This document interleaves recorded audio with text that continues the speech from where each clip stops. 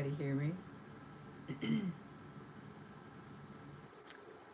Hi, Shannon. What's up, Curd? I think the camera's too far. It shouldn't matter.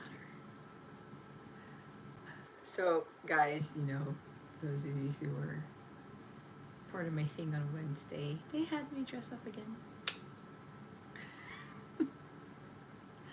I mean, the title is appropriate, right? So it's like, they're like, yeah, this is going to be what the live is going to be about, and this is what you're going to dress up as. I got to dress the part, right? I got to dress the part. Anyway, let me adjust the camera a little bit. I think I need to push this back some. I have to make sure nothing catches on fire. We don't want any fires in this thing, so excuse my reach. So, okay, it's a little better. I don't want to be too close so you can see my face too much. Hi, Jason. Hi, Shannon. How's it going, Shannon? Shannon, I saw your text. I was out all day today, so I wasn't able to respond. And you know me, I don't like just having a random message, or not random. I don't like having a terse reply. If you send me a long message, I feel like it is a the length of the message should be reciprocated, if that makes sense, right? So yeah, but I did read it, but I wasn't in the didn't have the ability to type up a long message. But I'm glad you're doing better, and all the stuff we talked about is really crazy, I know. Anyway, thank you, Jason, for the compliment. I think I'll give it a little bit, just a bit, and see what happens. So, I was going to ask how everybody's Halloween, but I think I kind of already know.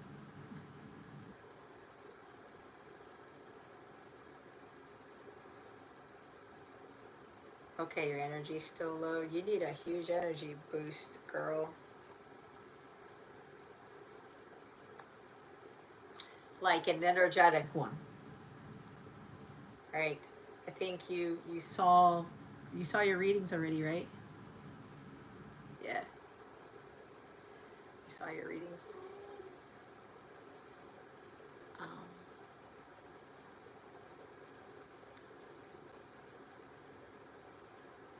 So I think it'll help if you had something energetic to boost your energy. But I know there's other things, right? There's always other things.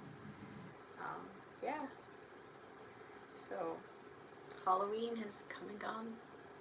It is already November. I actually kind of had to remind myself of that today. It's the 2nd of November. Like, wow, that was really fast. Hi, Cody. Welcome. How are you?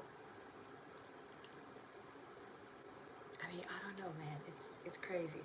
It is crazy how much has passed. We're already nearing the end of the year, and it's insane. It's insane. So I'll probably get it. I don't know, what time is it? 10:10. It's 10:10 on the clock. Okay, God. Okay. That number is significant for me. So you're doing all right, Cody. Why are you doing all right? What's going on? There's that smile on your face. Where's that smile? Yeah, I'll give it another minute or two, and we'll go straight to the prayer.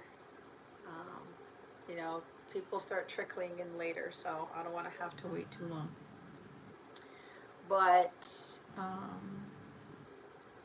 anyone who may be lingering around here, I'm still offering the free readings if you sign up for my newsletter. The link is in the description box, or Jason already posted the link to my 𝗷𝗵𝗀𝗻 website. For those who haven't been sitting in on these things, this is my Capella Wellness channel, which is, I don't post anymore, but because I have the live feature on it, I have been guided to come back to the YouTube platform to do live streams in this setting. I do live streams outside of this. I do private Zoom live streams for those who have 𝗷𝗵𝗀𝗻 memberships and stuff. So I know it sounds confusing because I'm done with Capella Wellness. My guides told me to put a kibosh to that and start something completely different, which is way more highly vibrational than what it was when I started Capella. So I highly recommend that you check @𝗷𝗵𝗀𝗻ascension.com. Everything's in the description box. So if you're seeing 𝗷𝗵𝗀 everywhere in the description box, I put a note. This is my new channel. I have the new 𝗷𝗵𝗀 channel. I have a new website, all these new things, and a new mobile app too for those of you who were on my previous Capella mobile app. So again, I'm just utilizing this platform, this Capella Wellness platform, to do the live streams on YouTube until I am told otherwise. So, oh, it's Scott Ross. What's up, Rick Ross? How are you? Welcome. Welcome, welcome, welcome. I'm so glad you're here. It's nice to see you. It's been a while. Yeah, so Jason, I don't know if you're going to remember to kind of, what do I want to say, to remind people of the changes, you know. So hold on, I need to push this back a little more. Okay. Yeah, so I mean, it is Capella, but it's no longer Capella. Anyway, I'm well, Scott. How have you been, Scotty? What you been up to? Okay. Hold on, let me read Cody's comment. Going through a lot. I've been trying to stay positive for so far. Okay, Cody. Well, yeah, that's the best thing you can do. Okay, I do. I'm not gonna lie, guys. The energy seems a little bit heavy here. I don't know if anybody else senses it. Not complete massive weight, but there's something in the air. I do feel it from Cody, mainly. So Cody, prayers to you. My heart goes out to you with whatever it is that you're having a hard time with. It'll pass, okay? This too shall pass. Everything is going to be fine. You're going to be okay. So try to do things to get your mind off whatever it is. You know, I heard play guitar. That's what I heard. If you play guitar or play something, Call of Duty, whatever. Take a walk. I mean, I know you're going to sit in this live, which is okay. And I'm glad that you're here, because I know you often tell me that these live streams help you. So you're in the right place if you need upliftment. I do not mean to say that the energy is kind of like heavy here. It is a little, there's something here, but we're going to get it back up, which is why we are here. Okay. And while the title of this is for gods and goddesses, this is more of like an empowerment message. I did have a longer message for this thumbnail, but then I changed it up to make it more succinct, to kind of help people. It's interesting because they're telling me if people really think they're a god or a goddess, they'll click on this, but some people aren't going to do it because they don't think they are, which is kind of, it's sad. It is sad because everyone is a divine child of God. We all are God-like, so we are like gods and goddesses, right? But you have to embody that energy and integrate it to your everyday life. And that is a huge change from what you know when you grow up as a kid in the 3D world, right? So you are programmed to achieve a certain goal, to get a certain degree, to attain a certain profession, right? Whatever it is, some trade. And no one really tells us, you know, you can be anything you want. They say that, they say that when we're going to school, but sometimes the kids will have like a really, really big dream, and some people will say you're crazy, or that's not going to happen, that's not really what you should be doing, right? But this is where the whole God and Goddess energy comes from. It's finding that innate power within yourself to believe in yourself. That's really what it stems from. I'm hearing no weapon formed against you shall prosper. I'm hearing you're always a divine child of God no matter what. You can make the stupidest mistakes on the planet, right? I mean, it's like that saying in the Bible, he who casts the first stone, so he who has no sin should cast the first stone, right? Nobody should be throwing stones at anyone, at anything, right? And it's not really sin. It's more of, I like it better as he who has made no mistakes in life, to put it a little bit more relatable.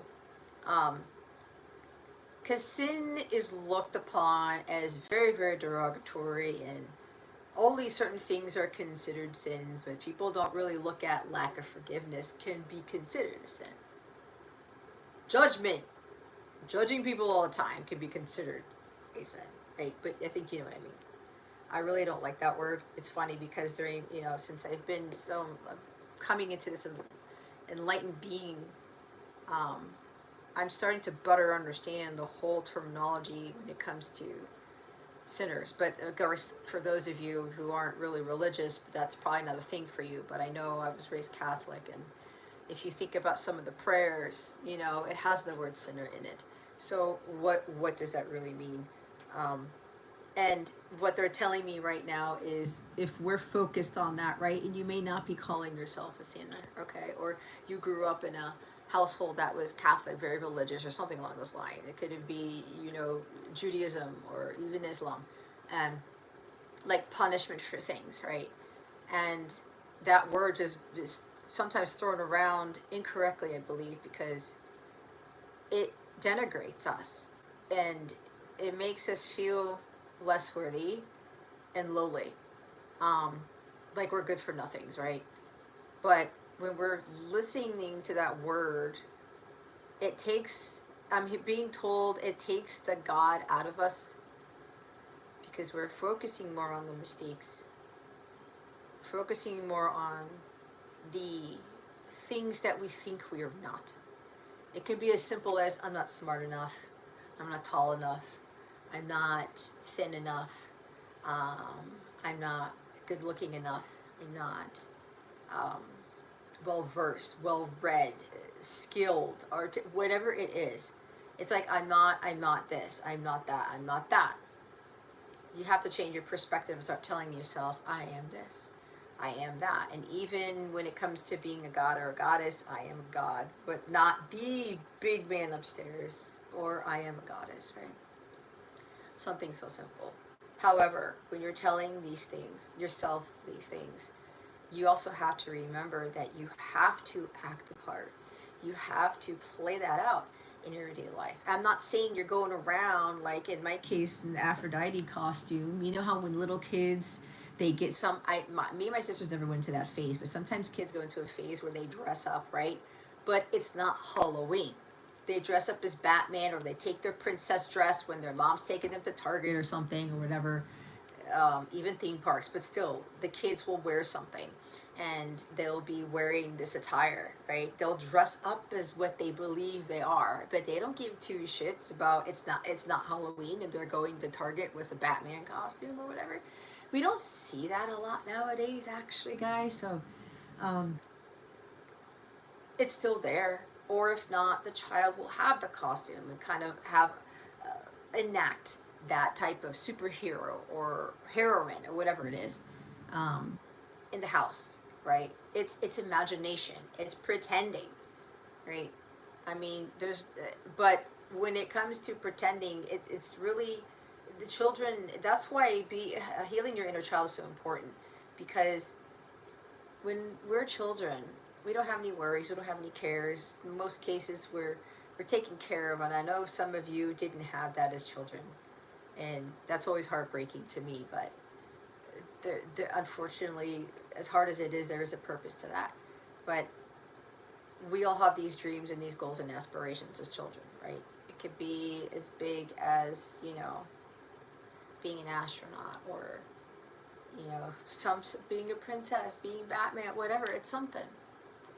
And we shouldn't give up on those things. Now, yes, there is realism to some things, because let's say that, you know, I'm going to be Aphrodite when I grow up. I mean, I'm not really immortal. Technically speaking, my flesh is not. Right? But my soul is immortal. So, however, you can embody that and integrate that into everyday life. You know, especially, again, when you're looking at royalty, you're looking at the gods and the goddesses, you're looking at people at high levels of authority. They do dress the part, but they also kind of look the part. You don't see someone who's disheveled or raggedy looking or frumpy looking, even down and out, like slumped over, like pale faced, dark eye, not dark eyes like in color, but there's like darkness behind it. There's sadness behind it. And if you look at anything, right, mythology, even storybook telling, right, with all the princesses, Sir Lancelot, whatever, pick something. Especially if you're looking at like movies, or you're looking at books or something like that, or your own imagination.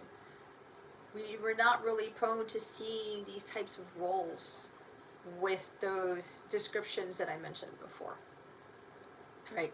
That's the outer appearance, but there's also the inner appearance, where you feel unworthy. You feel like, I'm not good enough, and I don't have this, I don't have that. I'm hearing something weird, because I'm getting Scorpio energy, because we are coming off of the new moon in Scorpio from yesterday. Like, I'm not, you know, exciting enough, or I'm not good in bed type of thing. It can be that alone for somebody. Or like, I'm not a god in bed, I'm hearing something along those lines. But you have to ask yourself, what is causing you to think that way? What is hold up I'm hearing? What is the hang up? What's holding you back? Why are you telling yourself these things? And a lot of that stems from your childhood wounds. It stems from going back to whatever it was that you were on your high, right? Maybe a high horse, but you were on a high, and something came in to crash, to make your dreams fall apart. I'm seeing like this implosion or something. Something comes in, and it could even be the words of a parent, or a sibling, or a teacher. You know, it's funny because I pay attention sometimes. My son and I, we have very eclectic taste in music, and usually when we're driving around, I allow him to play his playlist. Now, if we're doing very long trips, we'll split the time. And I remember there was one time, and he has it on random, that a lot of songs would be playing. And most of them are, you know, the songs that I end up hearing, I saw some commonality with some of the rap songs. This is not singling out rap or anything like that, because I'm a fan of rap too. But what I noticed was, a lot of these artists, some of them would make a mention of their childhood. My English teacher told me I would amount to anything, right? It's different for every rap song. This is not in all rap songs, that's not what I'm saying. But some of you, I think you understand. A lot of them talk about how I would not amount to anything. I mean, you can even look at like Rick Ross or whatever when you're listening to, I think it's called Pushing It or something, or Hustling, right? Of what he was doing in Miami and all that stuff, and how he made something of himself, and a lot of people didn't believe in him, just like a lot of other people, right? And a lot of these people were expected to, it's like being book smart. Getting the high school degree or the college diploma is going to make you somebody. I think if you're watching this, you should be smart enough to know that it doesn't. If you still believe that that's the case, that having some sort of accolade or degree or certificate makes you who you are, makes you better than other people, makes you more educated, more well-versed, more seasoned, maybe more cultured. I would totally disagree with that. And you can agree to disagree with me on that, but the way I look at it, God is not going to ask you when you get to the pearly gates what type of degree you had. Did you graduate from high school, right? He's going to ask you, how were you as a person? Did you enjoy life down there, right? What did you learn? How did you contribute to society? Like, did you really have peace and joy in your life? From what I know with my connection with my relationship with God, that's what he would ask people. I mean, he's going to ask people different things, but I know very strongly he's told me before, whatever you've achieved, right, there's purpose in it. Don't get me wrong, but it doesn't define us, right? And so that's why with this God and Goddess energy, is you not only tell yourself this, but you start to realize all these false notions as to what success is and who you really are as a person and how people view you, or they're supposed to view you. It's, I can't even find the word for it. It's unsettling, because it's like everyone's trying to achieve a big goal. Let's say one big umbrella would be get a college degree, especially in the States and in some other countries, right? That is the, if you don't get that, you're nothing. You won't have anything, right?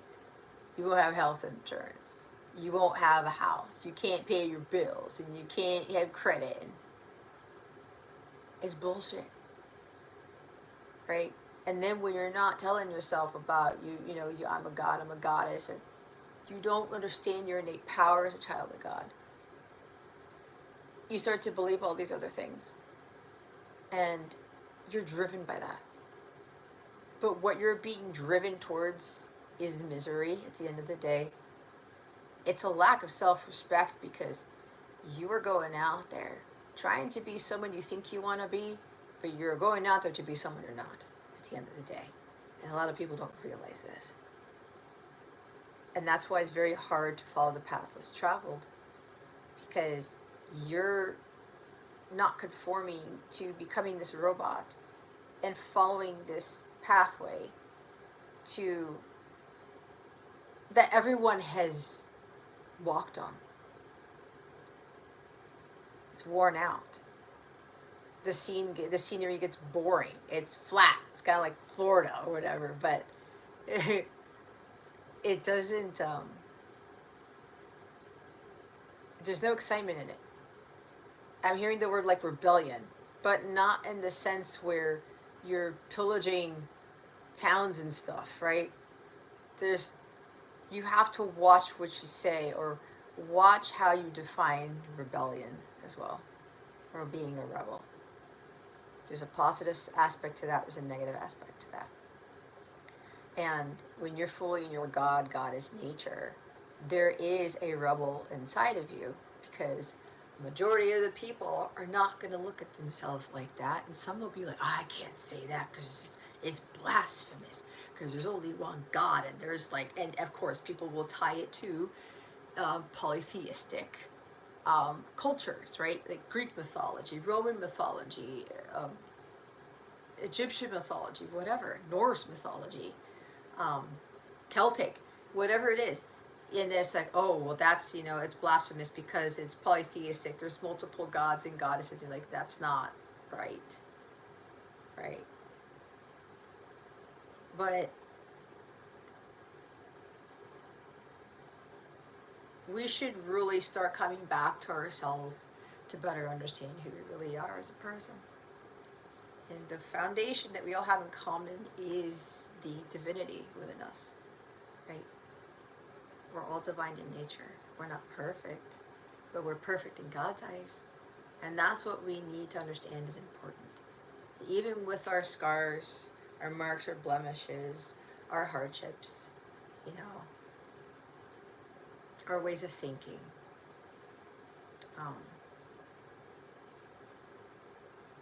how we've let ourselves go, how we let ourselves not,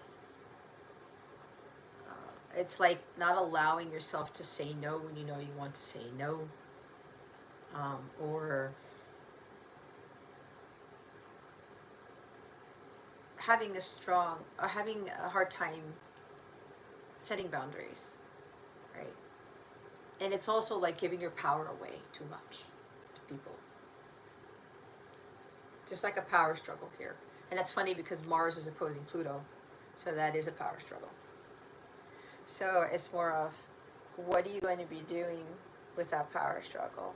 And that Mars-Pluto opposition is like, Pluto's about power, not just transformation and endings and beginnings and phoenix rising from the ashes. It's a planet of power. And the irony in it, in a little bit, is I still consider it a planet. It doesn't matter what you think. I know the scientists out there think that it's not. I still consider it a planet. And Pluto's the smallest one. But Pluto represents power. The energy that Pluto carries is the most powerful in the way I'm seeing it. And Mars is that planet of like assertiveness and courage, determination, being a trailblazer, you know, saying like, fuck you, and fuck you, you can't tell me what to do, this is my life, I'm gonna go blaze a trail. I'm hearing Blaze of Glory by Bon Jovi. I'm gonna go out there and conquer. I'm gonna see what I'm really made of, who I really am. But that takes a lot of boldness and bravery, does it not? And you can look at Mars. 𝗟𝗃 is tied to Mars. 𝗟𝗃 is like one of the gods, the god of war, right? So, and of course Aphrodite is the Greek goddess of beauty and love, and she's Venus. Venus is Roman, Aphrodite is Greek, just to try to put it in simple terms. So with this Mars-Pluto opposition, we're looking at ourselves like, okay, Mars is godlike energy, right? Divine masculine energy. Pluto's got the power. And how are you going to utilize that power to your advantage? But this is not to utilize it in a destructive way, which is also Pluto. This is not here, you're not here to use it in an aggressive way, which is shadow sign of Mars. Right? Pillaging, torching things. Look, and Mars comes up. Hi. So, hold on, let me read the chat real quick. Yeah, see, Scott says something on the stream is heavy, yeah. Oh, thanks, Cody. Being here is like a school and a church, a place to learn. That's great. It's what I do. Yeah, you've always come here. Well, I'm glad, Cody. I'm gracious for your loyalty.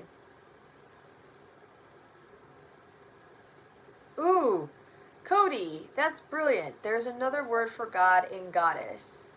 Leaders. You are exactly right, because that's exactly what they are. So that is a brilliant way of describing that.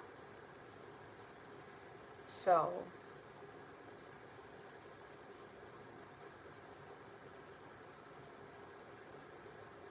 I'm reading Mars's comment. I had a dream of talking to you last night. Now I unexpectedly see you live today. I need to tell you about this dream later on once I'm done writing in a couple of minutes. Well, Mars, are you going to tell me the dream here? I mean, you can tell me privately if you just send me the email. It's up to you. So that's going to be at your discretion. Yes, Mars and Pluto are the rulers of Scorpio. So, and we are in Scorpio seasons. Thank you for putting that out. So that could also be why the energy is kind of heavy. And because of Mars-Pluto opposition, because of this new moon Scorpio. Listen, guys, I know a lot of you know that new moons are supposed to be setting intentions and doing your rituals. Not this one. The astrology is heavy. Okay? The emotions are heavy. Scorpio's water energy. It goes deep down into your soul, right? There's also like strong sexual energy there, maybe pent up sexual tension that needs to be released somehow, right? I mean, of course, this is not to go out to bars and stuff and jump on everybody's feces. I really would advise against that. That's not healthy. But, you know, it's a matter of how can you channel it into power? Or how do you see sex as powerful, right? Where you like feel, oh, you know, I shouldn't be doing that, I shouldn't be doing this, or something along those lines, but it kind of makes you feel powerful in a way. Hi, Yashi, why don't you meditate on it? Go take a few minutes, pray about it, ask in the air, should I tell this here or should I tell Jess in private? I'm getting, you should tell me in private. That's what I got. So tell me in private, and you know where to find me. You're on my app, so you can talk to me there.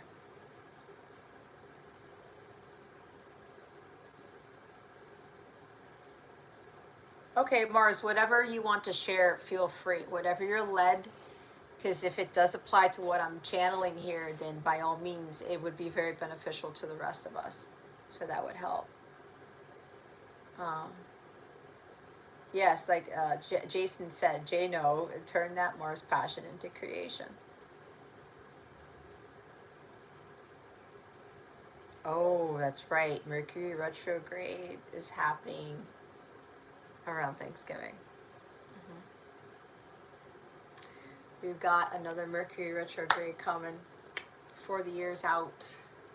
So it's going to be very, very interesting, guys. But this is why, see, with this heaviness and stuff, this tension, Pluto opposing Mars's tension. What are we going to do to harness that, to transmute it into light? What are we going to do to harness that, to, you know, make us feel like gods and goddesses? How are we going to make those changes? Pluto's about making profound changes. And sometimes those changes have to happen. We don't really have control over it, do we? But we need to be able to accept that.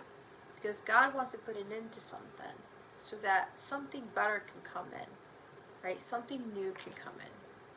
So,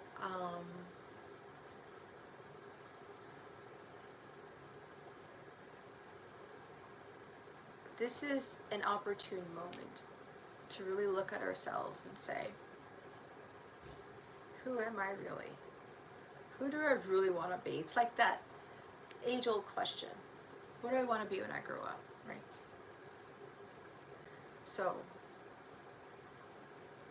I think it's good homework for everybody to kind of maybe some exercise for everyone to write down what is powerful, okay, to you. What makes you feel powerful? It could be as simple as the ability to say no. Because some of you are having a hard time with that. And others of you, you're applauding yourselves because you know where to draw the line. You know when to set the boundary. You know what you want to say yes to. You know what you want to say no to. It's like some people have a complex with, they really want to say yes, but they think it's bad and they say no. They really want to say no when they mean yes. Right? But you have to discern the two and be in your power and not kind of restrict yourself from something. It can even be a desire, but you know, there's something about setting boundaries, drawing the line for things. So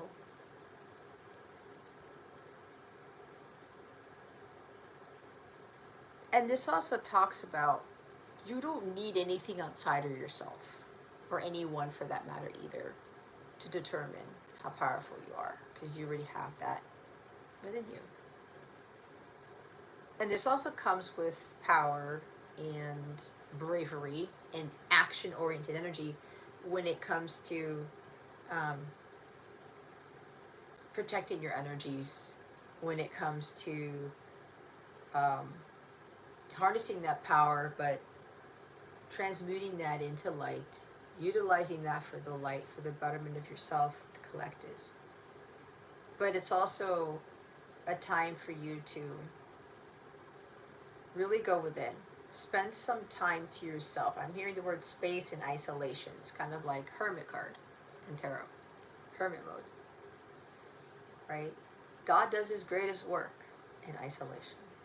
And I know for me, God separated me from everyone and everything for years. And as much as I wanted to do all these things, right? Find new friends, go out. It's like there was a time I was going to bars, right? It was Uncle Julio. It was over in Maryland, and that was my son's and my favorite restaurant. And when I was single for a while, I would go there just to have a margarita and have my ceviche or whatever, just to have a nice time. And you know, the bartenders there I kind of sort of knew, and they were fun to talk to. Women, men, it didn't matter. But then I ended up being, you know, hit on, so to speak, and then it turned out to be not so much fun. And when I meditated on it, God's like, you know what? I'm going to have to take that away from you too. You're going to have to stop going to bars. And then I was becoming more sensitive to energies, right? Or it was the Uncle Julio's bar. I was not bar hopping. It was the Uncle Julio's bar. That's why I went, because I'm a big ceviche fan, and they have one of the best ceviches, in my opinion. So God had to take those things away from me. He said, you know what? You can't do any more of this.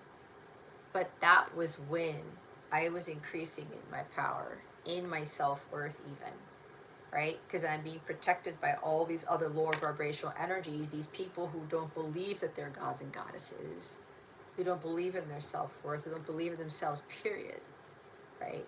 And God's like, I'm working on you here. It's like the potter and the clay. He is the potter, we are the clay, right?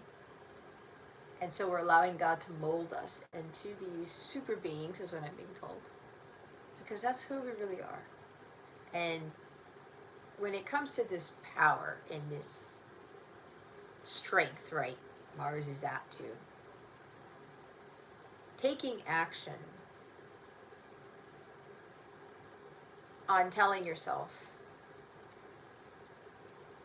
I'm not going to be going to Uncle Julio's anymore. I'm not going to be doing these activities.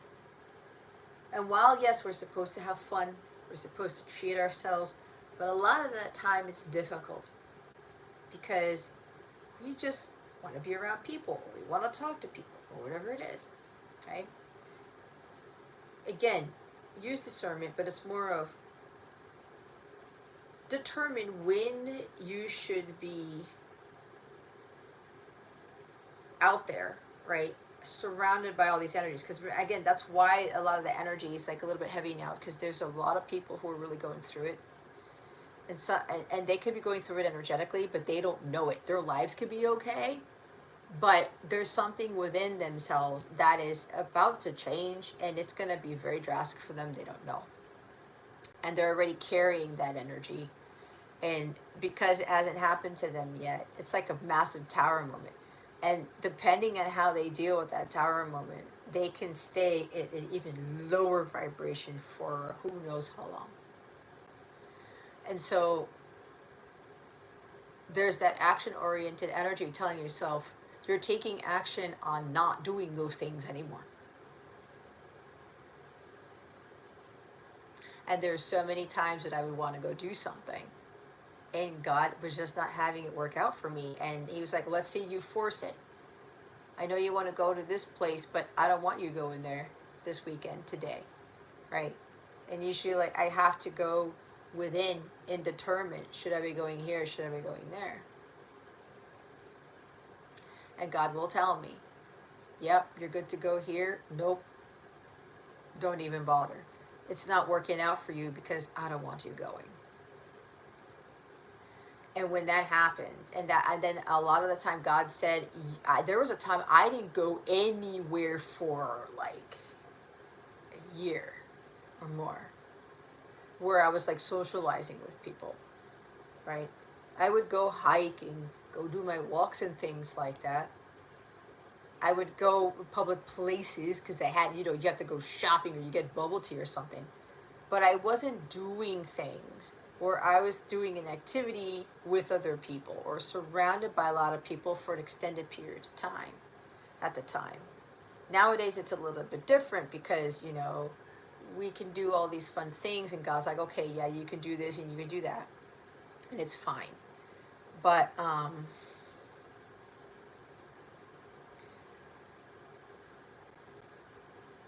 sometimes even when we're allowed to do these things, right? Again, it's your God, goddess energy, the power to say no, the power to say yes. And you do these things, and sometimes maybe you get hit with heavy energy, or you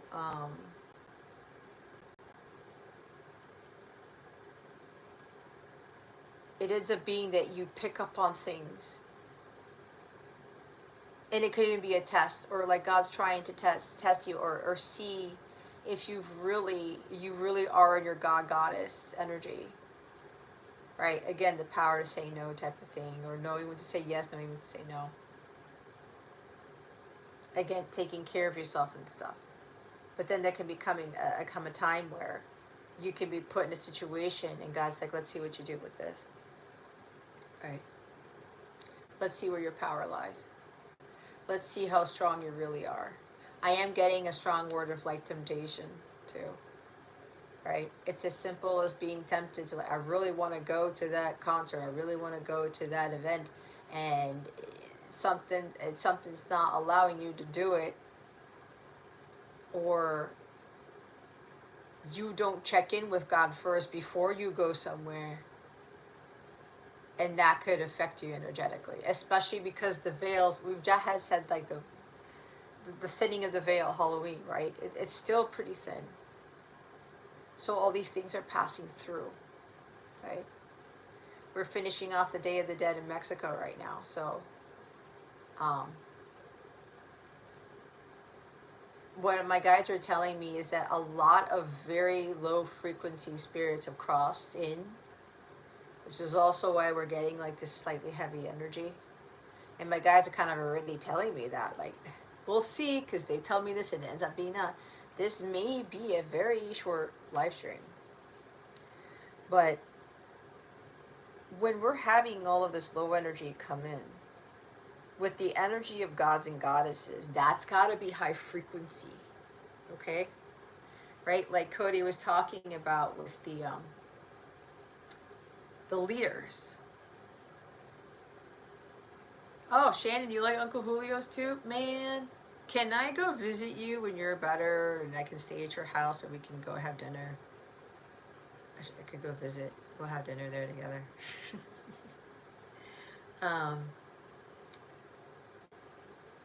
Oh, thank you. 𝗵𝘅𝗲𝗄𝗃, I saw your angel compliment. Thank you. I appreciate that. Yes, Aphrodite. Oh, thank you. Oh, Jason, I just read your comment. Jess in person puts Aphrodite to shame. Wow. That is a massive compliment. That's so nice of you, Jason. Oh, goodness. I think you just... My light got even higher. It increased in luminosity. Oh, that's... Oh, my God. That hit my heart space. Wow. That's a... Holy shit, dude. Because Aphrodite is... let's not go there. Thank you. I really appreciate that comment. Okay, thanks, Cody. So Mercury retrograde is November 25th to December 15th, and it will last for 3 weeks. But we have shadow periods, right? So... Cody, the saloons and tavern. Exactly. I like the taverns. And I know some of these pubs and bars, they call themselves taverns. I don't know, there's something about the word tavern that just draws me in.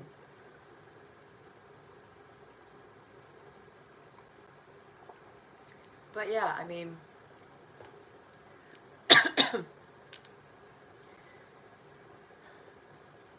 Yay. Okay, so Shannon, let's see if I can get over there. Shannon, I love you, but I'm not gonna say too much. But when you're way better, that's gonna be better for all of us.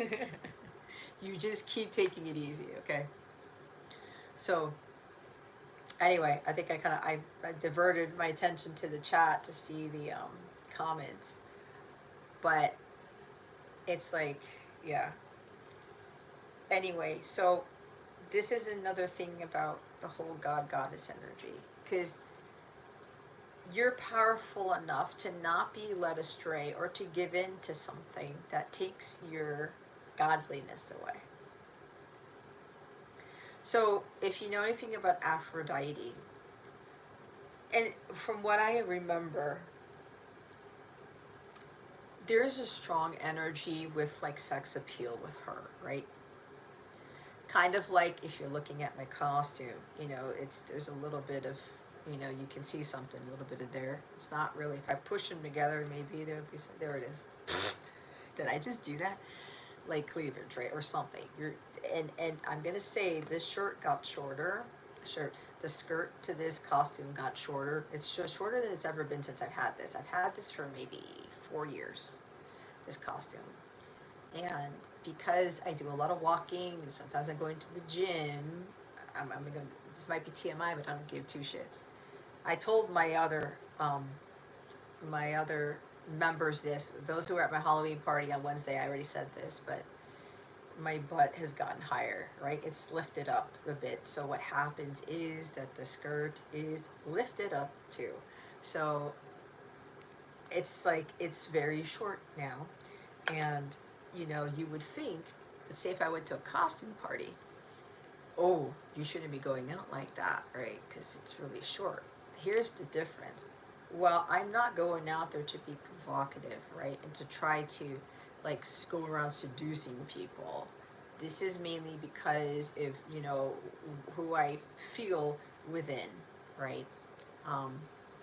But I have the power, right? Where I don't need to, again, this is just saying when you're wearing like a costume like this per se, and I'm talking about, you know, some people might even find it risque or whatever, right? The skirt is very, very short, and you know, it's low cut here, and it's sheer as well, right? So you can kind of see a little bit through the whole costume, and some people be like, oh, right, and they would assume something, right? Oh, she's just looking out for a good time, or she's easy or something like that, right? That's the stereotype, that's the judgment.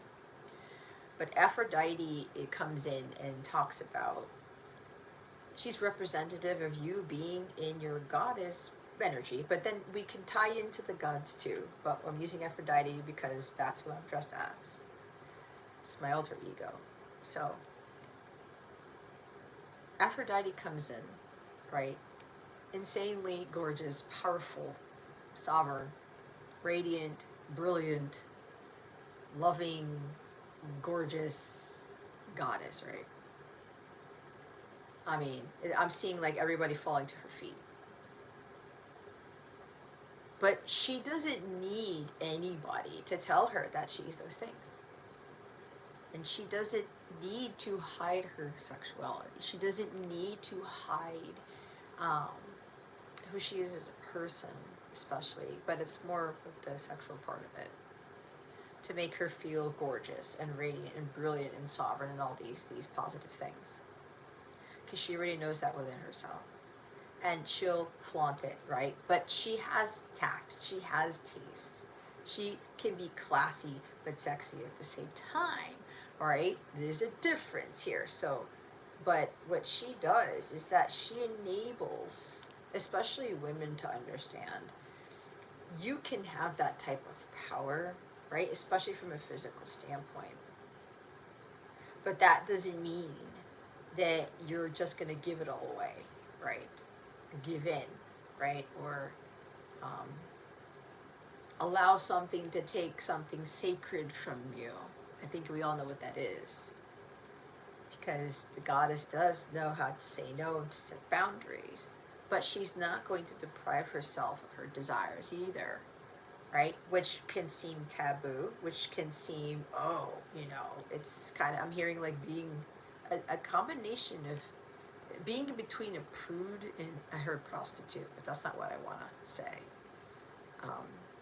Like being very loose and being very rigid when it comes to sex, right?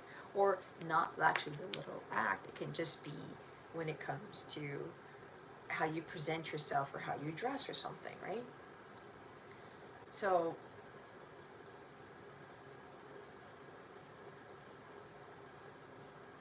and she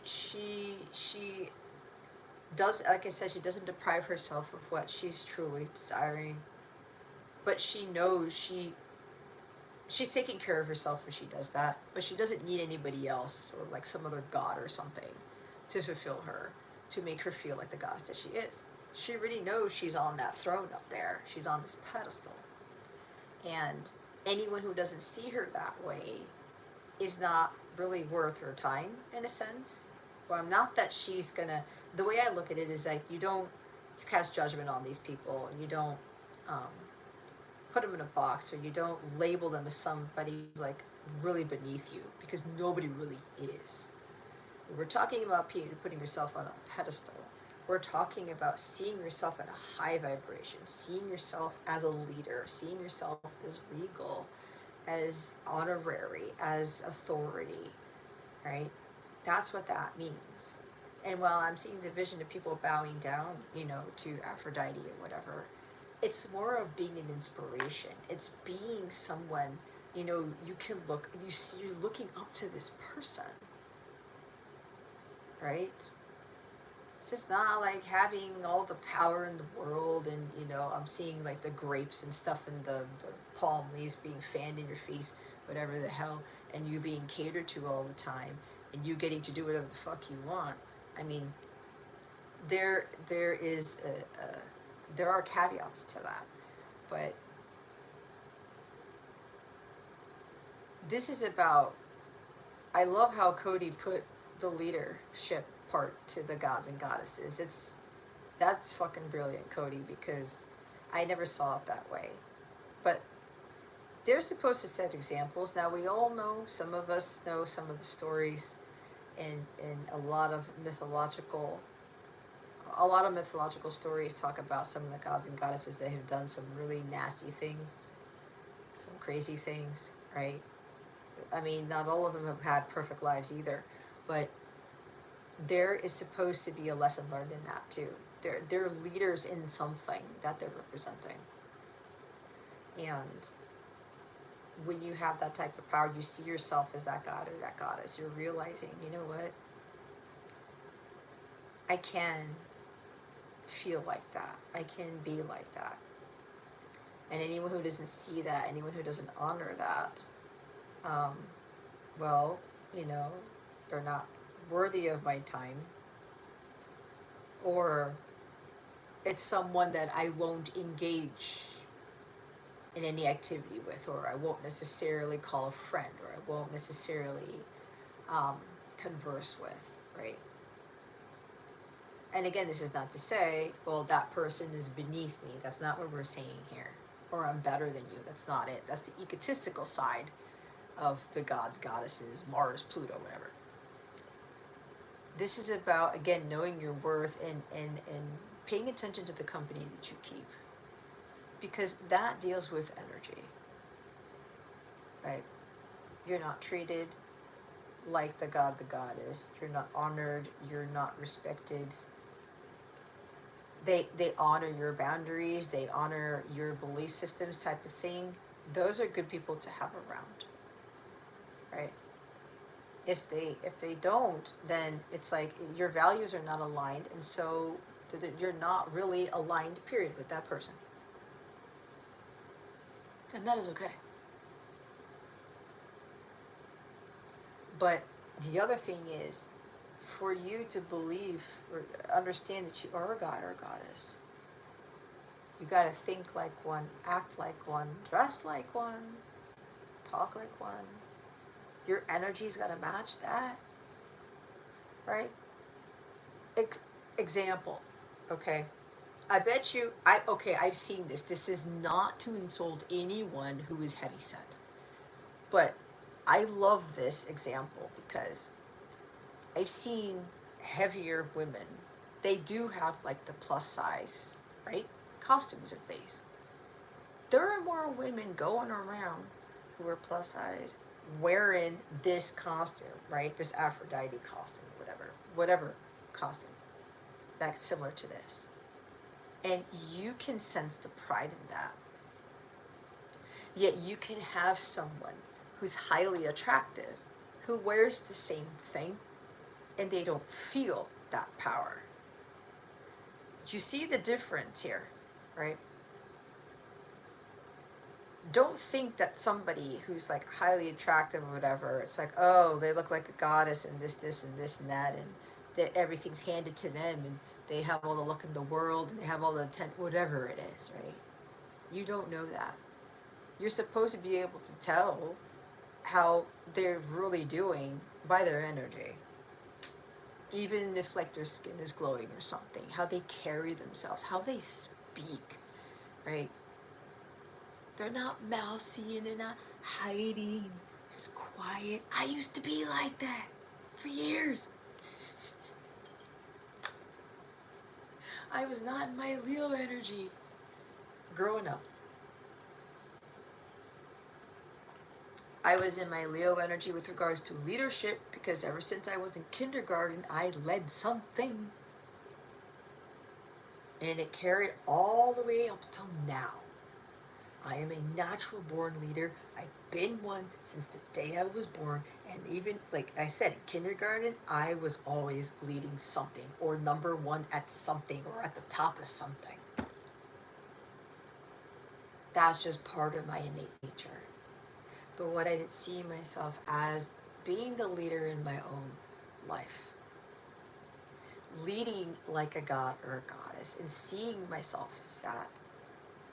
So for a lot of you who are wanting these relationships that are high vibrational and people who treat you like a god and goddess, are you the god and goddess yourself? This is not just going around with a halo on your head with a mantra, right? It helps to tell yourself 3 times a day, I am a goddess, I am a god, I am powerful.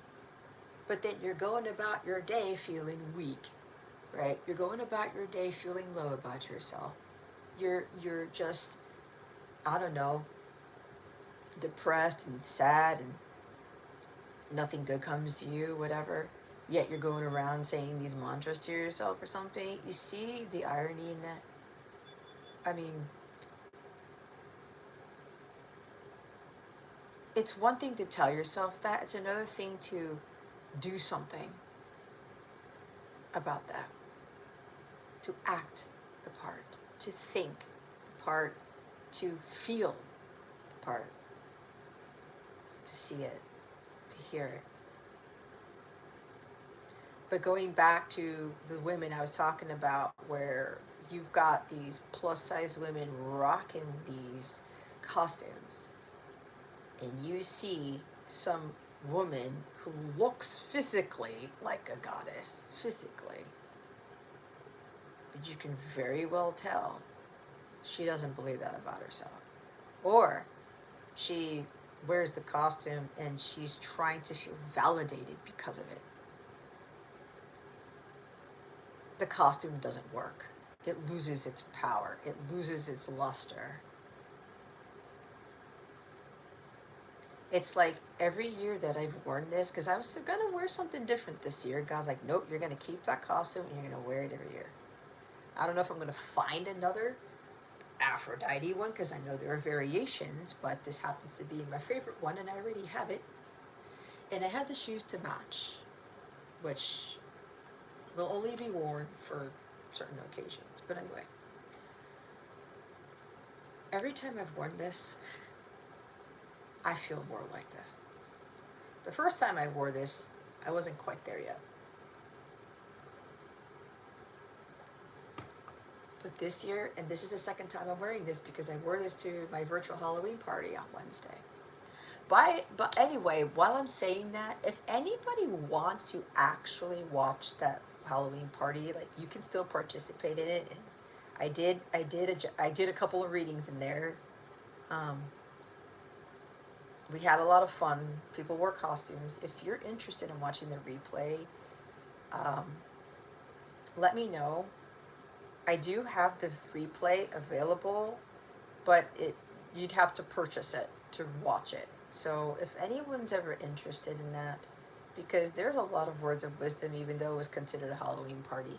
If you're interested in watching that, you can send me a message and let me know that you are, and I will set it up so that you can purchase the replay and you can go watch it. There is wisdom and guidance in it anyway. There always is. So again, think about that for a minute, especially for those of you who are women. Because you got to tell yourself, if, again, because the preconceived, so the what's the word?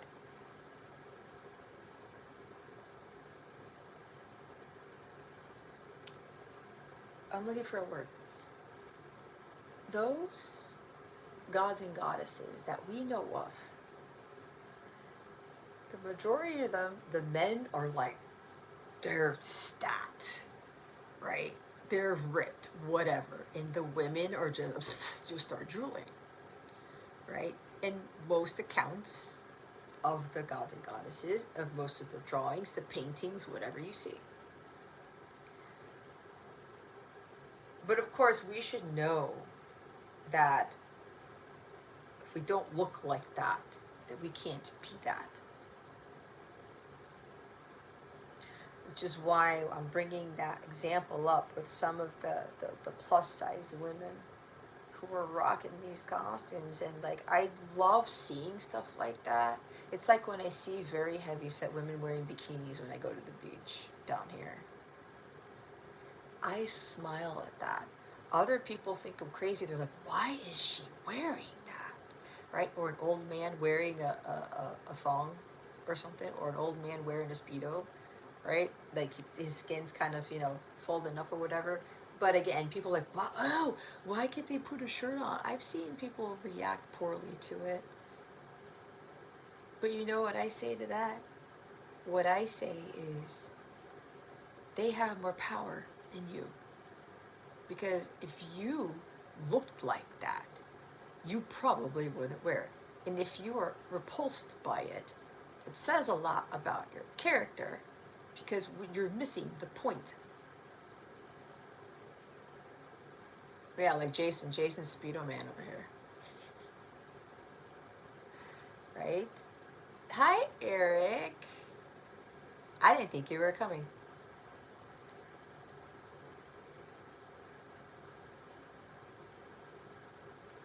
Oh, Mars, you're ready to share your dream? Okay. I knew it, Eric, you were taking a nap. So, this is one thing to really look at, guys. When we're understanding the meaning of what power is, the definition of power. And this is the power struggle that a lot of us have. What is it going to take to really be in our power? What does that look like for us? How do we define that? And we do not have to generalize a definition of power. We have to do is define it for ourselves.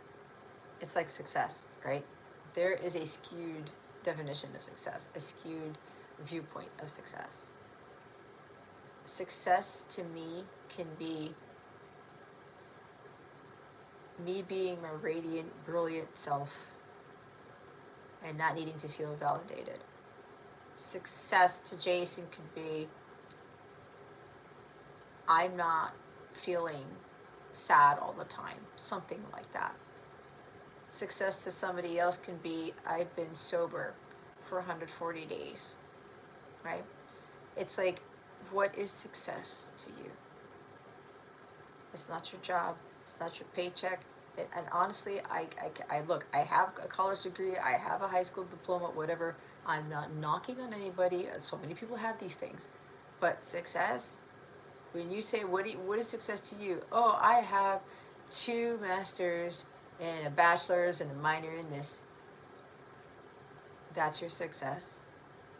So how is your life right now? Again, I'm not judging. It's trying to put something in perspective. So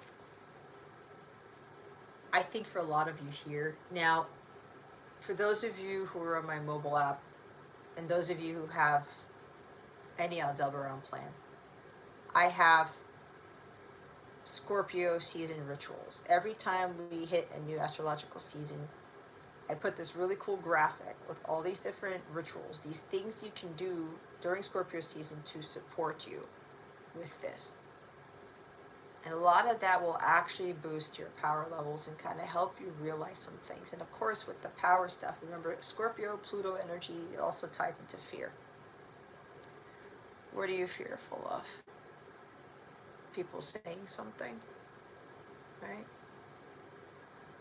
It's like the plus size women going to Halloween parties wearing this. Is that you? And you may not be plus size, or you feel like you're not worth wearing it. You're not worthy of it.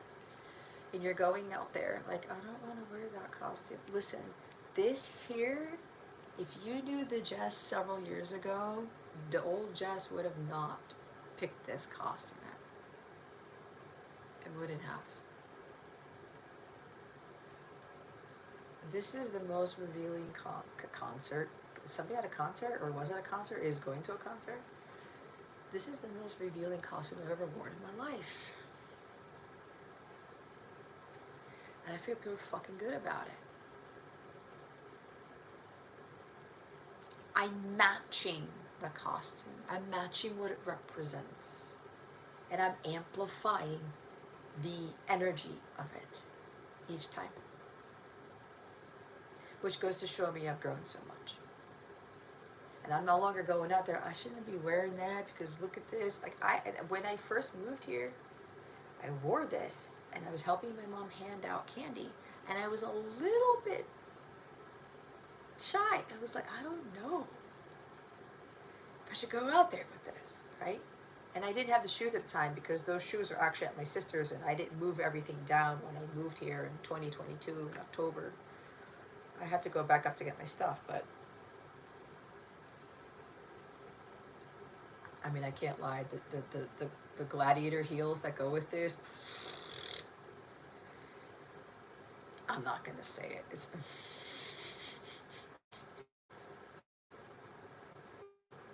they want me to say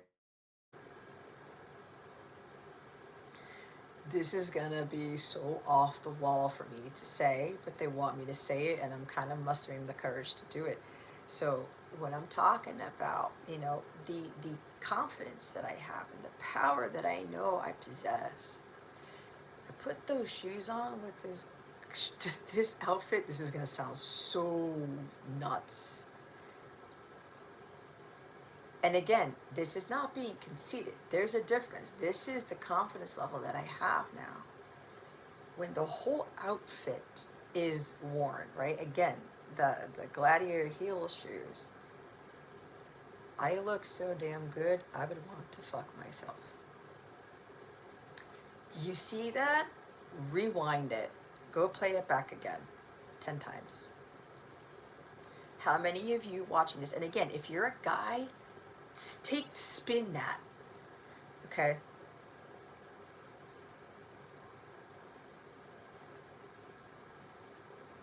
How many of you would actually say something like that? Not just to yourself, but in public.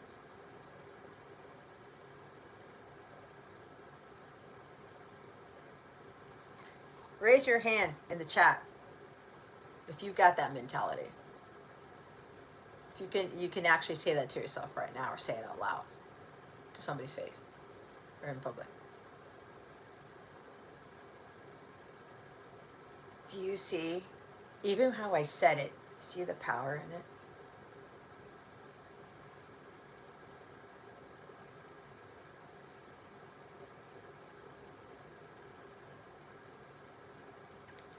This is what the archangels are actually trying to get people to realize. They're trying to get you to possess that power, to harness it, and to utilize it to your advantage, not disadvantage, or to utilize it to control. Right? Because as we know, there's also a stigma, especially with good-looking people, going around like, oh my God, like that is the hottest chick on the face of the planet. I'm going to do everything for her and like I'll get something out of it, right? Or whatever. Or I'm going to do everything for her and she'll be like, take. Oh man, this guy's just like bowing down to me.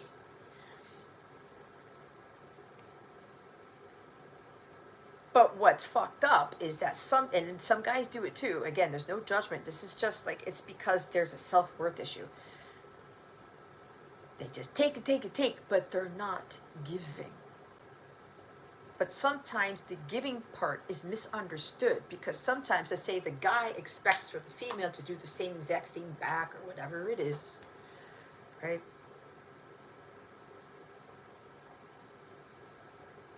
But there's supposed to be an equal exchange, but the equality in it is not what you think.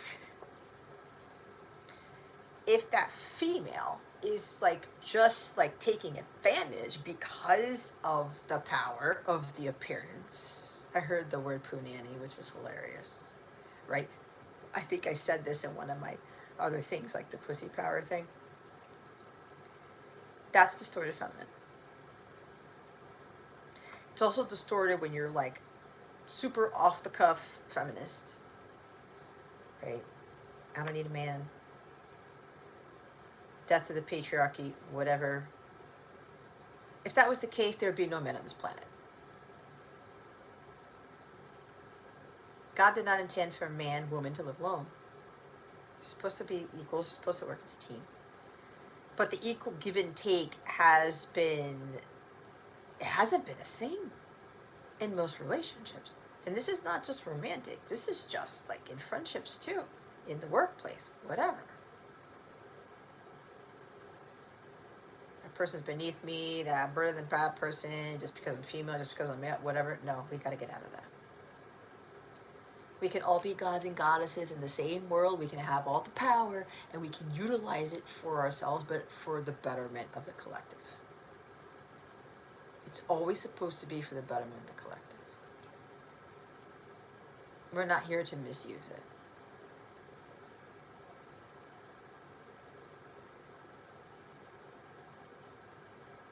And there's also, you know, men, women being in their power, and sometimes other people will be expected, there will be some expectancy of them. Sometimes they're surprised because they don't follow through with something, or, oh, I thought they would do this because of this, and that they don't. And then sometimes they're looked at as egotistical, conceited, or, you know, money hungry, power hungry, whatever, when that's not it. Because when people set boundaries and they say no, people will also look at them and say, well, excuse you, right? You said you would do this, or I did all this for you. Or like, yeah, I know, but I'm saying no to that. Sorry. Sucks for you. No means no, right?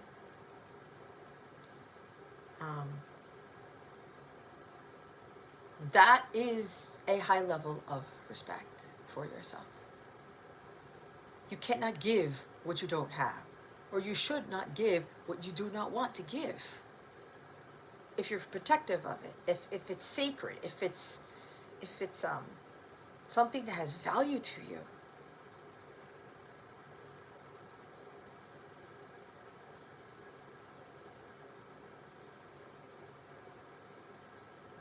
Hold on, because Mars is putting her dream in the chat.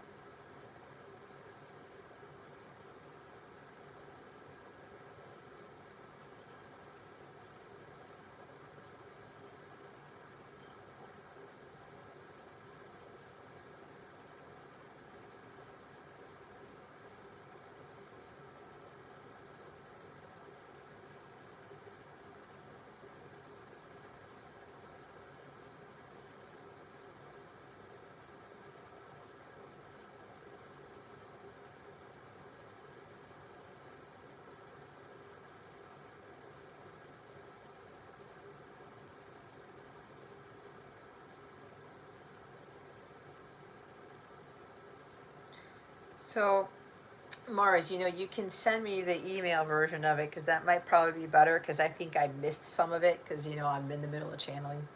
So I'm being told to tell you by them, for you, Mars, to either copy, cut, paste, or recount it in an email.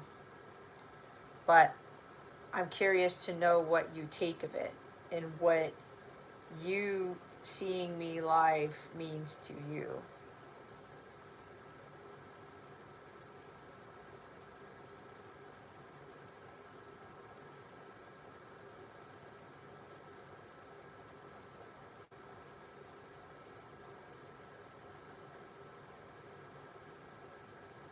What? I'm trying to read here.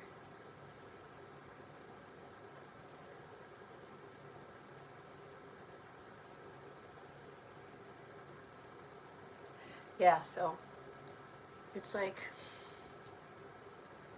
and I'm saying all this because that's not where I was for most of my life.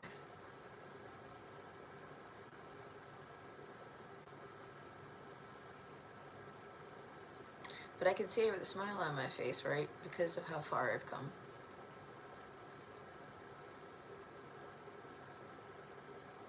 And the confidence levels I have now are just something I never had.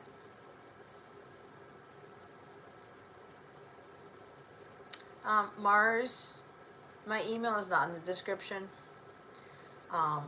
If you go to the website, the link to my Aldebaran website is in the description. Go to that website, go to the contact section, send it to me there. Or you go to the footer of the landing page of the home page and you'll see my email address down there. Okay. I mean, it's @dsascension@gmail.com, but if you go to the website, you scroll all the way down, you'll see it. I think you can click on it and it'll send it, it'll bring up the email prompt. Mars, you could even like directly send it to me without sending an email if you sign up for the free mobile app, which there is a link to that there. You get like you get notifications of things like additional guidance, and you can have access to the community forum that's there. A lot of people who are on here are part of that. So that's also an option where you can even share your story in the community and see what other people think about your dream. I think that would be great. Because maybe other people's interpretations, if they're supposed to give you some sort of guidance on something to help you exactly pinpoint or get messages or guidance or some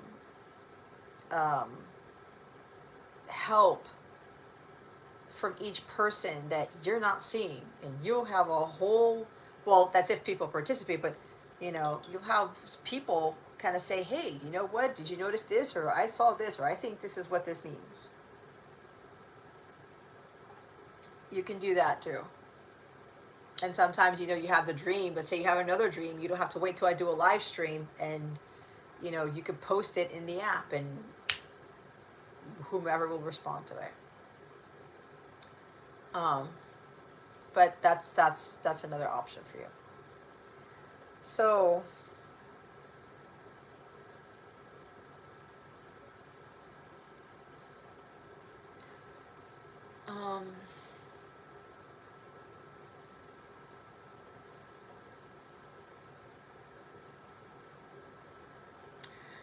so it's funny because I'm feeling I've got like, listen, there's this thing going on in my head.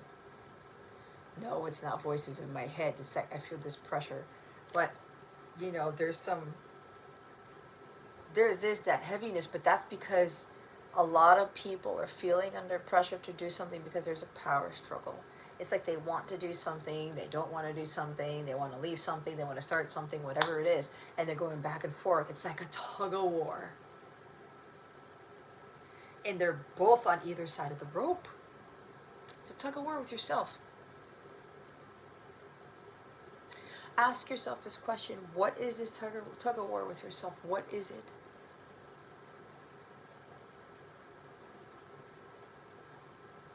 I'm hearing a lot of you need to let go of the rope, period.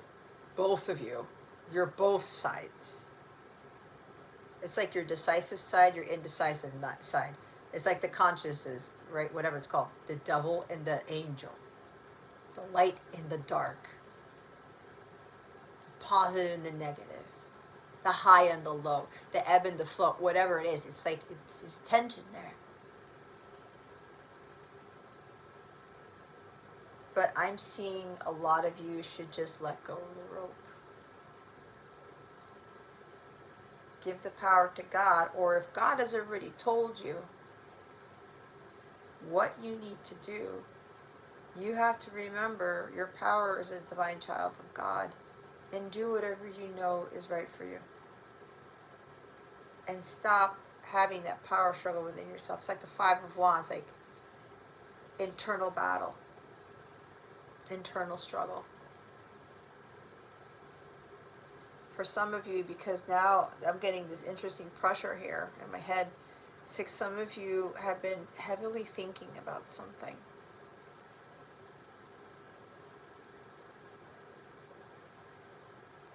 It's been weighing on your mind for a very long time.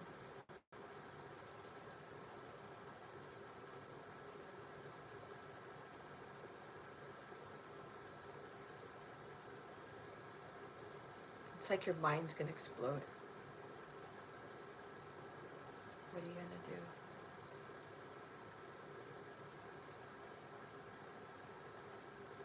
I'm hearing just make the decision already.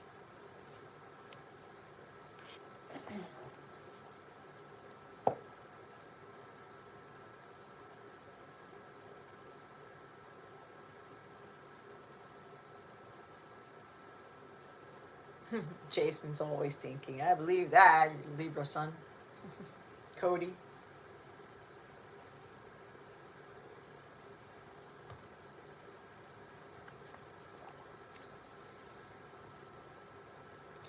So, those of you who are always thinking, your mind is Energizer Bunny. It's time for you to start doing some practices where you get to complete stillness and mindfulness, where you have no thought whatsoever. I know this is hard. When I first started to meditate and tried to just clear my mind, just have no thoughts, it was difficult. Practice makes perfect, but I had to work on it on a daily basis. And some of you are being asked to do the same, so that you stop overthinking and you start second guessing and overanalyzing. It's like going from the Two of Swords to the Eight of Swords, and you get to the Ten of Swords and your mind just, you're emotionally depleted, physically spent, mentally, just drained. That totally tanks your energy. Your gas tank is on E. And you got to do something to put gas in your tank to get you going. When I talked about isolation, hermit mode, you are protecting your energies from all these people because they've got their minds running. Their lives are chaotic, and you're picking up on that. Day in, day out, especially if you don't clear your energy, but I mean clearing it. And some of that also has to do with you being by yourself at your altar or whatever, on your bed, whatever it is, your porch, and you just sitting there thinking about absolutely nothing. You're not even listening to music. You're not going on YouTube. You're not doing anything but sitting there with your eyes closed, where you're staring off into space, and there's complete stillness to the point you cannot hear anything. Your vision ends up blurring a little bit, or you're seeing things, but you're not seeing things.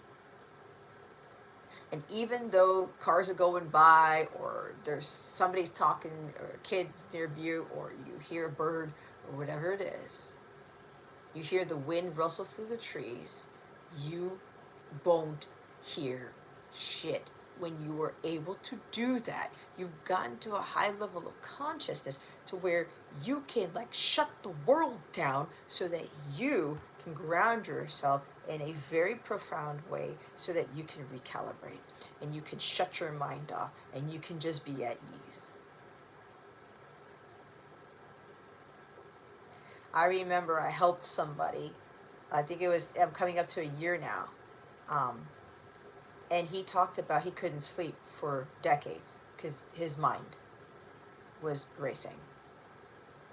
He would go to bed, but he would have restless sleep for years.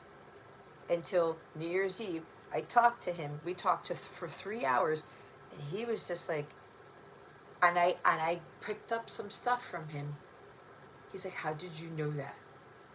I never said anything about that. How did you know? I said, that's my gift. And he was also talking about some things. He was releasing it out. He told me some things that he had a hard time telling other people.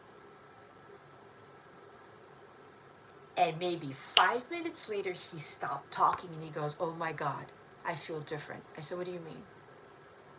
I feel like this heaviness lifts from me. I'm not thinking about it anymore. And he said to me, I think I'm going to sleep better tonight. I said, well, you got to let me know in the morning. We were all staying at somewhere for Christmas, and the next morning he wakes up. Later on in the day he says, it's gone, Jess. I said, it's gone.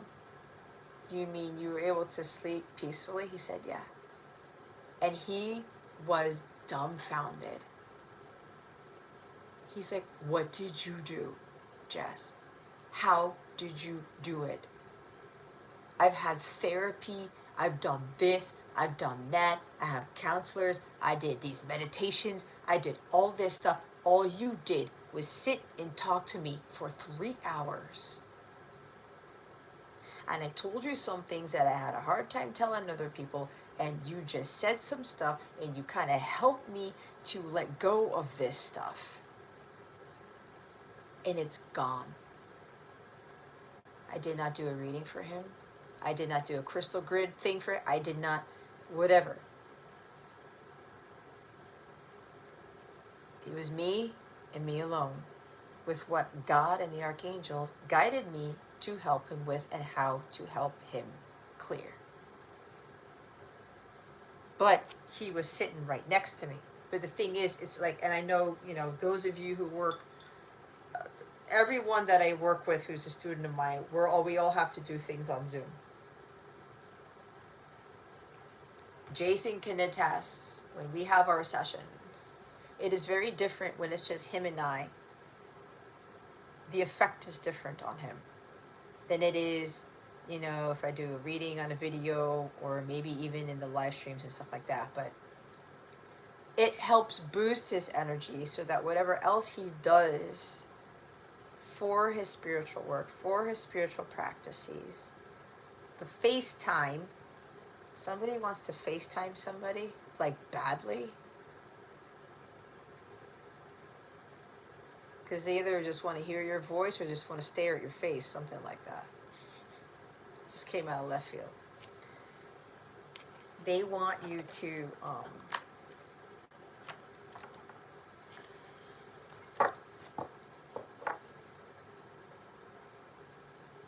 okay, it just escaped me because somebody came, I heard somebody's voice in my head. Oh yeah, I was talking about Jason. Right? So the one on work, I see Jason across the screen and we're talking, my energy is there. But there's something about me being physically around people that really greatly changes things. But this is why for some of you, when you're like looking for some sort of peace, right? There's something you also have to do. Like this person, I won't name any names, he had to come to terms with actually talking about it. And I told him, you don't have to tell me everything. But he ended up feeling more comfortable to tell me all these things.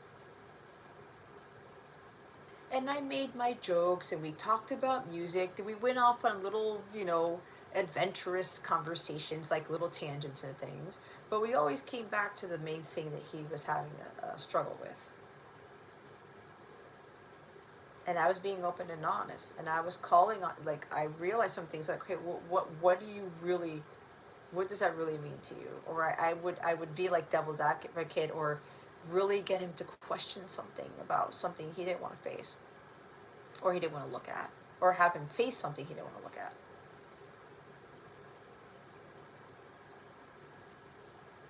That's power right there. And a lot of you have that type of power. But you've got to come from a God-goddess energy. And goddesses have, there's the Empress energy in tarot. It's compassion, understanding, being very nurturing, right? But not overbearing, not overgiving, not being demanding, not being entitled. You're very forgiving. You listen to people and you let them finish. You don't pass judgment at all. Because the unconditional love that you hold allows you to embody all of those qualities and characteristics of a god, of a goddess.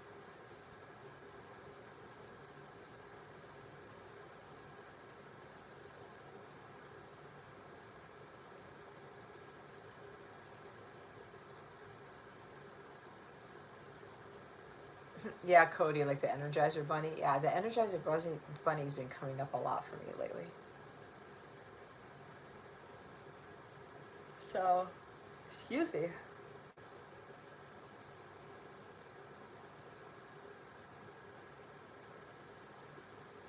Cody, you're funny. Always thinking 24/7, 365 days of the year, including the leap years. That's a good one, Cody. That's really good.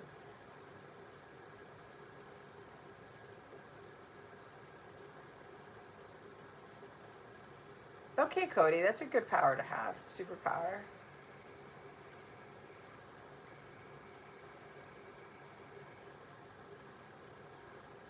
See, so everybody in the chat, this is great. This is going to be an exercise. What do you feel your superpower is?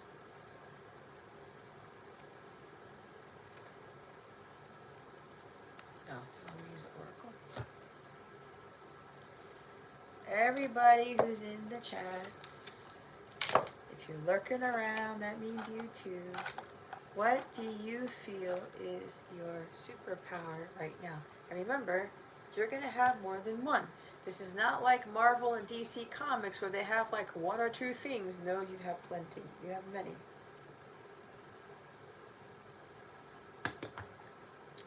What are they? Or what is it?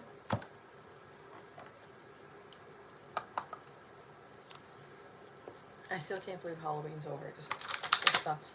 I was a little bit sad when I went to redo my altar. The first of every month, I use a sage cleaner. I wipe everything down. I rearrange things, take things off, add things, change the altar cloth, all of it. I changed the positioning of Archangel Michael and Archangel Raphael too, because they tell me to. Change my theme, all of this. You guys can't really see it. I even have my little happy lantern with my other pumpkins, my fall pumpkins. Oh, before I pull these, I gotta do the Archangel Michael prayer.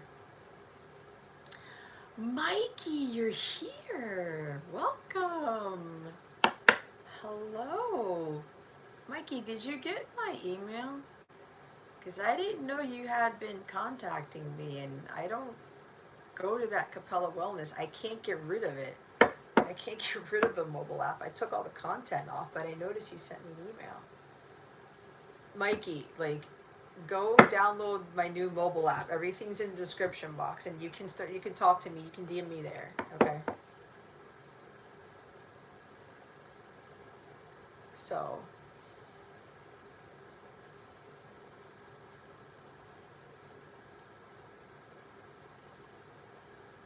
quick discernment. That's a good thing. Yeah, Mikey. Again, the link to the app is in the description box. If that doesn't work, you go to my new website, which the link is in the description box. And there should be, if you're on the mobile, on your phone, there should be a pop-up that says go to the app or get the app or something like that right at the top of your phone. So, hi Mikey. I'm glad to see you. It's been a while. That's been a thing. I keep hearing that Stain song. It's been a while. Dude, see, I'm getting it again. It's like somebody wants to FaceTime someone. Like, they don't want to chat on text or email. They want to see their physical face and like literally hear the voice and see them at the same time. And I'm hearing the song Stained. It's been a while, and apparently somebody here, I'm getting an energy, it's been a very long time since you've seen someone, or someone has seen you, and talked to you, and whatever it is, something like that. Love you too, Mikey. It's so, I love the fact that you still come around, if that makes sense. You come find me, or you still say hi, because I know you've been around for a very long time.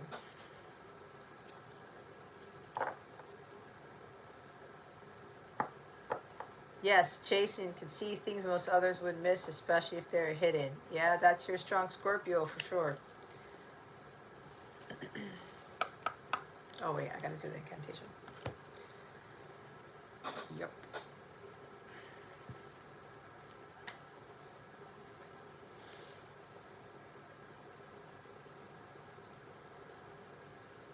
Mikey, my dear.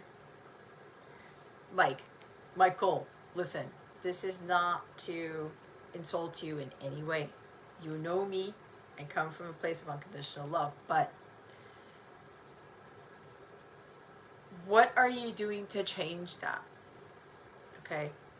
I know in years past, we've had very lengthy conversations about, you told me paragraph after paragraph after paragraph what you've been going through. I'm giving you a little bit of guidance, right? But it seems like nothing has really changed for the better for you, okay? And again, I'm not trying to make it worse for you, but I have to be honest here. What are you doing to change that? Or are you really getting the help that you need? I know what you said in the email when you asked about getting a membership or something. That may be a start for you, okay? So it seems like you really need some guidance, and maybe you might be getting guidance from people, I don't know who it is, and it's not helping you. It's actually hurting you. It's hindering your progress, because I've already spoken to you about your potential, okay? So spiritually, you're just stuck, okay? So that's when you've got to change something about that. And you're gonna have to like start doing some seriously committing to spiritual practices, okay? Like on a daily basis. Getting the guidance you need, getting a pick-me-up, right? I mean, look, I think you can totally benefit from the people who are on the 𝗟𝗏𝗏 app in the community, okay? There's some great people there who can really support you. And there are people, everyone's going through things. You never know. You can talk about what you've been dealing with, and then someone else will be like, holy shit, man, I'm going through the same thing, so let's help each other out, right? But you got to learn how to ask for the help. You got to learn how to reach out. You got to learn how to communicate that. And don't feel guilty. Don't feel vulnerable. Don't feel like, I don't want people to know my stuff. And I get it. You have to, again, you have to use discernment and say, well, I'm going to talk about this, but I don't have to reveal everything, right? Because you don't. A lot of things you should keep to yourself. Oh boy, something had to get out. Excuse me. you need like a very solid, safe place to talk about some things. You need some soul family members. Thank you for the blessing.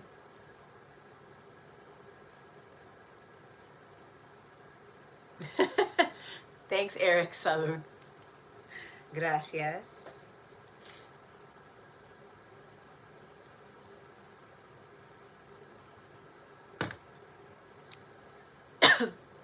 That goes for everybody else, okay?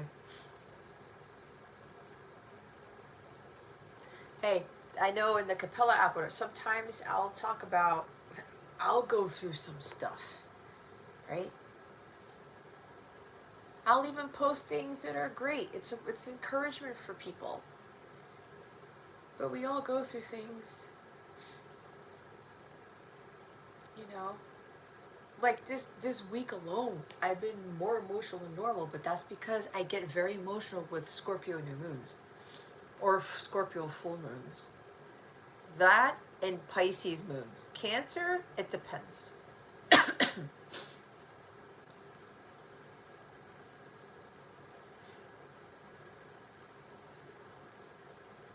Yeah, Mike. Go to the link. Get the mobile app. Like, if you're really needing some support right now, the space that I hold, you're gonna get some sort of support, okay? And I think that's what you really need right now. I really do. Because, Mike, in order for things to change for you, especially spiritually, you say you're spiritually stuck, and again, that's okay. I'm not saying that you fucked up royally somewhere or that, like, what the hell's wrong with you? That's not what I'm saying. Because it does happen to the best of us. But what I'm saying is, you have to honestly ask yourself, have you been doing something about it? Consistently. Okay. Oh yeah, so thank you, Jason, for the reminder. If you sign up for my newsletter, you will get a free reading. Okay, so Mikey, that's an incentive for you. So if you want to get a little bit more help from me, okay? That goes for anybody here. If you're already signed up, some of you have already gotten your readings. I know my older signees, sign-uppers, whatever, I'm still working on yours. So, gotta give me some time. Divine timing is everything. So, yeah. Thank you, Mike. Mike, you're awesome too. Okay? I got a tremendous amount of love for you. It's been like that for years. And it really brings a smile to my face when I see you pop up in these things, right? Just like a lot of other people. I'm not putting Mike above everybody else or favoring him, right? It's just that there's some things I know about Michael that nobody here does. So, but he has been enough and vulnerable enough to share with me. So that's one of the keys. That's one of the first steps to starring into your power, which is what my old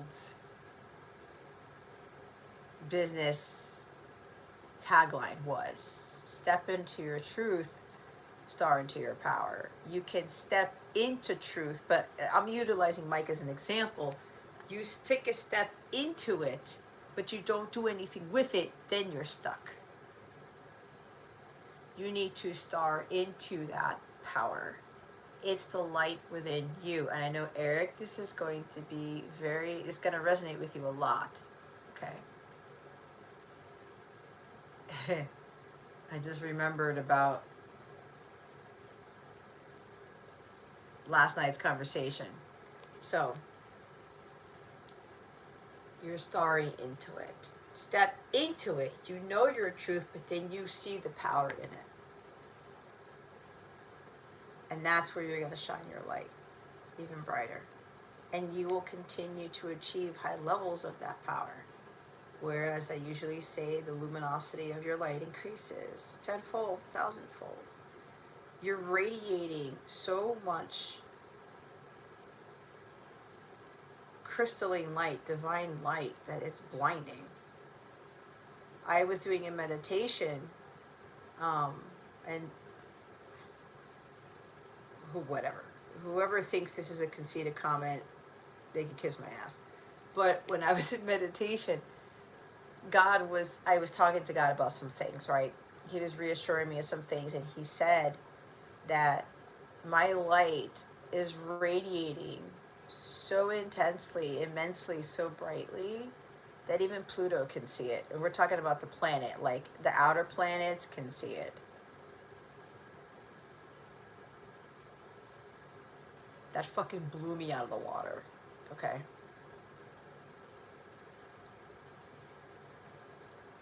And I felt this overwhelming sense of emotion and joy and gratitude and just, wow, that's what God told me?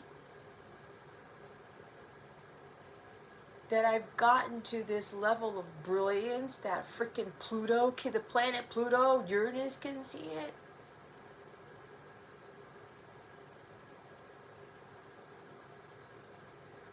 They're reminding me of that right now. But I had to do a lot of Scorpio work, Pluto work, shadow work, right? Changes, big ass profound changes to be able to not only withhold that light, but to radiate it out all over the fucking universe. This is one of the things that I teach on an individual basis, because I can say all types of stuff in these lives and private live stream, whatever the hell, group things, but individually it's different, because everyone's going to get to that level differently. They're all going to reach that type of luminosity at different times of their journeys. But the work has to be done. It's like the stars that shine brightly in the sky, right? Well, some of you, you're working towards being that star in the sky. But you know what the next levels are? Where the other planets outside of Earth, because remember, the stars are coming from, yeah, they're in the universe. But you're going light years away, galaxies away, whatever. Your beam of light is extending well past where Earth is.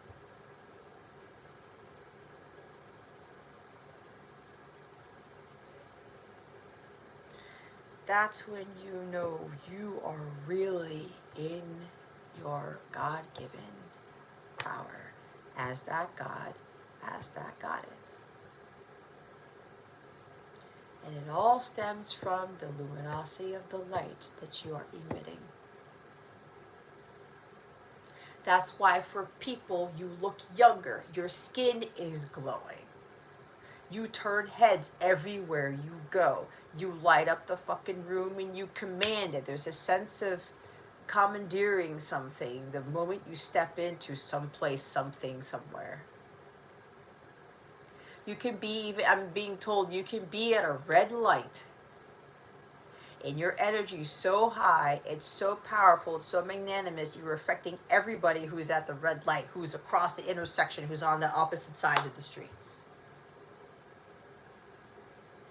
But you're affecting them in a positive way. That's only if your light is super bright, right? We're not talking about low frequency light here. I just heard Buzz Lightyear.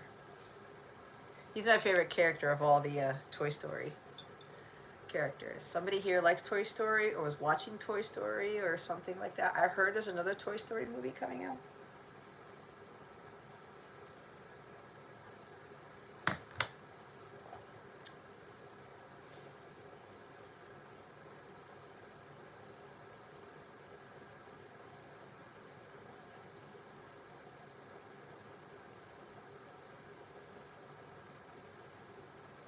Okay, Mike.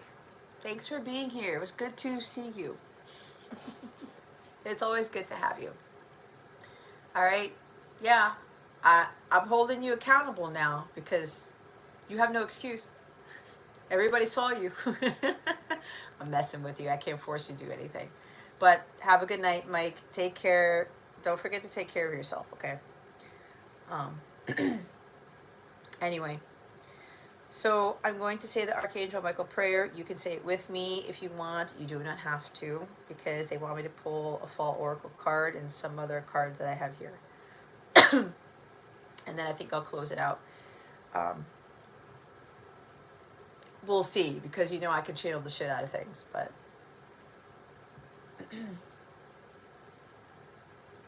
good night, Mike. All right.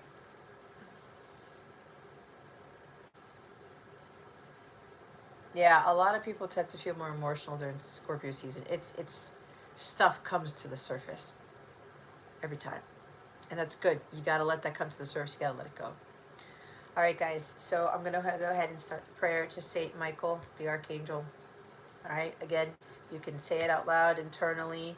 You do not have to participate in this, because whoever's saying it along with me, it'll be enough. Okay. Saint Michael the Archangel, defend us in battle. Be our protection against the wickedness and snares of the devil. May God rebuke him, we humbly pray. O Prince of the heavenly host, by the power of God, thrust into hell Satan and all evil spirits who wander throughout the world for the ruin of souls. Amen. All right, let's put Michael over here. Okay. And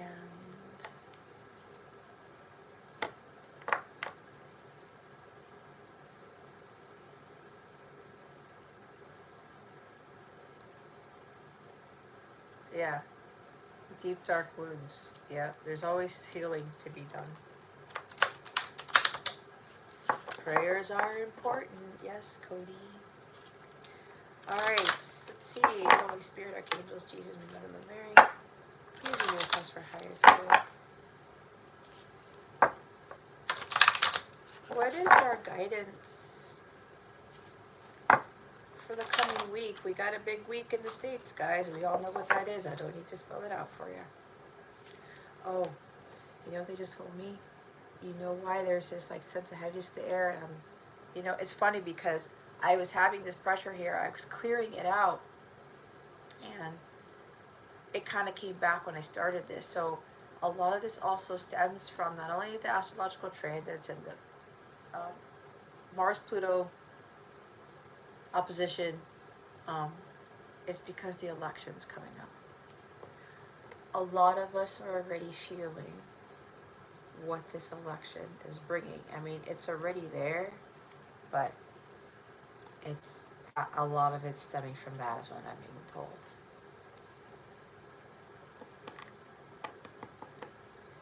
This explosion on aisle 9, Jason.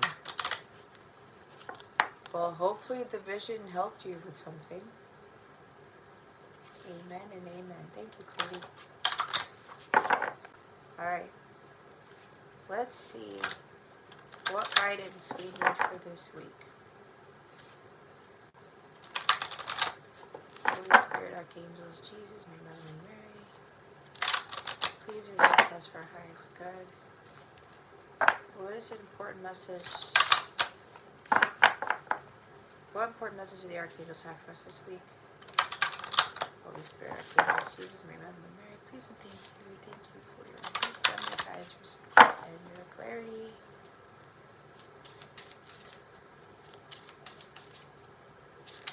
What do we need to know? What is our guidance for the coming week? Holy Spirit. Oh. Thank you. Cacao. I was going to be like, caca.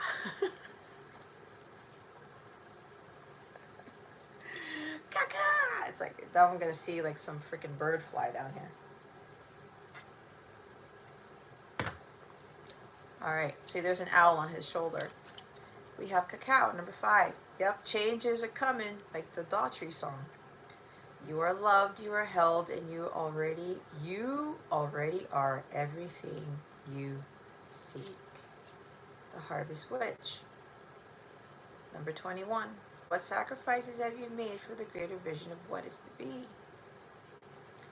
Those of you who are part of my private live streams, if you have a membership with my website, you can be part of monthly live streams too, which I would love for you to be part of. The memberships are pretty decent. It's a monthly investment that it's going to go very far. What you put in is what you get out, what you reap is what you sow. Okay? This Harvest Witch card keeps coming out.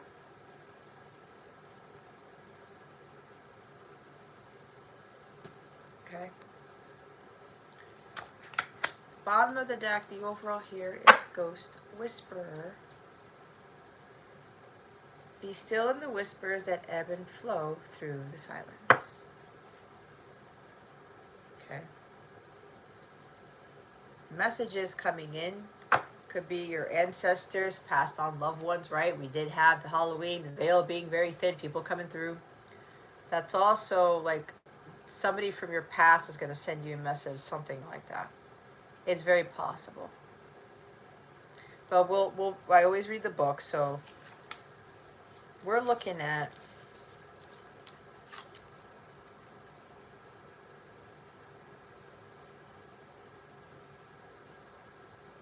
so I know this cacao card also talks about literally getting cacao and having a drink of it. It's not hot chocolate. It's more of a raw type of chocolate to drink, but this is very soothing. It's very comforting.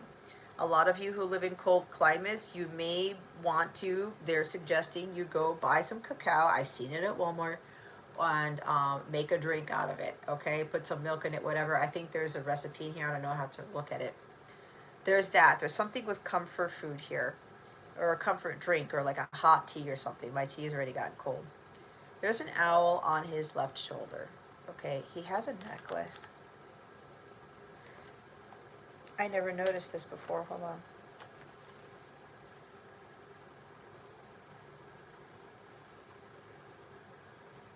Oh, he has a star. He has a 5-pointed star in his necklace. I do see something of a compass. Even though this is not a compass, I'm hearing compass. So, oh, and this is coming out of left field. I don't know why I'm saying this, but if you haven't already, to go subscribe to my 𝗟𝗏𝗏𝗏 Ascension channel so that you can get my videos over there, because I'm not posting videos here if you haven't heard that before. I am posting videos, but on my new channel. I was supposed to have, I wanted to do one for Halloween, but my guys are like, nope, we're scrapping that. So I should have one posted for the first week of November, so stay tuned for that. So there's something here about you either have a compass necklace or you have a star in your necklace, or you do have a necklace. You guys can't see it. It's a male here. There's something about, and again, if you're not male, you don't have this necklace, it's okay. You could be female and have this necklace too, but I'm getting strongly a male who has a necklace, okay? It's the black string here. It's not like sterling silver or gold or something. It's like a black string, a cord. It could be a dark brown cord too. But the pendulum, the pendant is metal, okay? And there's a star there. Maybe you literally have a star, or you literally have a compass or something. There's some emblem, some memento. You tend to wear this necklace or something all the time. Like you don't take it off, or you only take it off when you have to, something along those lines. There could also be something related to a star, right? It's like here, you may have like a star tattoo here, or you have star tattoos somewhere. But they're having me point that out for a reason, because that's supposed to be significant.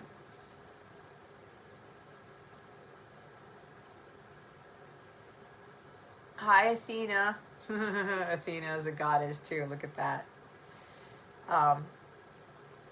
Oh, thanks for subscribing, Athena. I'm gonna leave it because I don't post on this channel anymore. I'm only doing the live streams here. I have a completely different channel now. If you want to subscribe to that, Athena, but you don't have to. Jason can probably give you more. But thank you for being here, Athena. I appreciate it.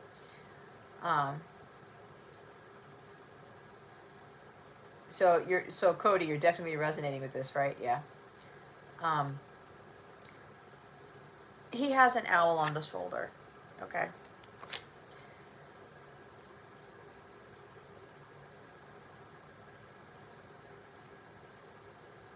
The owl is about wisdom. It's also about communication. So we're getting strong energy of communication with the owl and the ghost whisperer. Okay. So I'm getting here,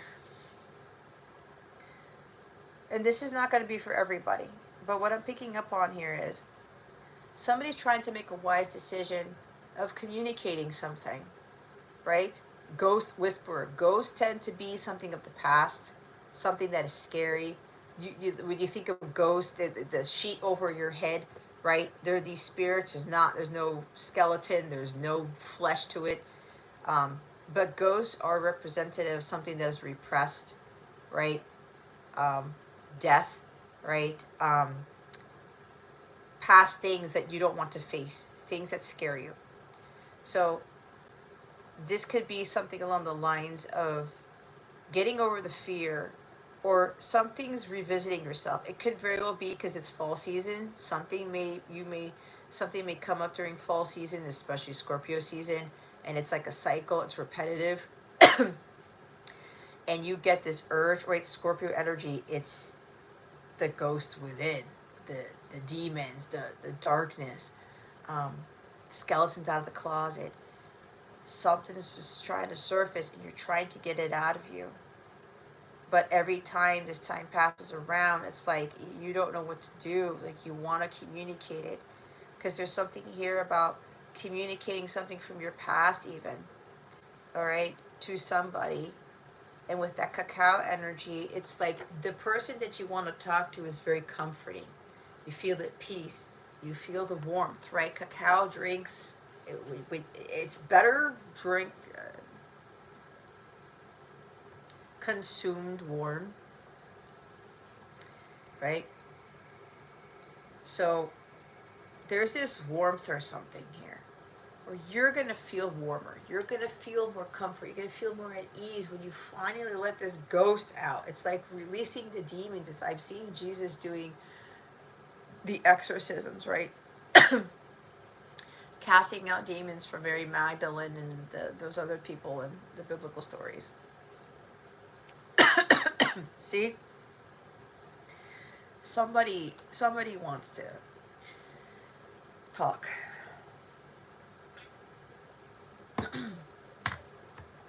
I'm hearing Can We Talk by Tevin Campbell right now.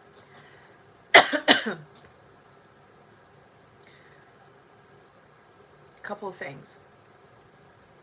Somebody could be wanting to tell you something that is scary, that is from their past. It's like this ghost that keeps surfacing. It keeps visiting them. It's haunting them all the time, because it hasn't been released, because it hasn't been let out. And this person's afraid to say it because they're not sure that they're going to feel loved by you,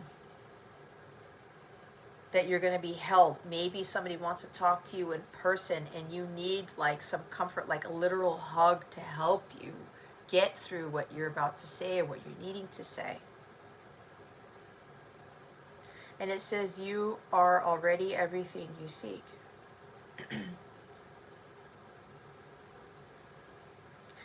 Somebody seeking comfort, somebody seeking peace, somebody seeking unconditional love, no judgment, right? But you also have to see yourself as that. This goes back to the gods, goddesses thing, right? You've got to see yourself as that. And whatever is in your past should not be stripping away the god and goddess you are. We've already channeled a lot about all this, what that means for the collective, right? And you can see it differently. There's no one way to look at what a god, goddess should be, look like, right? There's no look to it, but it's more of the principle of it, or the embodying and integrating the characteristics of that. So this could very well be someone wanting to communicate something that's been haunting them from their past, something that's got to be let out. It's like an exorcism or something. and you're getting signs and synchronicities, you're getting your own messages. Maybe other people who've passed on are kind of nudging you, hey, you should talk about this, or you should send a message, or you should speak up, or you should communicate this. There's wisdom gain here. There's also the wisdom to know who to talk to and who not to talk to. Because sometimes when you speak a truth, or you're speaking something that is dark, it's a ghost that's been haunting you, something that you've been repressing, something you haven't been able to get over, you know, you're harboring that inside, it's unhealthy.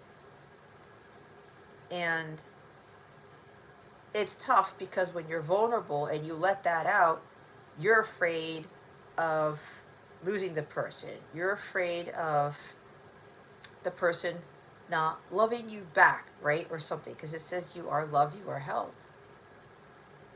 Someone being repulsed by what you just revealed, something along those lines. Again, you have to understand what this is for you, if this is resonating for you. Are you the one who needs to communicate this? Or I'll say this, some of you are going to be the recipient of this communication.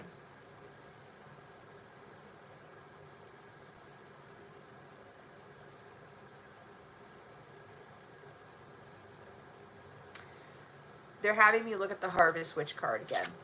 Okay, what sacrifices have you made for the greater vision of what is to be, the greater vision of you? For some of you, if you're the one communicating something from your past, or some ghost that, you know, that whatever, something you want to release, something that could be feared, something that is heavy, something that is scary, something that may cause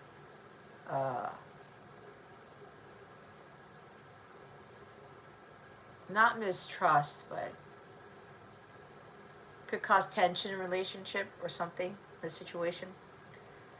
The sacrifice here I'm getting is, what sacrifices have you made for the greater vision of what is to be?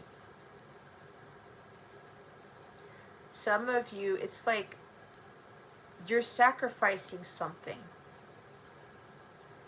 Maybe it's vulnerability, or I'm trying, okay, there's something here that I'm picking up on. I'm trying to get the word for it.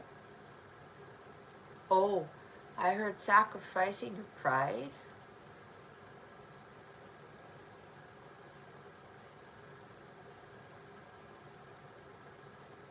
Thank you, Athena.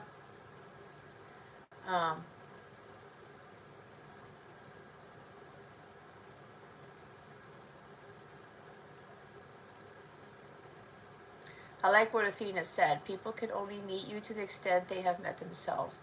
If they haven't learned to overlook their flaws, they can't overlook your flaws. If they haven't learned to forgive themselves, they won't be. Well, everybody has to forgive themselves first. But what I've learned sometimes is maybe it goes a different way. If you're able to forgive someone, right, it will give them the encouragement or the extra push to be able to forgive themselves. And I know a lot is said, and again, I'm not knocking on anything here, especially based on what Athena said. I'm just seeing a different perspective here based on what I'm being told right now by God himself. So I had learned you can't forgive others until you forgive yourself first, right? But there are some people, it's not that they don't want to forgive themselves. They're just having a hard-ass time doing it, right? They're having a hard-ass time doing it. And sometimes with these people, okay, God will bring people into their lives to kind of already tell them you've been forgiven, because there's differences here, because God will speak through people, because God doesn't speak through everybody in a way that is unconditionally loving and unwaveringly forgiving, or, you know, insanely compassionate, right? So God will send these people to these other people who God speaks to them and says, you've been forgiven. And some will say you've been forgiven by God. And all it takes for somebody to hear that, so that they can finally break free of the hell they've been in when it comes to forgiving themselves.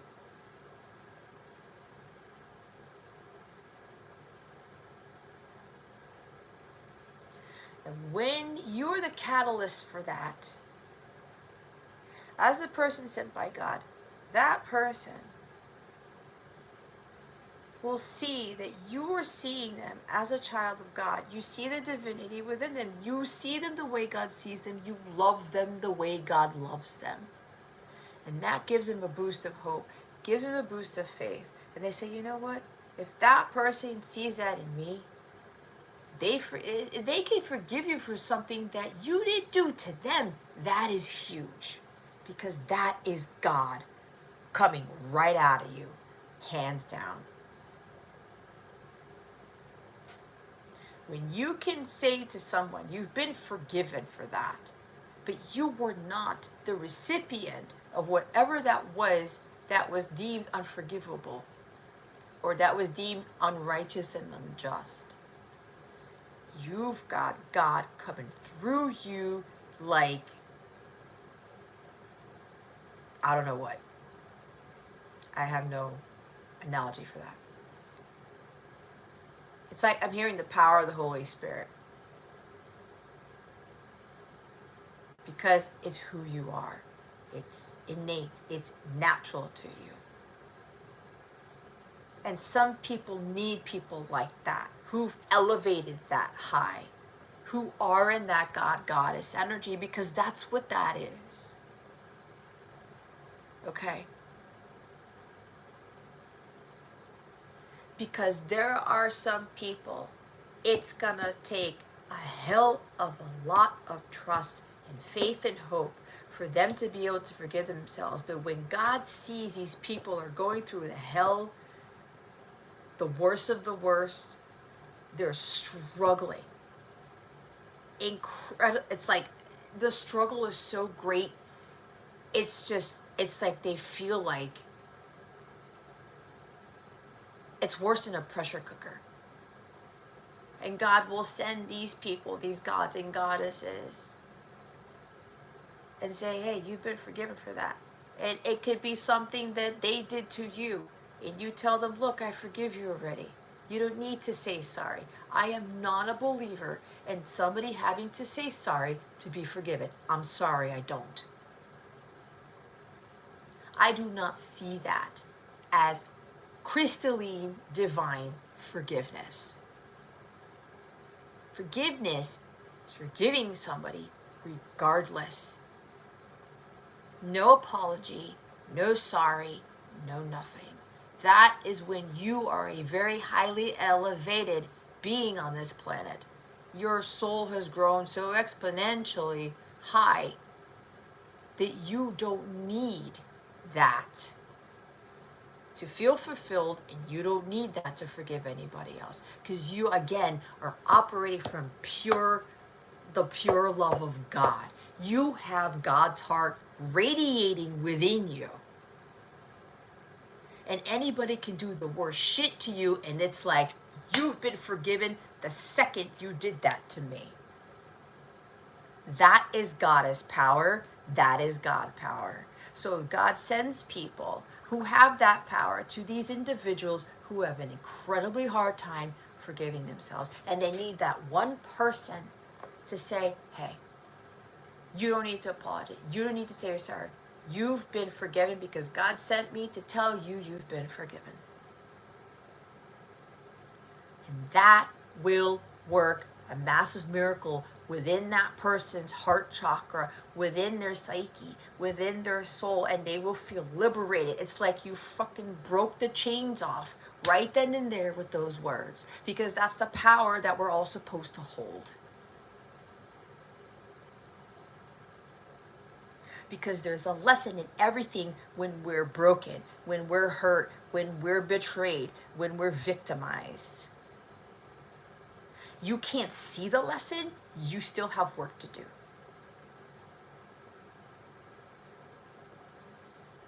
Forgiveness is the one thing on this planet that is fucking over the planet, because people cannot do it. And people have to say all these crazy notions about, well, you need to apologize first. Well, and again, some people, yes, if they can't forgive themselves, they can't forgive others, but I'm getting a completely different scenario here.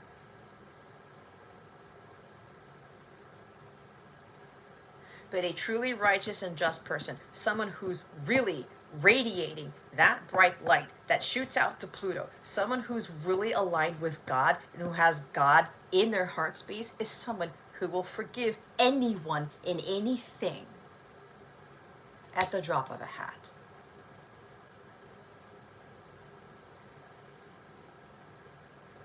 You'll be like, oh man, that hurts, that sucks balls, but you've been forgiven.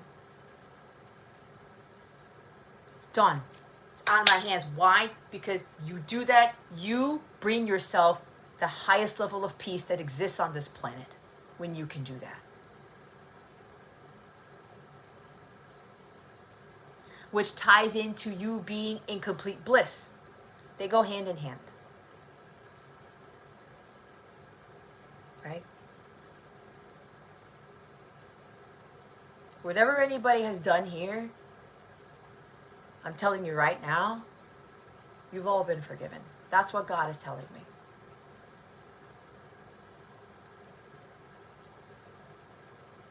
We have a merciful God. We have a insanely loving God. And while it does hurt God too, He knows us. He created us. He knew we were going to hurt Him. He knew we were going to hurt somebody or do something stupid or whatever it is, or make a big ass mistake. But it was there to get us to realize something. And until we can get to that level of consciousness, we're still going to be struggling on this planet. We're still going to be pointing fingers. We're still going to be like having these egos bigger than our heads.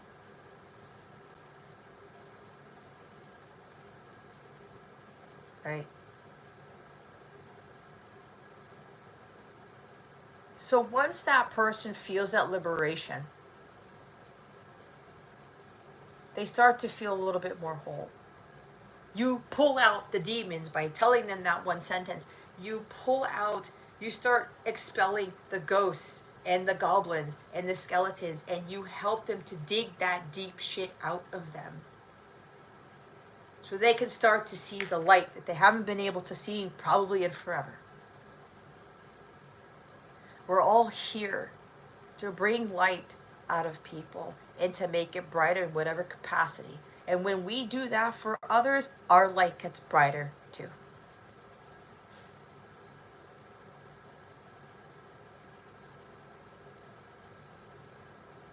Thank you, Mars. I'll go check out your email later, okay? Probably tomorrow. But thank you for taking the time to write it out and for being here. As always, have a beautiful rest of your weekend. Hold on, I'm looking at the chat. Yeah, thank you, Jason. Forgiveness is a true divine quality. It is.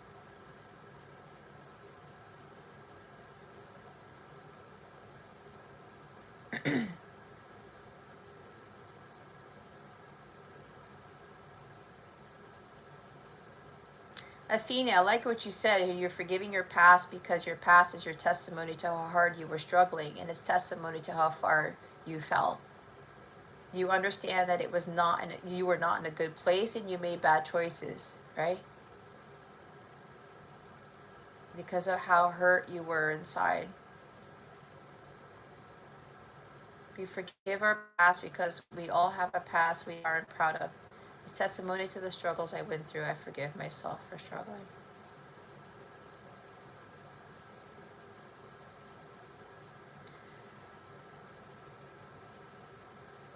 Look, man, I fucked up too.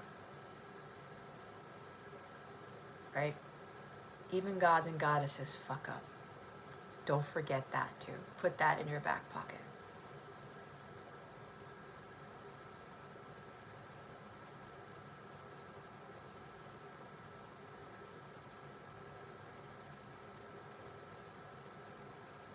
But don't let that weigh you down.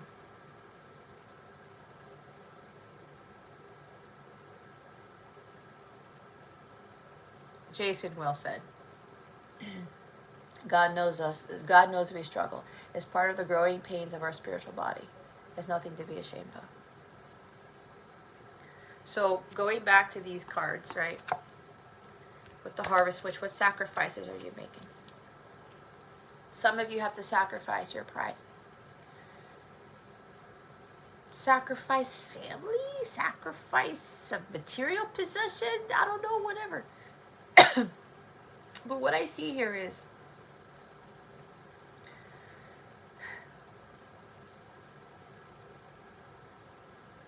your integrity, your vulnerability, your divine truth is everything.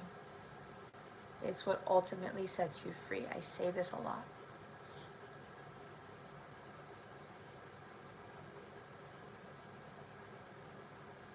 What is that greater vision of yourself that you have right now that you're trying to achieve? And for a lot of you, what I'm hearing from up there is the greater vision of yourself is that God and that goddess. But you've got to be the one to love yourself, to be in your truth, and to be able to speak that when guided, when you're ready.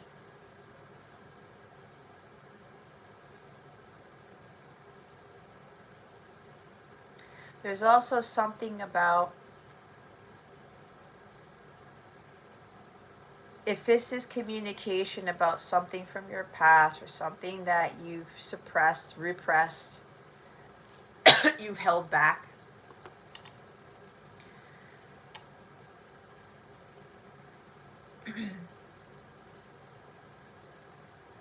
some of you or somebody you know is willing to sacrifice everything for you.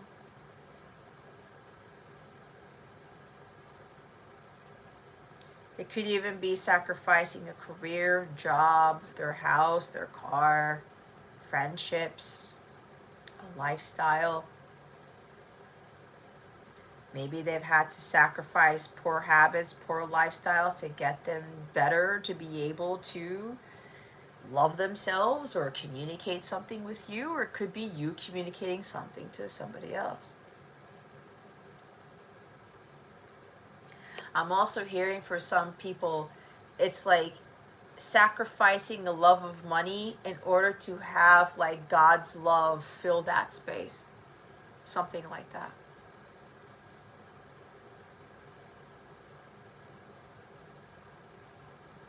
Everybody's getting visions now in this chat. This is great. Well, not everybody. At least Jason and Cody are getting visions. But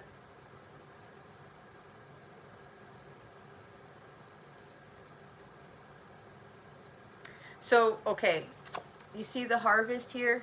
Remember I was talking about what you put in is what you get back, what you reap is what you sow?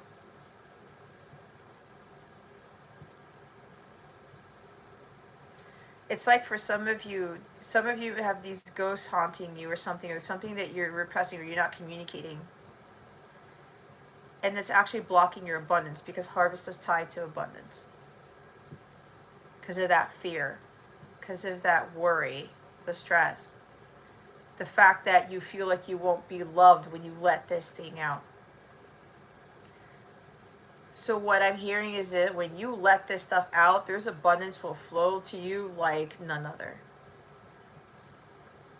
Because you're letting go of the demons, the ghosts, the goblins, the gremlins, whatever, because they're taking up the space to be loved by the people God want to be loved the way God wants you to be loved. It's also taking up the space of miracles and abundance in all forms, like peace, tranquility, like, oh my God, I feel so free finally.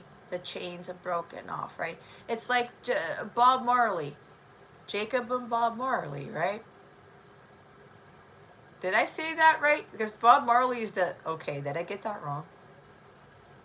Jacob Marley. Not Bob Marley. It's Jacob Marley. Who's the other dude? In the It's a Christmas Story. Come on, Jess. You only have heard this so many times. If I said Bob Marley, there's a reason for this. There's something about listening to Bob Marley's music. Or somebody likes Bob Marley, something like that. Something with reggae. There's some message for somebody here. Bob Marley's music or reggae in general is something you should be, you are suggested to listen to because it will bring you a sense of peace. Or it does already. I'm hearing the Three Little Birds song by Bob Marley. So, it's not the Christmas story. It's the Christmas Carol. Who said that?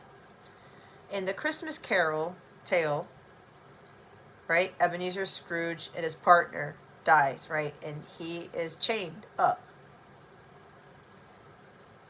One love, yes. We all know what those chains are supposed to represent. I don't have to spell it out for anybody. Yes, thank you, Cody, the Christmas Carol. Yeah, I finally got that. Some of you, either you know somebody or you are the one feeling like Jacob Marley. I think that's his name, right? Ebenezer Scrooge, Ebenezer's partner who passed away.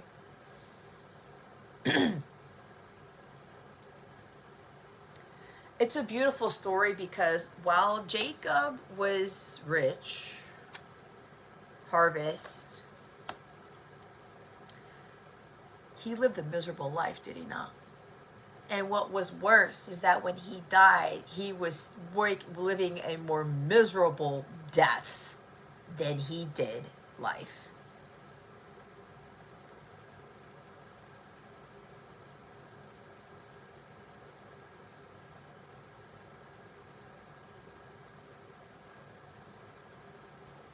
So it's like these sacrifices have to be made if you really want to have true love in your life. But you also have to love yourself first. And to trust in your intuition as to what you need to do to really work on that. Who you gotta let go. Like I said earlier, people who don't view you as a god or a goddess, they probably shouldn't be in your circle of friends. Right? You keep giving all your power away to people, friends, family, whatever. Something's got to change up here. There's also, I'm hearing, a sacrifice of time, money, energy.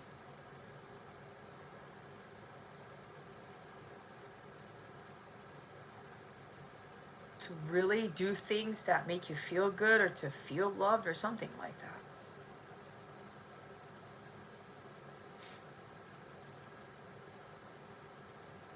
It's like, what are you sowing right now? Are you sowing more ghost seeds? You think you're putting something into the soil when you really aren't? You're not reaping anything? Or are you sowing like these ghost seeds, right? And they're coming up with like, I'm hearing, this is weird shit. Ghost potatoes, ghost peppers. Somebody said that. That's significant for somebody with the ghost pepper stuff. Maybe somebody likes ghost peppers, they put in their cooking, or they're, I don't know, something with that. Right?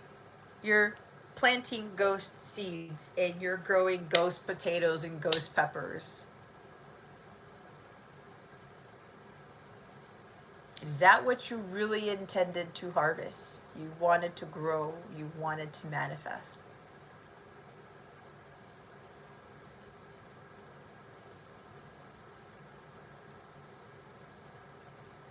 So what are you going to do about that? What seeds are you going to start planting now?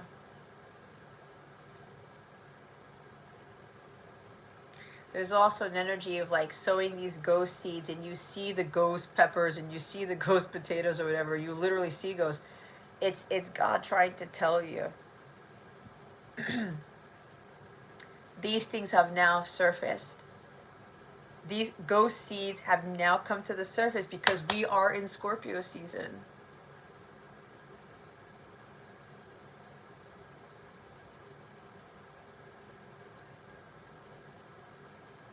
It's the end of the harvest season.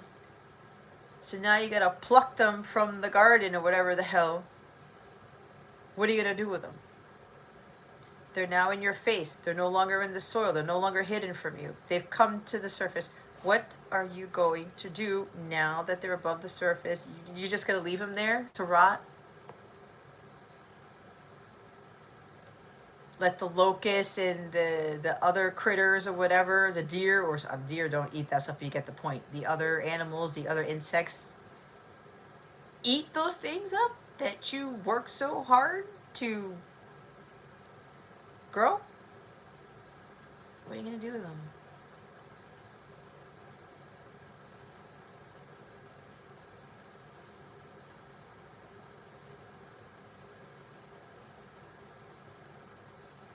Those ghosts can mean anything. This could also tie into an energy of ghosting, which I frickin' despise, and I don't despise anything but that. Ghosting, like, this could also tie into like being alone. Ghosts tend to wander alone.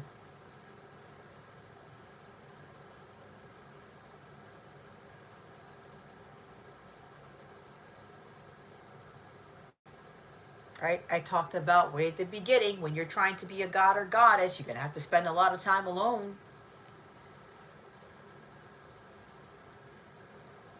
Me, myself, and I.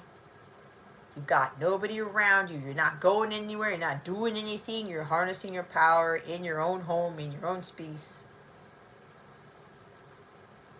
You're ghosting everybody else. How about that one? You're like, nope, bye, sorry, I'm not going to the bar anymore. Like I said, I'm not going to that event. I'm not going to this. I'm not going to that. But again, this is if God tells you. But you have to be able to quiet your mind and ask God, should I go do this? God says no, it's no. No matter how bad you want to go, it's no. If God tells you that. God says, sure, go, whatever. Okay, good. But there's an energy here of like ghosting everybody else. All these things so that you can love yourself the way you need to be loved. So that you will get into that energy, that God goddess energy, or that power if you're not already there already. So, and people will start to treat you, look at you that way. Again, that's sacrificing. Sacrificing going out. That's what I had to do. Sacrificing dating, or sacrificing eating certain things, or sacrifice, like, I had to take more numbers out of my phone the other week. All right?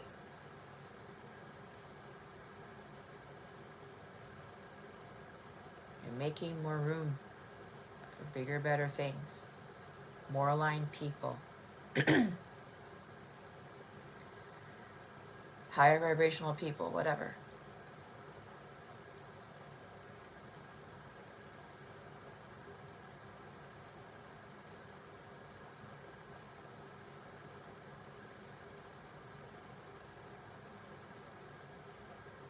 And it's hard. I've been there, done that. Right? This could also be something about celibacy, because that's what I'm hearing right now. You are everything you seek.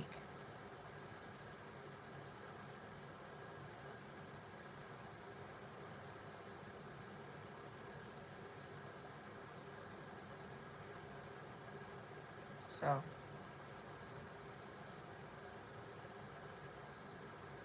they want me to read the book now to see what the book says.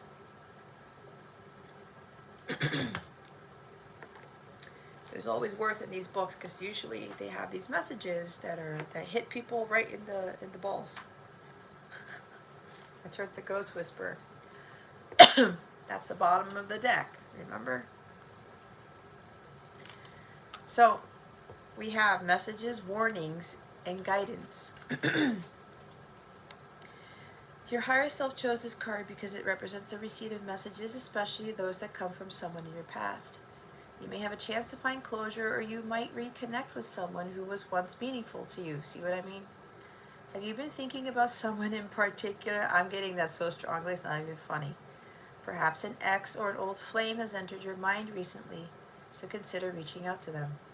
They may need to speak with you about something important, but don't have a way of contacting you.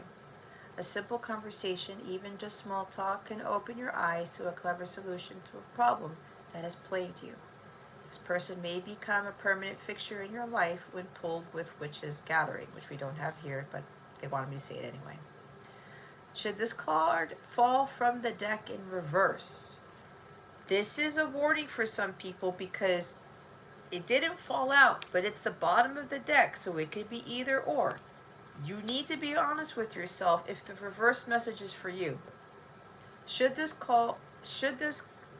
I said call. I heard call her, like now.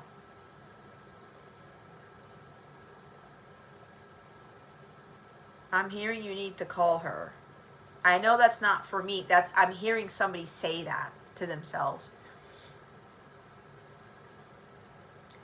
Again, with the ghosting, it's like somebody kept ghosting you,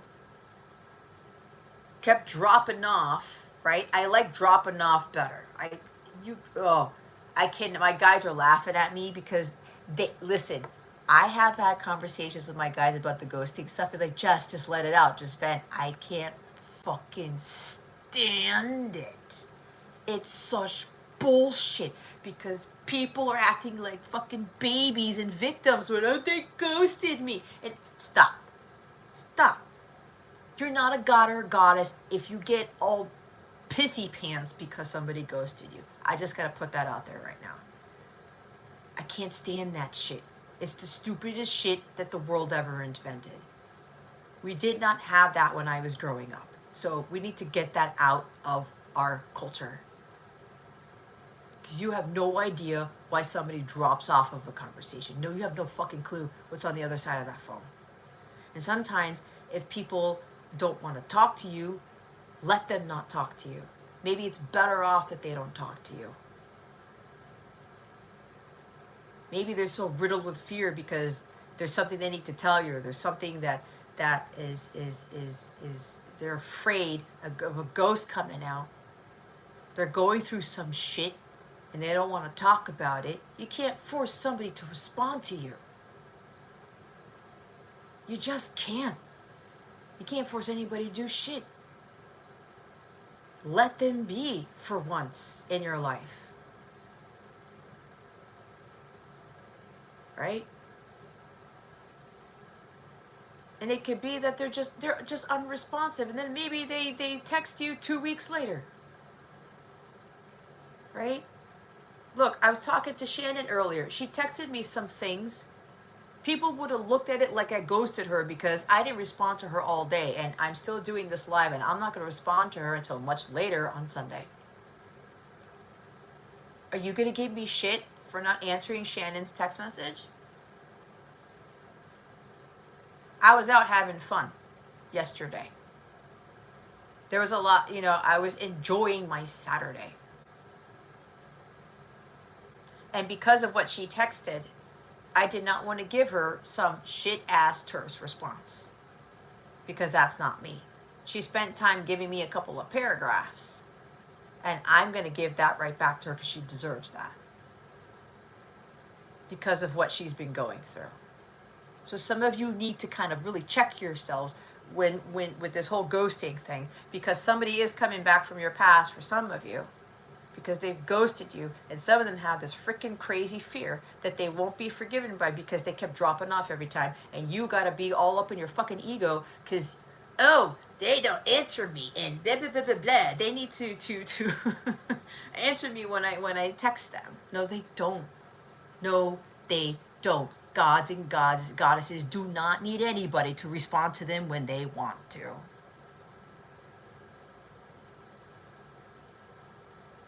You just don't. You're not a god or a goddess if you're getting all bent out of shape because of ghosting. You're better than that. You are more powerful than that. You don't need that bullshit. And I even had a sister of mine. She asked me something. I'm like, oh crap, I forgot to do it. And I was busy Saturday. And so I'm like, let me go do my thing and I'll get back to my sister. I have every fucking right not to answer somebody when they text me. And so do you.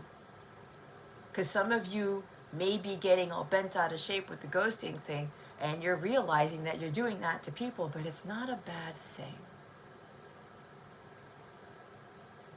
And some people look at it as a bad thing, but you do not understand what is going on with that person and why they drop off like that, why they don't answer.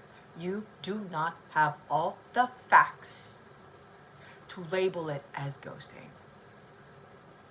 So there's somebody here who may have very well been doing that to you. You may have blocked them. If you block them because of that, because you're angry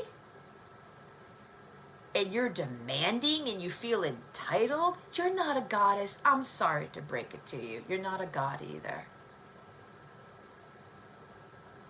You're not. That's low-level high school bullshit.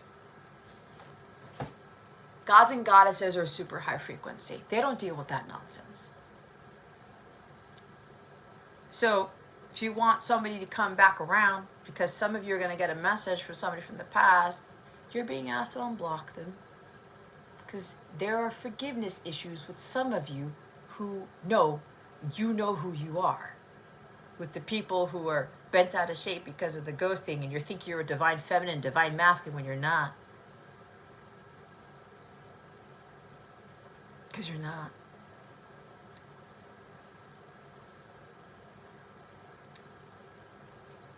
What's the phrase? I think I'm gonna get it wrong. There's a phrase that says, a saying that says, lions do not concern themselves with the opinions of sheep. That is to say, you're a lion, right? Lions are like Leo energy. There's something about, Leo is also like king and queen energy, right? Regality, god, goddess level. They're not going to concern themselves with this petty little bullshit. I'm not calling sheep petty animals. That's not what I'm saying. They may not be the best example, but they told me to say that quote for a reason. It's because you're in your power. If somebody's being sheepish with something, let them be. Don't let them ruffle your mane. Don't let them strip you of your strength, of your power when that stuff happens. So there's something about unblocking for some of you.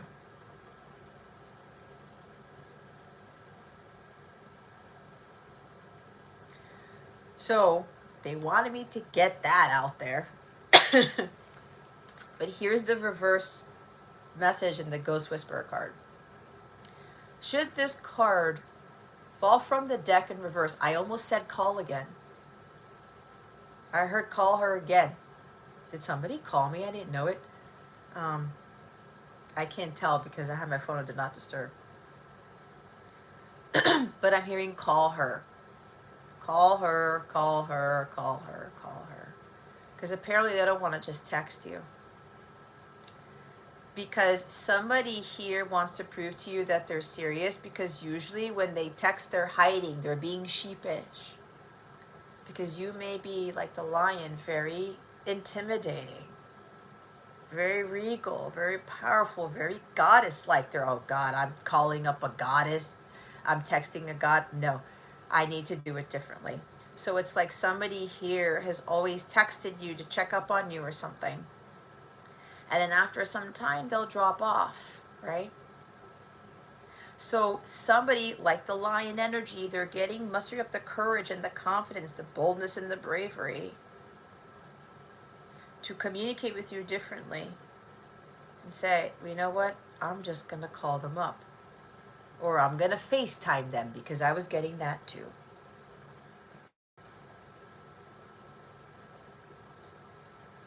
Right? way, I'm not hiding anymore, and I won't be tempted, or I won't do the same behavior of ghosting, of dropping off out of nowhere.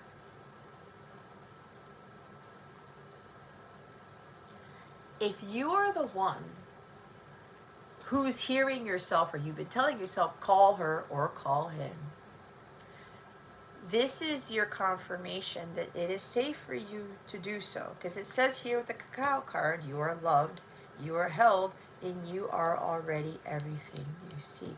And if this is tied to forgiveness, you've already been forgiven. And maybe this person who wants to call you, you want to call, I have a strong feeling the person that you want to call has already forgiven you multiple times, both telepathically and in writing. So what's the hold up with this ghost energy? That's what's been holding you back. Your fear has been holding you back, I mean. And you may be afraid because this person keeps forgiving you and you keep repeating the same behavior. And now you're really serious about something or someone, and you're coming back around. You're doubting that you're going to be forgiven again.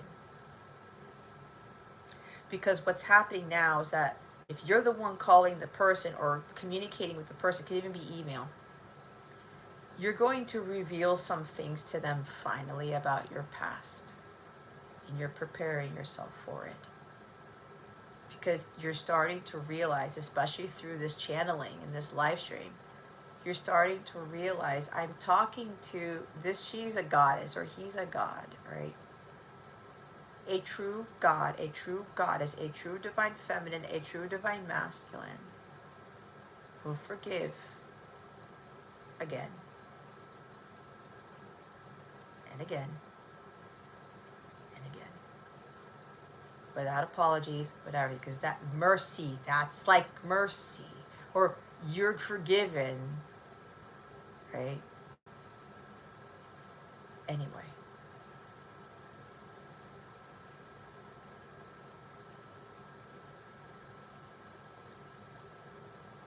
But when you're in your power, and you keep forgiving this person or whatever it is for the repeated behavior. Thank you, Jason. Also giving grace. Grace is giving something to someone that they don't deserve. But what is your perception of what it is that they deserve? God gives us grace, mercy, and forgiveness all the damn time. Remember, we're gods and goddesses. We are God within, so we do have the divine quality to do it. We do. It's just learning how to heal from the hurt, what was done to you, or whatever it is that you're dealing with. So if you're the one who needs to communicate with somebody,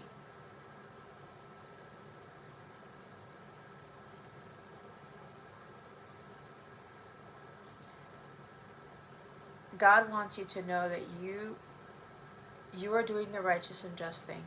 You are protected. And you should not worry about what the response is, how that person's going to react. You should not worry about what happens next.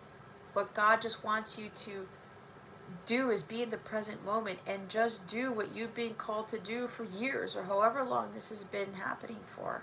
You've been contemplating this. Especially if the person extends the invitation for you to talk to them, or hey, what's on your mind? Like, what's going on? What questions do you have? Take them up on that opportunity.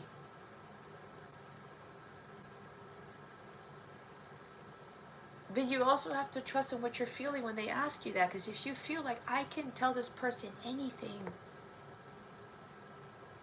that's God telling you that you're safe, that your information's protected, that this person's not going to go put it on fucking Facebook and YouTube and shit and Instagram, because that's really low for someone to give out secrets like that.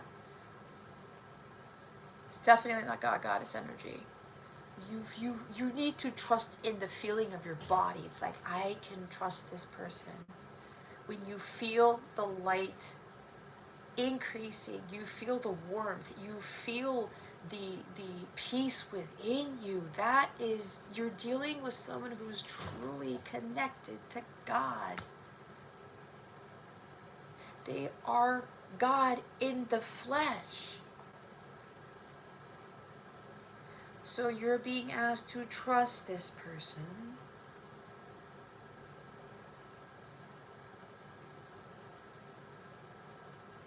And there's also some, like, there's fear of losing the person when this stuff comes flying out. You can't give in to that fear. So the shadow side is, should this card fall from the deck in reverse, it's a critical warning. Someone from your past means you harm. They may be spreading malicious gossip or throwing you under the bus, or are simply looking for ways to keep you down. Their behavior may be uncomfortable for you, but know that this is more about them and their hurt. They are the ghosts who are trapped in their own version of limbo, not you. Wish them well and defend yourself when necessary, but do not let them succeed in bringing you down to their level.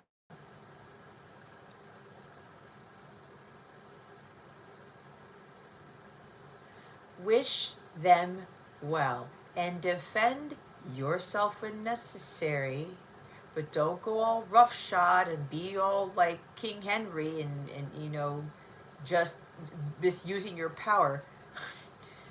Defend yourself when necessary, but do not let them succeed in bringing you down to their level.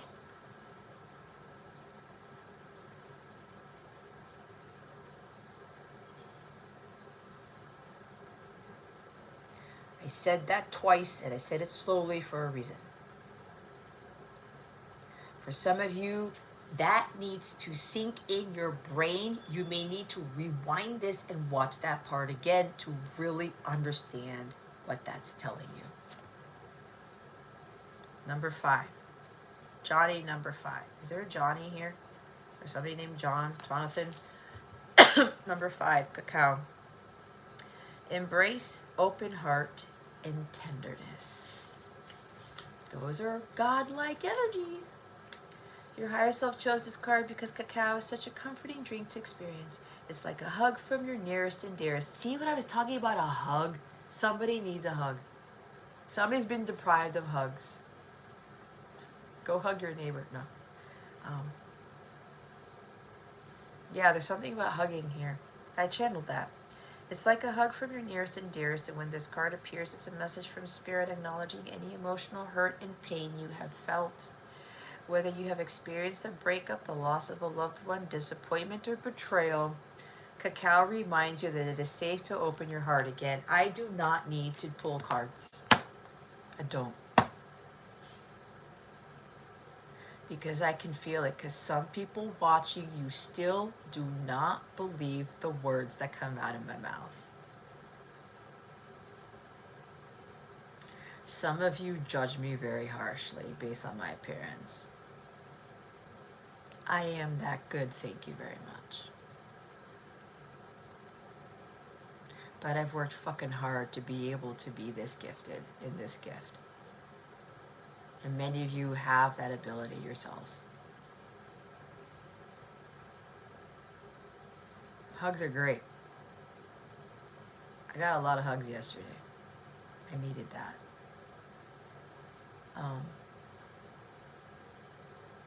Let me catch up on the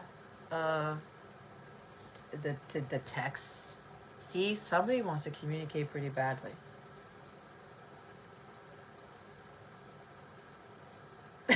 Cody, you got kicked in the balls. Oh my God, I have to crack up on that.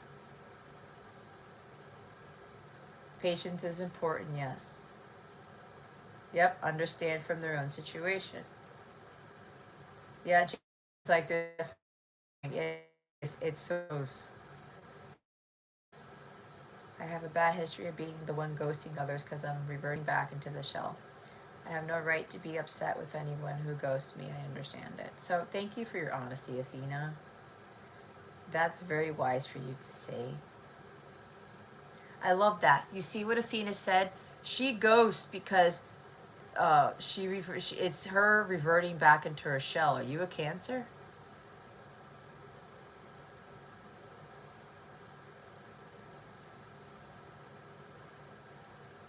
I have no right to be upset with anyone who ghosts me, yeah. Look, man, like I told you, sometimes I do that. Sometimes it's like I get something and I'm like, I'm not prepared to respond to that. And sometimes I won't respond to it at all. I have every right not to. I'm my own person. I'm in my power when I do that. And the other person should not be getting on my ass because I didn't respond that day, that week, that month. And sometimes I forget. We all forget too. A part of you is Cancer? Yeah, see.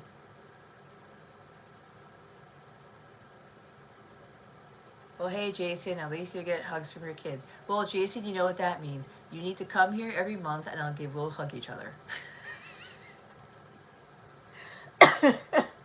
Shit, dude, you know if I had that ability, I'd do it. Whether you've experienced a breakup, the loss of a loved one, disappointment, or betrayal, cacao reminds you that it is safe to open your heart again. However, do not feel rushed to welcome love from another before you have found love for yourself. What does it mean to you to feel loved, supported, emotionally nourished? How would your life look and feel if you loved and accepted yourself unconditionally? Feel your heart with the feelings these visualizations invoke and allow them to gently soften you little by little. This card is also a reminder that you are worthy of being loved. You are not broken. No matter what past experiences might have led you to believe, you are a good, kind-hearted... Somebody's crying right now. Somebody does need a hug. You are a good, kind-hearted, gentle soul whose light is needed in the world. Everybody's light is needed, guys. Every single one of you that is watching this. Please don't allow anyone's poor treatment to prevent you from letting others experience your life. Oh my God, I need a moment to myself because I just felt something that is insanely significant in my heart space. I'm feeling for a lot of you, or those who watch this later, that ghost that's been in there has been freed by what I said. And because of my energy, because of my light. I'm hearing from my guides, it's like I performed an exorcism for some people watching this. I've been doing that a lot lately and I didn't even realize it.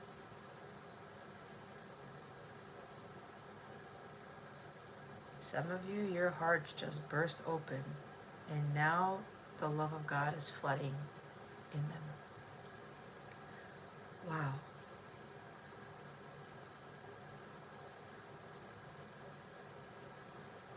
Because some of you never really felt loved the way you thought you should have been loved.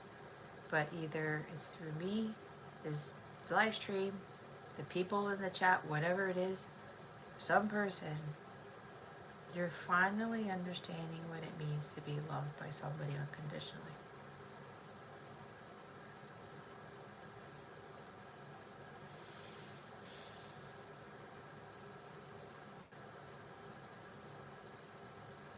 I just heard I need to see you. I really need to see you, like now.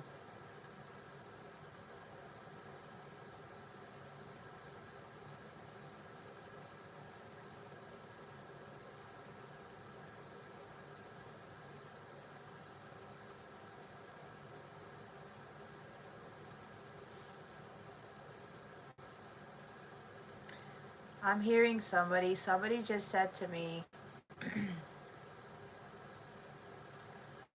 how can someone as beautiful as you love someone like me? That's what I just heard.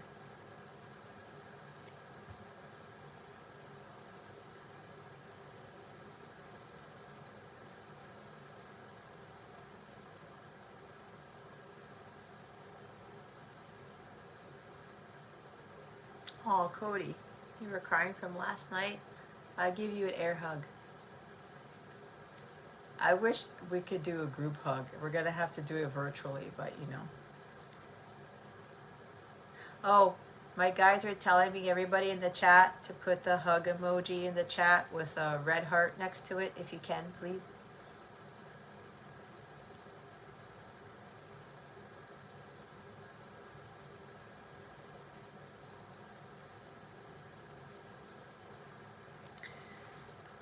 Wow, man. They want me to read the last paragraph again.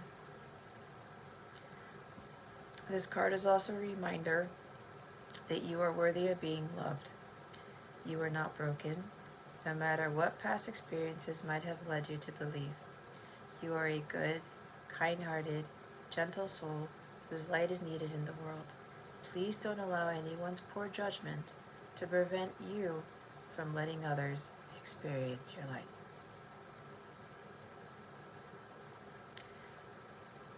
This is also what we're being called to be, ladies and gentlemen, as gods and goddesses. We are also being called to be good, kind-hearted, gentle souls to others who need our light in the world, okay? So that we show them what the love of God really is. And a lot of that ties to forgiveness.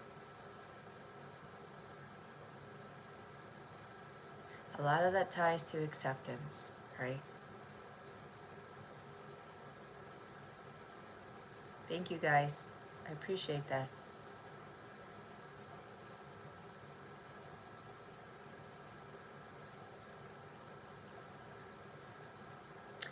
Athena, my dear, again, this is your choice, but my guides want me to tell you, to invite you to my Aldebaran star community. I was going to call it circle, it's not the title. There's something about your light that could be helpful for the rest of us, but again, it's you don't have to. They're just suggesting it. I do have a mobile app where we all kind of congregate. I do send some like free content. There's also exclusive content there you can get from paid memberships or something along those lines, but I have an app there. And the community is free, and I send out some announcements and things to help you guys that is for free. I do monthly guidance there too, and monthly live streams, and monthly videos as guidance, as encouragement, as whatever. So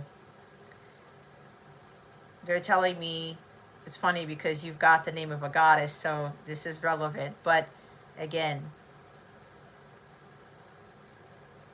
I don't know, Jason, if you want to help her with the link. I think I have a direct link to the app, Jason. I think it's in the description box.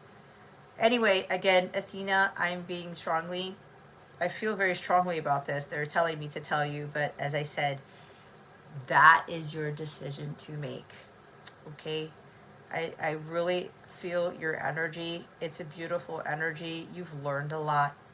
You've come from a lot. You've gone through a hell of a lot. But you've gained a lot of wisdom that I think could be very benefit to the people in my community. And I don't say that to everybody. Again, if you're watching this and that and you've been in the chat and I haven't said that to you, do not take that as, again, that you're not worthy or anything. Anybody can join my community, okay? Anybody. But when you do join the community, I do encourage you to participate, to kind of, you can put anything in there, right? You can talk about your day, or like Eric was just in here, like he's a phenomenal cook, right? And he's been showing us like what he makes and things, and it's glorious because he's showing us his creativity, his God-given talents. I put stuff there about my mom's 70th birthday, right? Like we can share milestones and things that we're good at, and we can ask for prayers and support each other and ask for help if you need it, right? You can learn to be vulnerable in a safe space if you're having a hard time articulating something. But it's like we're all here to lift each other up, and that's why I have that there. So it's not just for Athena, but that is a specific message for Athena. But anybody, if you're really looking for some camaraderie, but it's more of like really comforting soul tribe family, that's the place to be, because there are definitely a lot of beautiful souls there. So we would love to have you. The more the merrier. All right. Dude, this got very deep today. I've been doing a lot of deep things. Don't put your mind in the gutter, because I already went there, so we don't need more people being in the gutter where I'm at. It's gonna get crowded.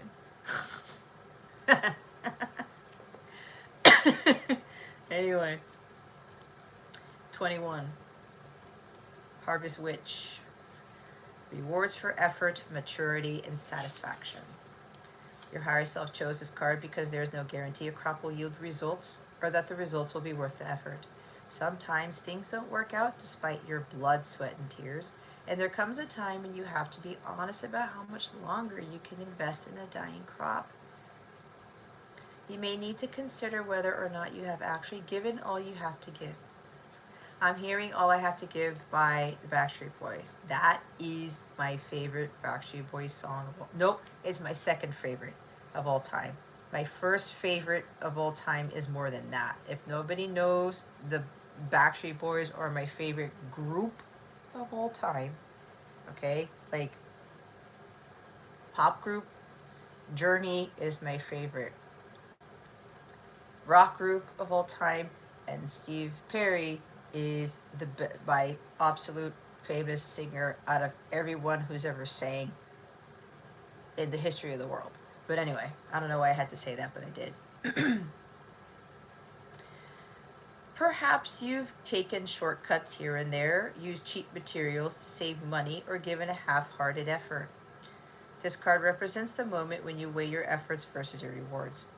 Harvest Witch is here to evaluate your progress.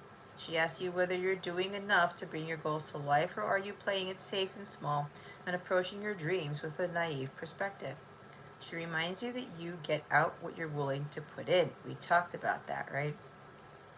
If you've been cutting corners or procrastinating, Harvest Witch advises you to take a more grounded and practical approach. How can you be better prepared to handle your circumstances? Are you truly investing in seeing your goals come to life? Or is this something that would be nice to have but nothing you're passionate about? If you've been putting in a great deal of effort with very little results, perhaps it's time to shift your tactics and try something different. You may need to finish... What? I said you may need to finish. Somebody needs to finish a letter. Somebody needs to finish a task. Somebody needs to finish something. The flip side of this is, I heard somebody's finishing jacking off. That's what I heard. I'm not candid about these things, guys. It's very aphrodisiac. If you have aphrodisiac, right? You may need to find a fresh way to go about achieving your goals, or it may be time to cut your losses altogether and find a new dream to explore. Excuse me. When a crop is diseased or tainted, it may be in your long-term interests to destroy what's dying so that the rest can have a fighting chance. That dying energy is strong Scorpio energy, right? Death, life, death, rebirth. There will even be moments when the entire crop needs to be destroyed and you'll have to start again. Be honest with yourself, listen to your heart, and move forward with the choice that will support you best in the future. I'm hearing the song Listen to Your Heart by Three River Band. I think that's what they're called.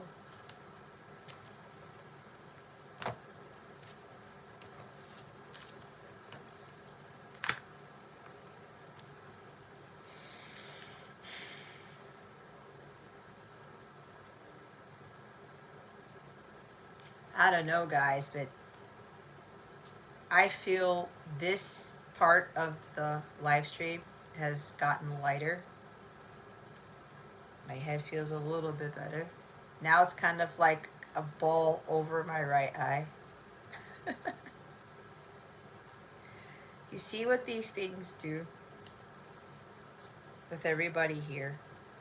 This is the work that we're being called to do as a collective.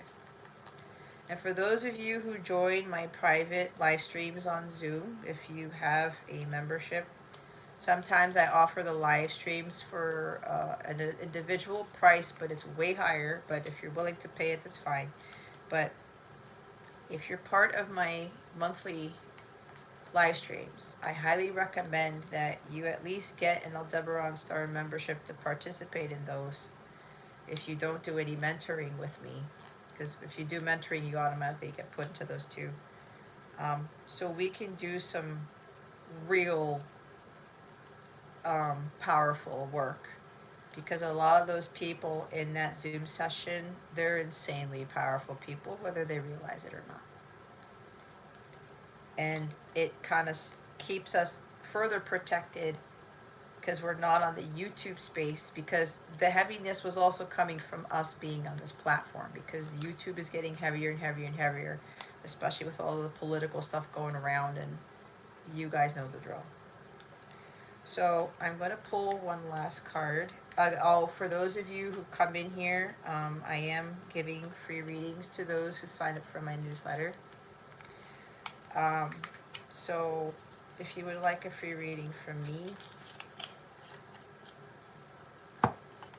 please sign up for the newsletter. That newsletter tends to go out. I still have to do the one for November. There's been a lot going on. I'm like doing a lot of recalibrating, a lot of, you know, not doing too much work I've been dealing with some things. It's where there's heavy energies involved, and I have to be in a very, very high vibration to be able to deal with those. So it's usually a monthly newsletter. If anything else comes out from the emails, it could be some seasonal change or some special announcement that is too big to put in the mobile app, because I usually communicate a lot with my members through the mobile app. But you also get a discount on any service if you sign up for the newsletter as well. So you get a discount code and you get a free reading. So you can do that. I need to do something real first because this is a new deck. Hold on.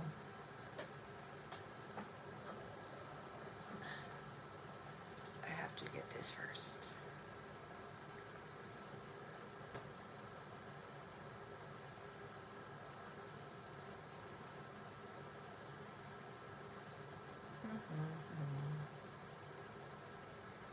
All right.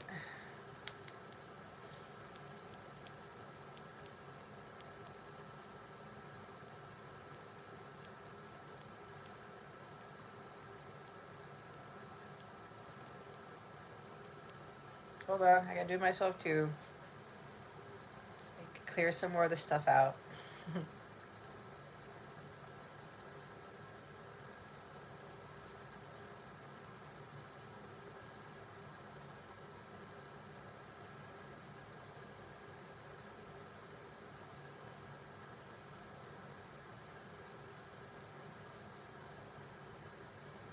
Is anybody feeling anything when I do this? Be honest. It's okay if you don't feel anything.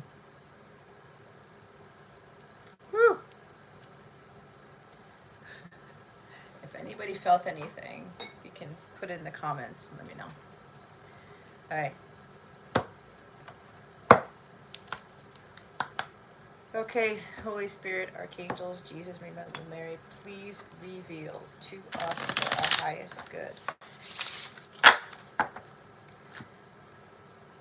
What else does the collective need to know for the week at this time? They wanted me to stop. For those of you watching this, okay? A what of the energy? Oh, a lightning of the energy. Okay. Oh, Jason, I know you sent me the faithfully stuff, but like I said, I was out all day. I was having fun all day with someone. You know who you are.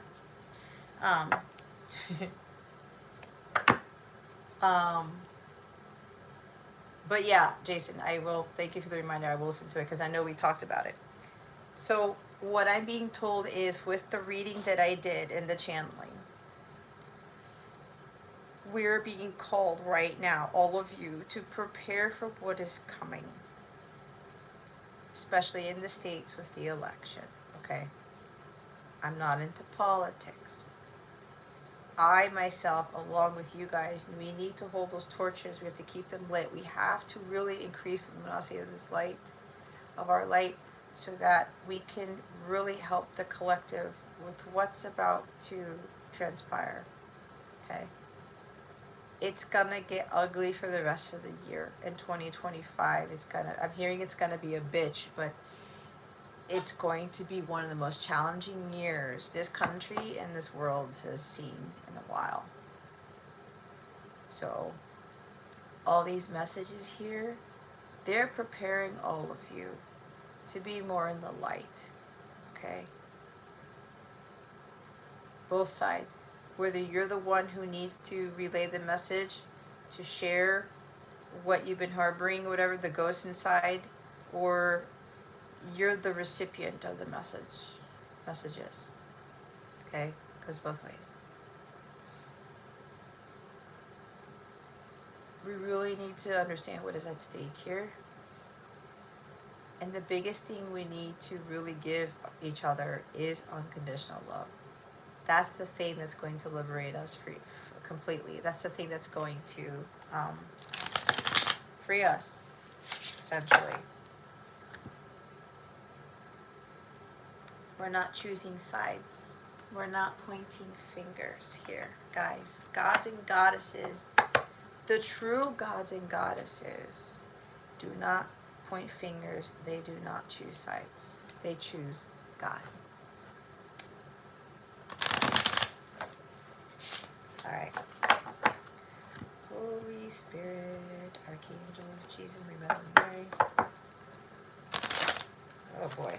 Please reveal to us what is good.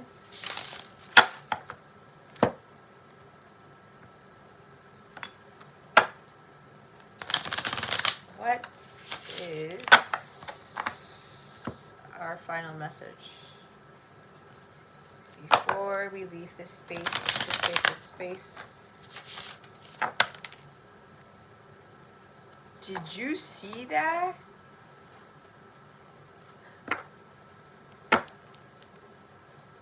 I like to call those my ejaculation cards, everybody, if you're new here.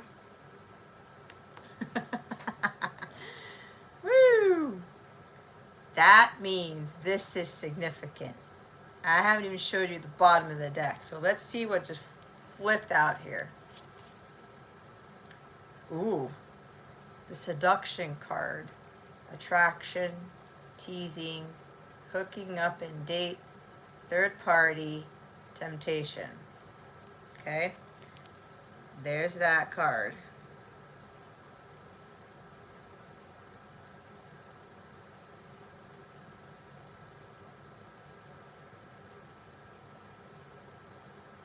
All right. That's funny because they came in the reverse. Like the way they landed was in the reverse. But these things don't usually have reversals, but you have to take it how you see it. Blowing kiss. Unconditional love. Giving and receiving. Fairness and love. Affection. Returned. You can't fucking make it up no matter how hard you try. Okay? This is funny because you've got a lollipop here and she's got bubble gum. So I'm getting an energy of like a Charms lollipop because they're the ones who have the gum and the lollipop inside, right? Either you're eating that right now or that's like your favorite candy. You've got, I have one sitting across from me over here. Actually, I gave them to my son. Maybe you're having a lollipop now. I don't know. I heard somebody taste good. Woo, okay. Alrighty.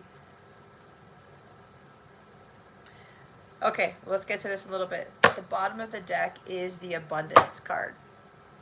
Money, money, money, money. Positive mindset, manifest, gratitude and bliss, blessings.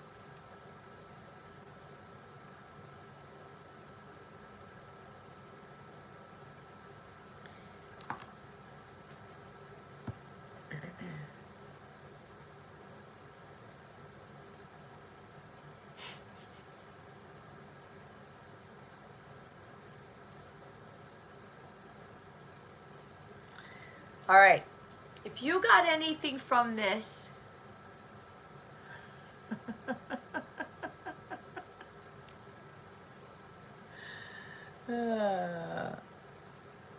if you got a particular message from this, trust your intuition, first of all.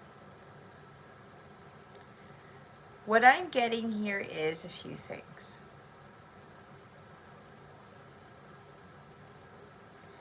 This is the big thing that I'm getting, because this is a very interesting energy, because we've got a little bit of like seduction, temptation, like a little bit of devil energy, and we have unconditional love, which kind of, I'm getting like the devil card, the lover's card, and then the abundance, like maybe an ace of pentacles or something. Here's the thing. Again, whatever you get, trust in what you get, but this is the first hit that I got. Whatever else comes, comes. Something here about, something may be tempting to you, right? It may literally have have money tied to it, okay? Something that may look like it's a temptation. It is something sweet or something appealing. It may be short-lived.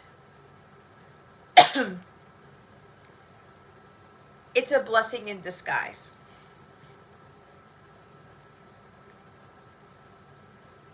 Because of the unconditional love card here. Okay.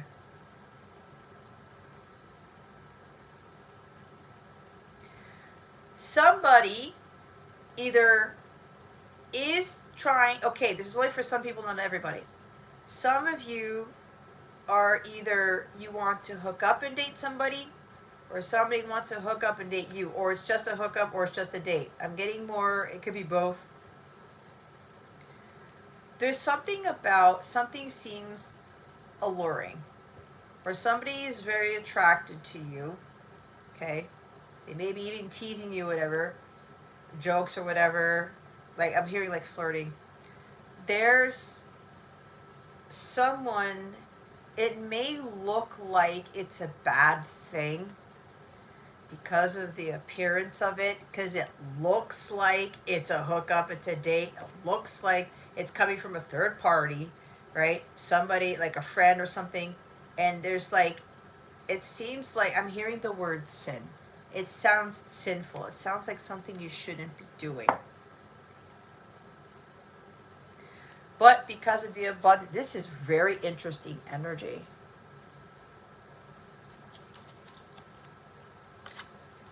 Here's one of two things, okay, with all this stuff.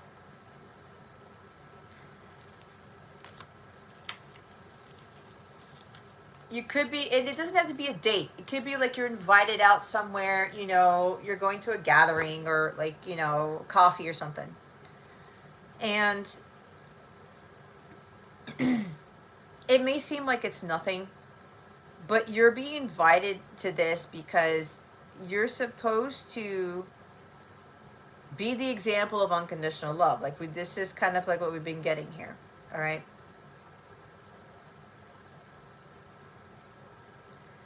It may look like it's something that's bad, but it's good. It can even be the other way around.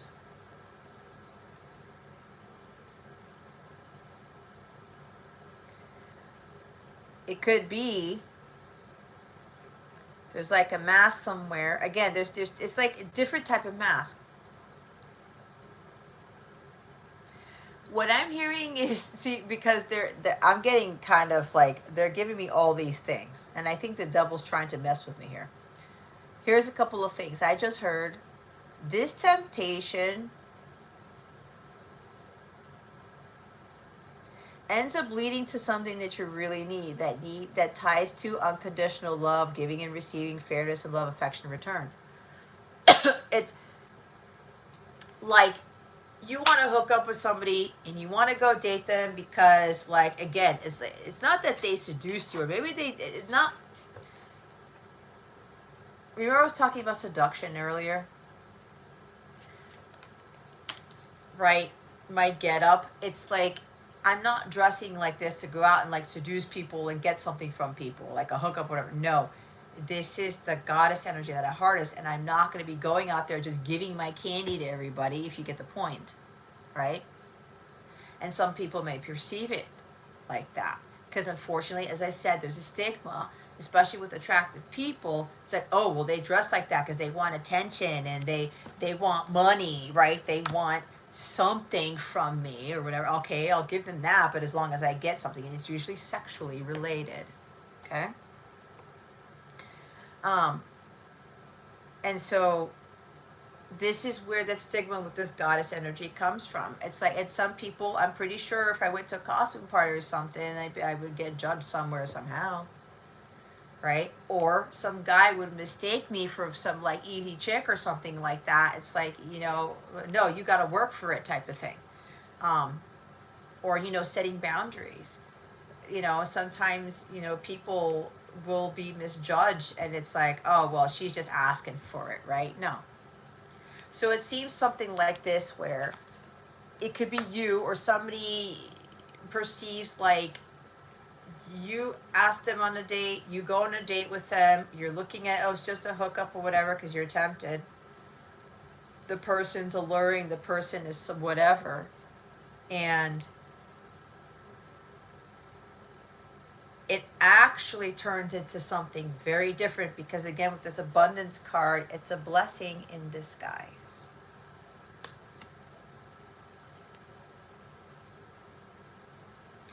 Because this thing that looked like, oh, this is just casual date, it's casual sex, it's casual whatever, it's just like a fling, it's just a whatever, it ends up turning into this. Now, with this card, guys, it does not mean that it is like a romantic partner, okay, or your counterpart. It could be that. I'm getting so many messages, I think my head's going to explode. Because for some, this is your counterpart. This is your story. Your counterpart looked at you like, oh, like, I want to hit that type of energy, right? And you guys hook up and whatever. It's just like, again, I just want sex, or I just want to have a good time. I don't want anything serious, right? The temptation got them. So they ask you on a date, you hook up with them, whatever the case may be, and then they get hit in the heart space. It's like, whoa, whoa, whoa, whoa, whoa. I feel like we felt earlier here. I felt earlier this really deep love. I'm hearing deep love tarot. That's David Palmer stuff. That's funny. I love David Palmer. Anyway, because he's like a Leo like me, except I'm Leo rising. He's double Leo. He's Leo Sun Moon. No.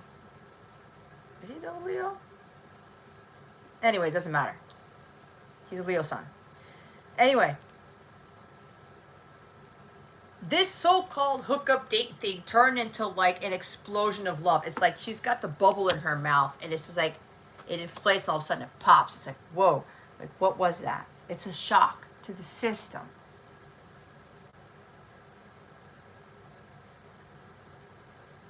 And what they thought was like, just like, oh, you know, this is gonna be a thing.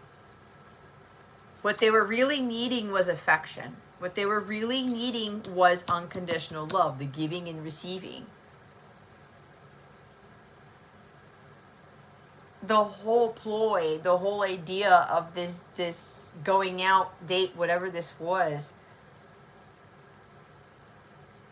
turn out to be sent to them as the event, again, gratitude and bliss manifesting, somebody accidentally, I say that in air quotes, manifested what you really needed. The unconditional love. That's staring me right in the face. Okay.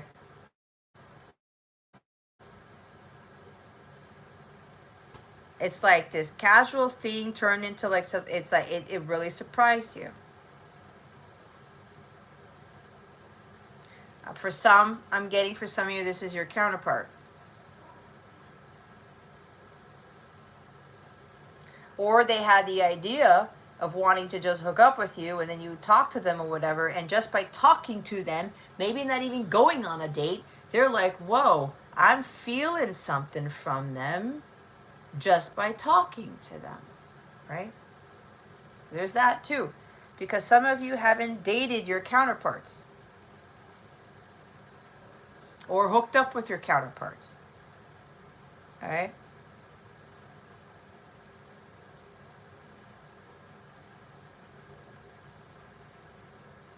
This is such interesting energy, guys. Like, this threw me off guard because the seduction card threw me off, and I think Athena might have put, yeah, she put the look emoji on there.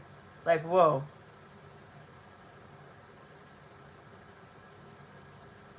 So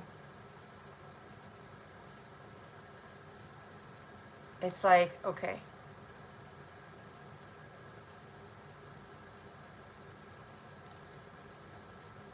There's that story. This could even be something as simple as like a friend asking you to go somewhere. They may be attracted to you. They may be teasing you. They may be like poking you a lot. Not in that way. It is a third party thing. But what I get for some of you with this, again, you have to trust your intuition. This person's coming up to you because they like you. They're just like, oh, yeah, I just want to go out because there is an attraction there. But again, it could be a friend that asks you out or something, right? Because that does happen. You go out with a friend somewhere, and maybe you're doing something that is mischievous, right? Or you're going to do something a little bit that's risque. I don't know, whatever. Something about going to a strip club. I don't know. That's for somebody. And you get invited out, right? And you're thinking, well, it's like, I'm going out with a friend. I don't want this friend to turn out to be like a love interest, right? I don't want to hook up with them, whether it's a girl or a guy, girl, guy, it doesn't matter. I don't want this to turn into something different. You're looking at it as like, they want to hook up with me. They want to, like, they're attracted to me. They have feelings for me. Stay away, right? But what's happening is here, this person's attracted to you. This person wants to go out with you or wants to hang out with you because subconsciously they need more than a hookup. Subconsciously, they need more than just somebody nice to look at across the table or whatever it is. They need more than just the date, than just the temptation. They need this. Okay? There's something in this book that says something along the lines of, or is it the other deck? I'm going to botch it up, but it's in one of the Seasons of the Witch card decks. I don't think it's this one. It might be. Something that says, it looks like the devil, but there's a savior behind it.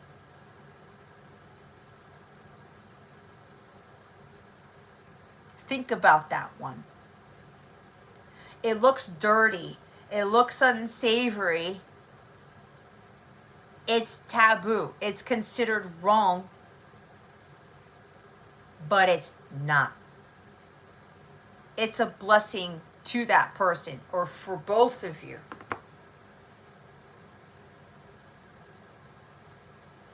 It's supposed to bring about a level of bliss for the both of you because it's a part of the healing. This is very interesting.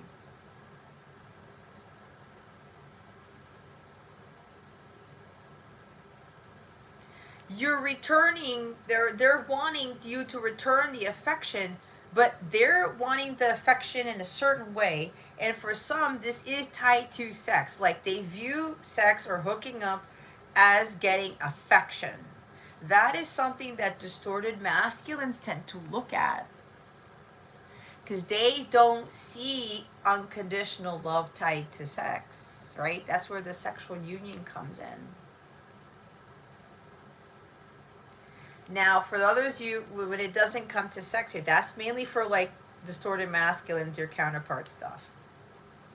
For other people, it's like friendships, or someone just, you know, they do have an infatuation with you, but their souls are yearning for you, or they're being attracted to you, led to you, because you're supposed to give them something that they're missing, which is the unconditional love.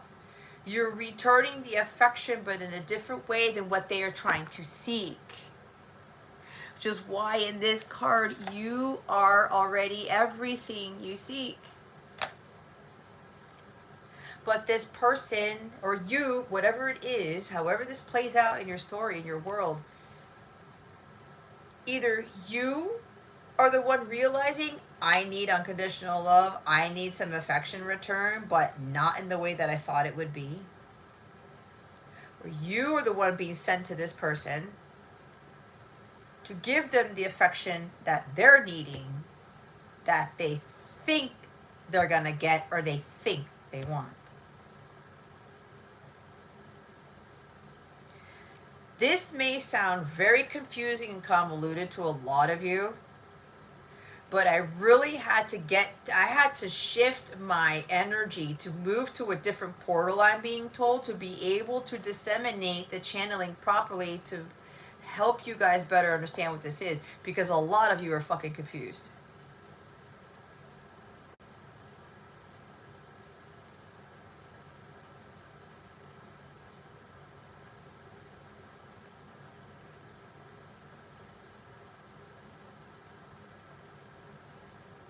This could be something else.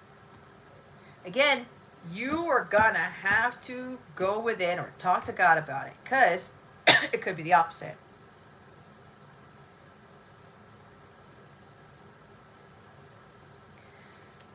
This temptation, this date, this hooking up, whatever,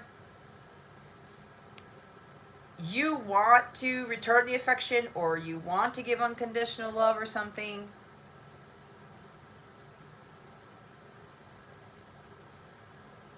You want to show them what love is or whatever, but for somebody, there could be like, someone could be taking advantage of you for that.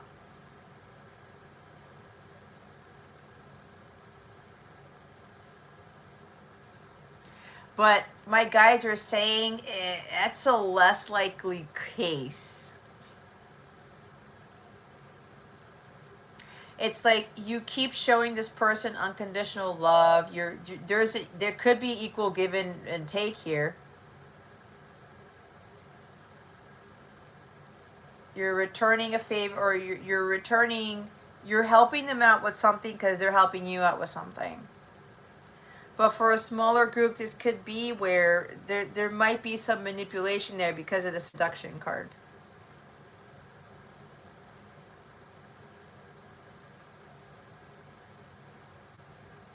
You might think it's a blessing, but it's not.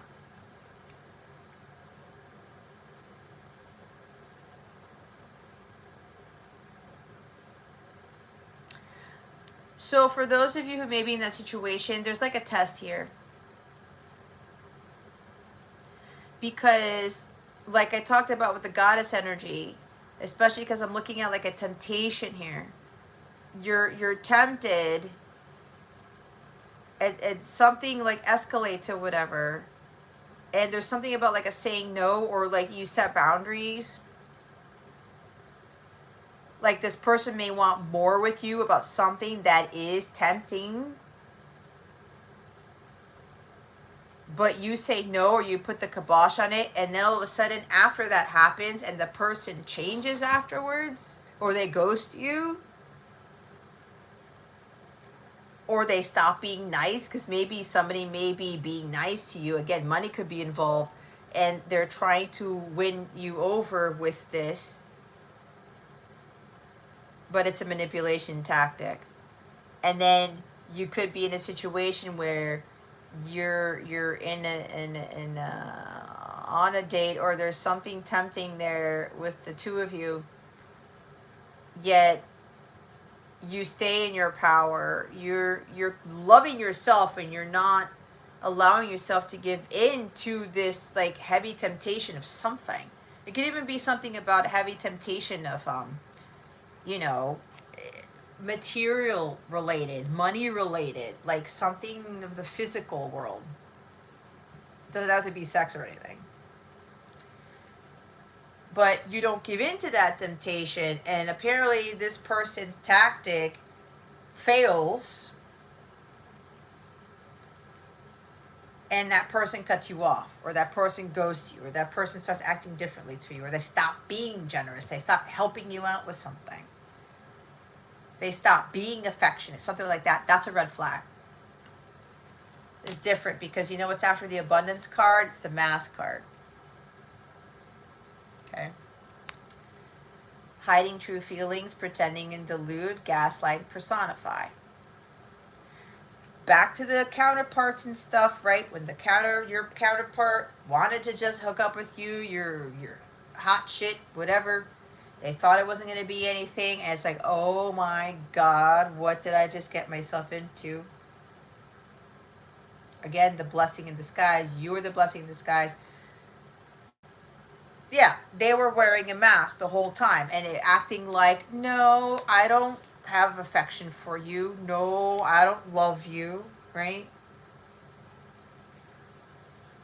Posing as somebody else, hiding behind a mask, right? Says gaslighting.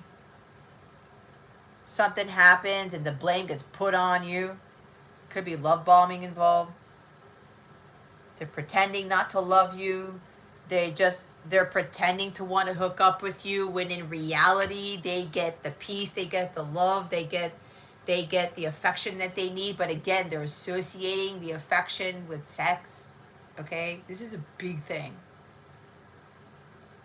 That the only way to feel love is through sexual activity, but that is not the only way to receive love.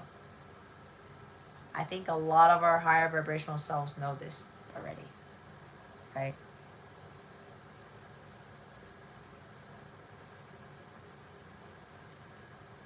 Oh, Poseidon. Doesn't it? Thank you for putting that there, Athena. It does. Right? So Jason said, need to be careful of new situations which seem to be too good too fast. So here's another thing. They're having me continue to go on with the cards. After the mask card is the mirror. The mirror is a huge indication of like the twin flame the divine counterparts, right? Mirroring each other, self-reflection, introspection, and inner wounds. This does tie into something where this person is thinking they're wanting something from you, but they're subconsciously wanting something else. Because you're healing each other's inner wounds right here.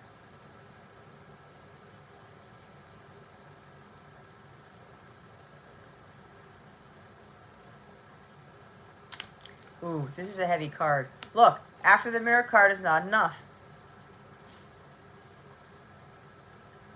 Lacking confidence, self-sabotage, ego, and fear and frustrations.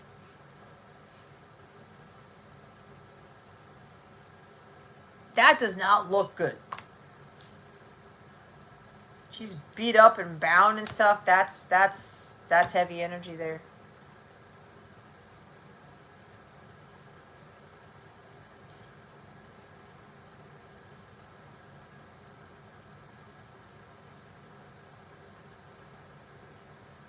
So with what Jason said, need to be careful of new situations which seem to be too good too fast. Right? Too good fast.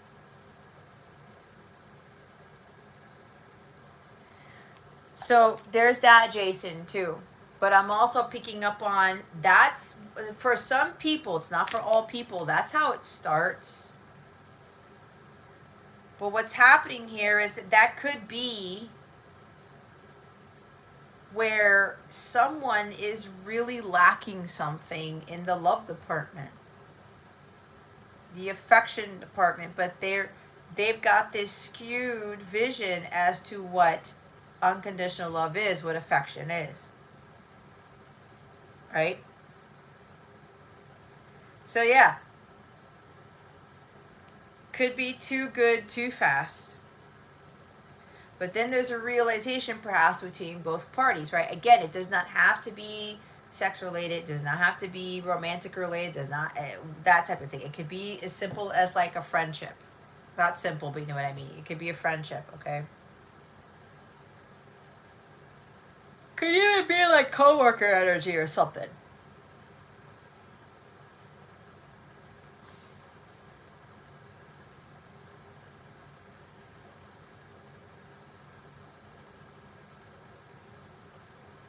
But they're doing this because it looks bad, but it's not, because again, you're supposed to help them get out of that mindset. You're supposed to help them get out of their low vibrational view of what love is.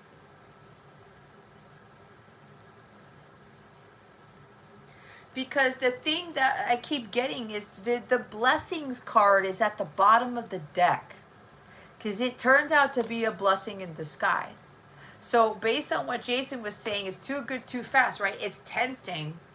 But what did I say earlier? There's something in one of the books that said that behind the devil can be a savior.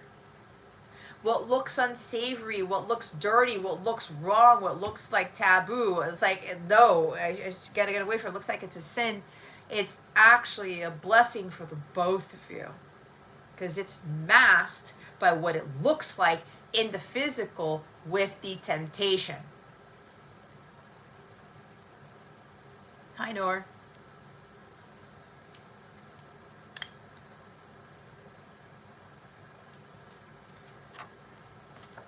This is so freaking interesting, man.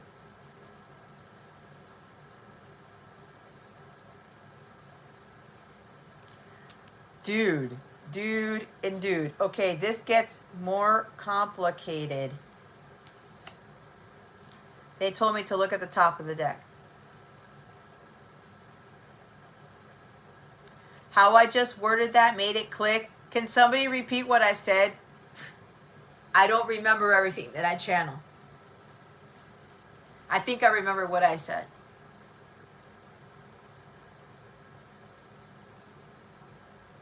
Like, did I say something about this blessing is being masked by the temptation? Something like that? Is that what I said? So, okay, I'm going to confuse you guys even more. The top of the deck has girl with a snake. Charmed or used, enable, and boundaries. See?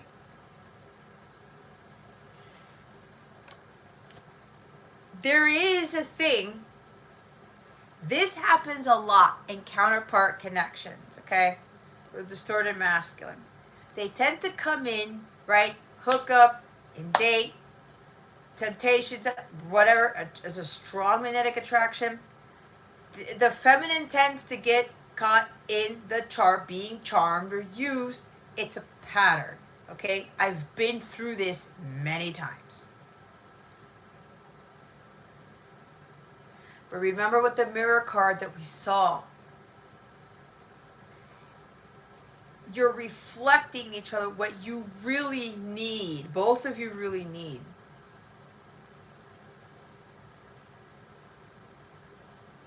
So it starts off that way, like Jason said, too good, too fast. Oh, whoa, this is really cool. The Charmer, it's like a Knight of Wands energy.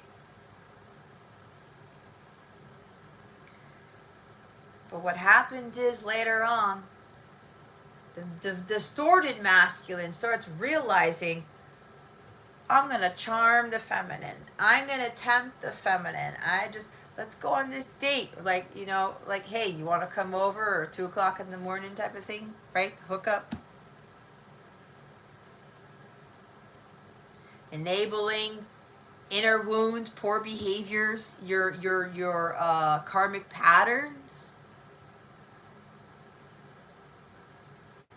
But then, again, that's why it's helpful that the freaking abundance card is at the bottom of the deck, because, again, it's the blessing in disguise where the temptation is masking the blessing. The devil is masking the blessing so that the feminine thinks, oh, well, now she gets it. This masculine's a piece of shit, or like he's just like using me, whatever. Again, the feminine will wake the fuck up like, wait a minute.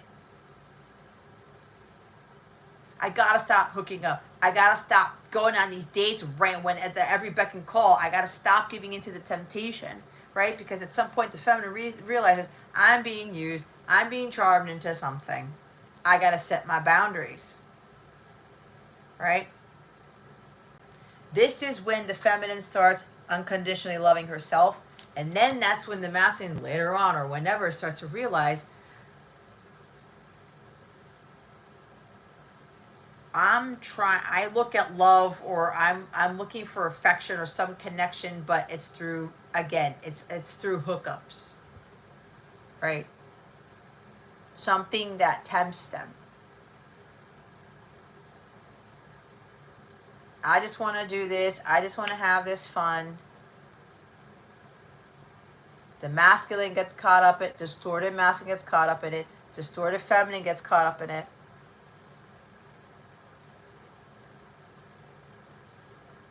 And then the feminine realize what's going on, right? She sets her boundaries, and then that's what starts everything. That's really when it starts the healing. And the feminine starts to realize that she's been repeating the same karmic behaviors. She's got to set her boundaries. She has to stop enabling these things, the poor behavior for herself, the other person. Again, remember, this could be friendships too. She needs to start loving herself.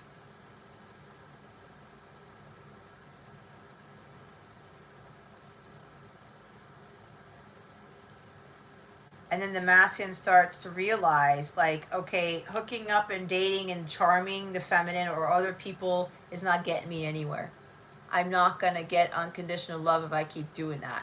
If I keep being nice, right? Again, there's money there. I keep helping. I keep...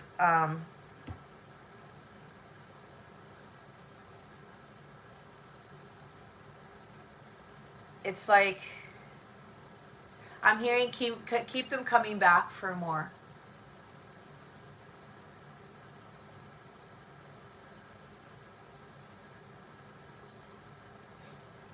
I just heard somebody set you up, or somebody setting somebody up,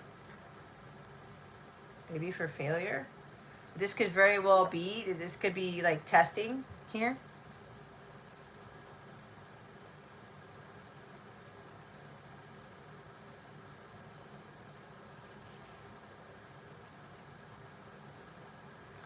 Okay, I'm hearing this set up because for some people, for some, this could be a divine feminine's being tested. You're already in your power, and then God's throwing something in to see what you do.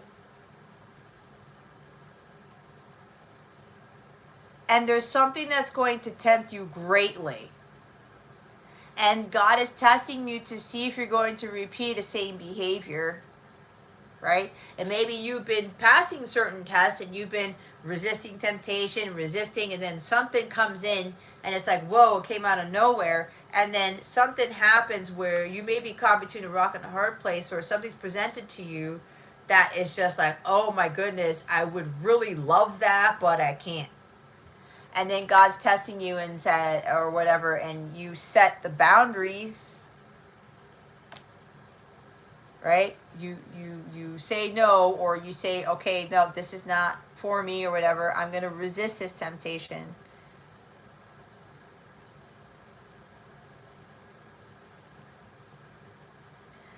but you're also seeing the blessing behind it. Again, with that mask behind the abundance card.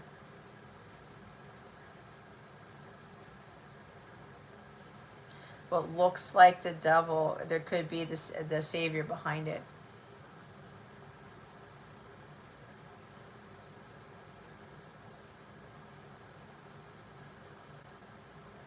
Oh. Is it in this deck? I don't think it is. Let's see. It might be, because they just told me what deck it is. I mean, what card it is. I think it's Rooted Vegetables. R-O... 𝗏 ha. Ha ha ha. What kind of laugh was that? 118. Guys, this is a very complicated thing we're dealing with here. And it goes back to the God and goddess thing, right? It goes back to the Aphrodite, okay? Aphrodite could be like, yeah, I look good, you know. See, here's the thing. Aphrodite will go ahead and like hook up, right? She will fulfill like her sexual desires. That's who she is. She's not going to deprive herself of that. But when it comes to something else, right? It could even be certain things about sex for her. Well, she will have a boundary. She will have like, okay, I'll do this, but I won't do that, right? An epiphanated laugh, that's a big word. She'll say yes to this, but she'll say no to this, right? Yeah, I'll go out on a date with you, whatever, and we can do this stuff or whatever, but I'm not doing that, right?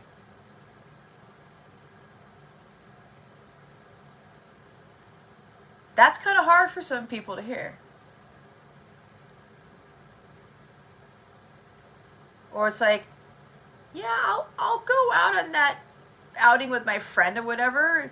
It may not be something that I might like. It may not be something that I'm into, but let me go try it. Of course, safety is a thing within reason. You got to trust your gut. But there's something here where it ends up being a blessing either way for the both of you. But again, watch though, if someone keeps like doing something and if their behavior changes when you don't give them what they want. Okay?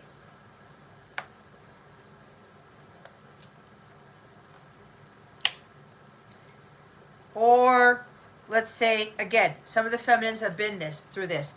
They go on these dates with their masculines, they hook up, and all of a sudden, and then it's the same shit, different day, or they hook up with you, then they say they're dating somebody else, they're seeing somebody else, and you get left out in the cold, you get ghosted, you get gaslit, you get love bombed, whatever the fuck it is.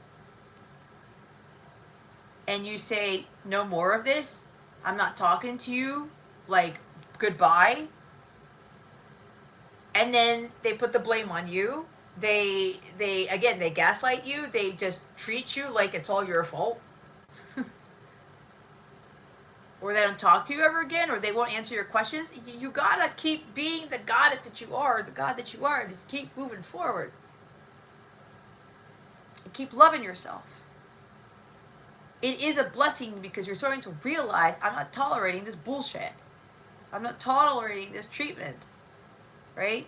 But anyone who's in a counterpart connection, you do not meet your person in divine feminine energy. And some people get that twisted.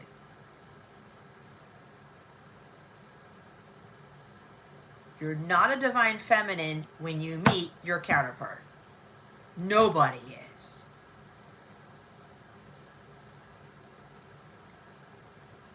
Because if that was the case, you guys would have been in union by day 5. And there would be no lessons to learn. You won't have to go through this stuff, right? There's even friends, okay? I've been in a friend situation, like I had an old friend like call me out of the fucking blue all of a sudden. He got a little bit agitated because I actually turned him down for dinner at the last second. And I deleted his number from my phone.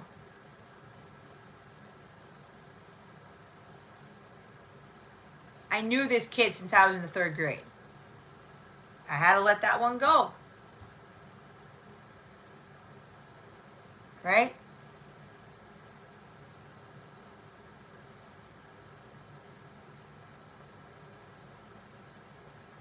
I'm not enabling this. Nope. Nope.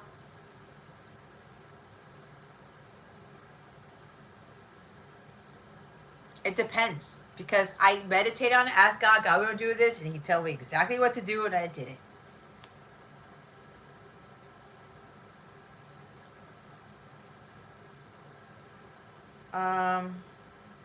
Oh, is it this one?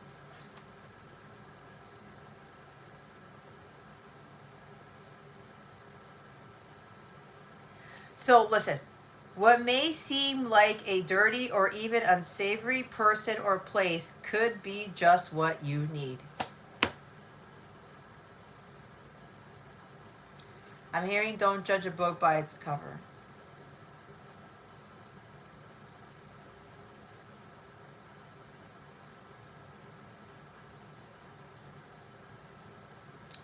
I shouldn't go on that day. I shouldn't go to that place or whatever. Again, it depends. You've got, I said this hours ago, you've got to talk to God, and God will tell you, yeah, go ahead. God will set you up. They set us up.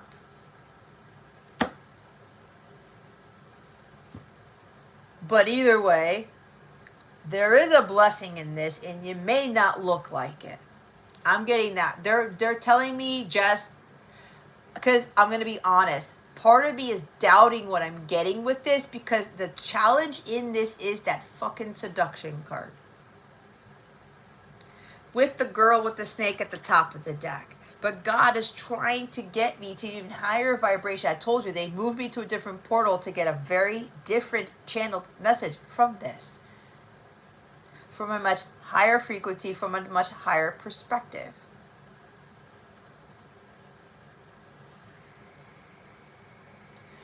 Listen, it's like somebody talks to you and it was like, oh, you know, you're very attractive, whatever, blah, blah, blah. And they say these things and like, I'd like to have lunch, and you're thinking, oh God, this guy wants to date me. I don't want to date anybody.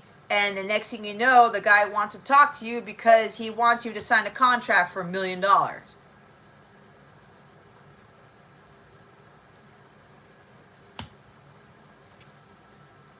Thank you guys for that example. You see what I'm saying?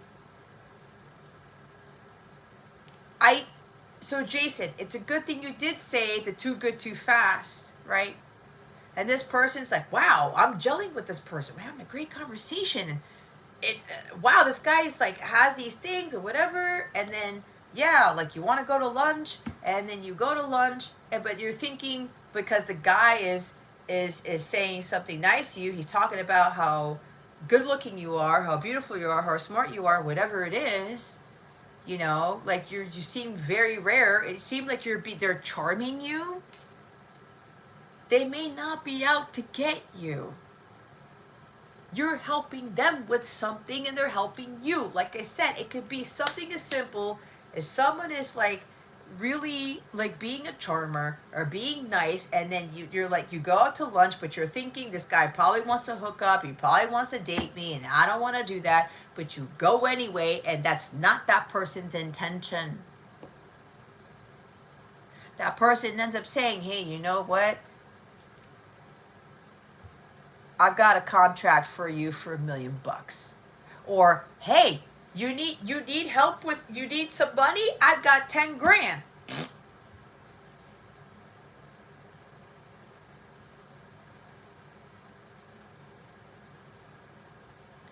What looks unsavory, what looks dirty, what looks unclean, what looks like the devil, there's the Savior behind it. There is the blessing behind it. Okay? Okay, so that example helped Athena. Guys, you know what I just heard?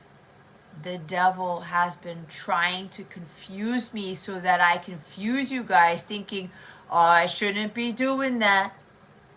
I shouldn't be going on that date. I shouldn't be going to that lunch. I shouldn't. But God's like, no, go. Because it's a setup. Because there's a blessing behind it.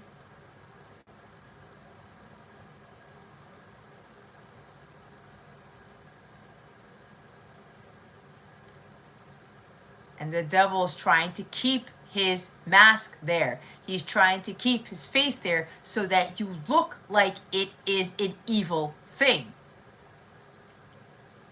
Holy fuck.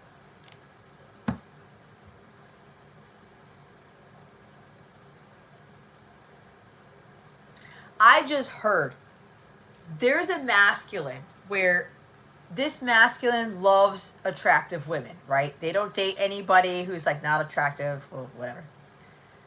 And there's a temptation, there's a drive, there's the sex appeal there. And then the feminine comes along and it's like, oh, here, yeah, okay, it's another hot chick, right? And then what happens is, but they're saying, oh no, it's another hot chick. I get burned by hot chicks, right? Whatever it is. That's tempting. I shouldn't touch that with a 10-foot pole. I don't want to get into that. And again, that's why it's like, well, let me go test the waters. Let me go just hook up. Let me just casually date. Let me be a charmer. Let me lure them in. Hook, reel, and sinker. No, whatever. Whatever. I can't get the fishing analogy right. Bait and hook. Whatever. Switch it. Whatever. Stop. So, let me get this chick, right?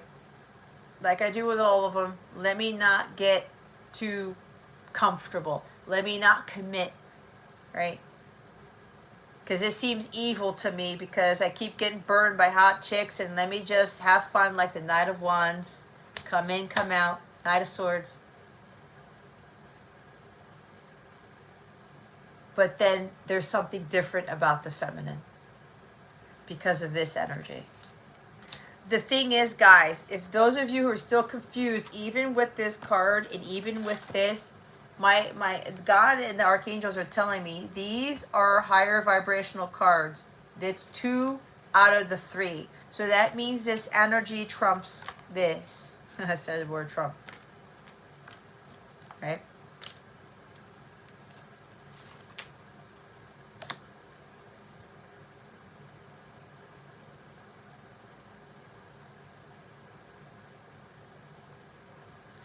Guys, no lie, this is blowing my mind.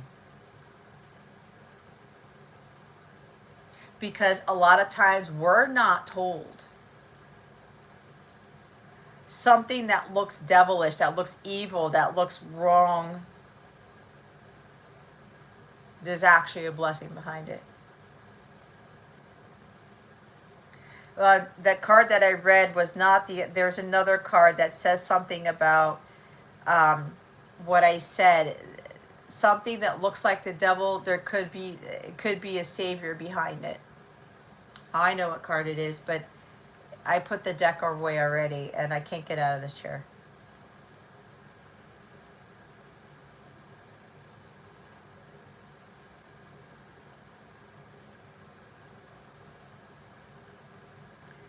So, but again, for some of you, this is a repeating thing.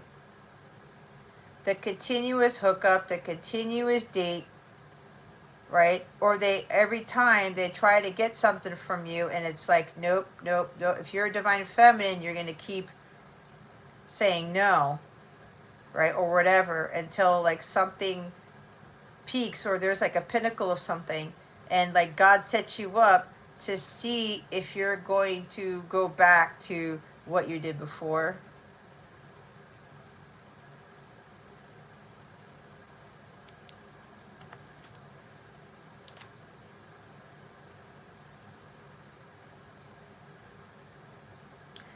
Okay, this might help some of you. The card after the girl with the snake is the coffin.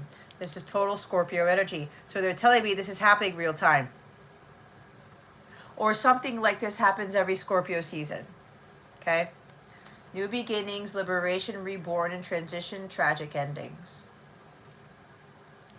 This could very well indicate that because I was talking about somebody from the past is coming in to talk to you about something, about how they're going to admit, yeah, I thought you were just a hookup. I just wanted to date. I didn't want anything casual. But I realized that you ended up showing me what unconditional love is. That I'm not supposed to be, that having sex or doing sexual acts is a form of affection. It can be, but it's not the sole act to receive love, if that makes sense. So this could also be portraying, conveying what the masculine is about to tell the feminine, or what somebody's about to tell you, or whatever this is, or you're about to tell somebody. Because it looks like for some of them, those are the feminines who've done your work and the masculines have done your work, they're no longer this. They're no longer doing the hookup and the teasing and the tempting and the charming, okay? Because you put the kibosh to that. You were the first person, the first feminine to say, no, I'm done with this, man. Cut it out. No.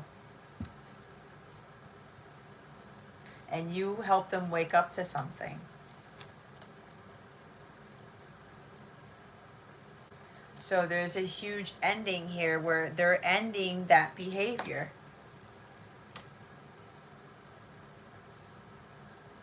Because you gave them something that they really, really needed. Gratitude and bliss, positive mindset energy, learning how to manifest from a higher frequency, right? Learning how to get their blessings without having to try to manipulate, to tempt, to tease, to, lure you into a trap. It's a blessing for the both of you.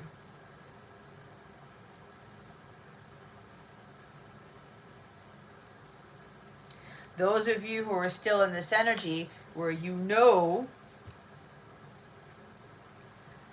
keep getting asked out, like hooking up or to date, and it's like the same behavior,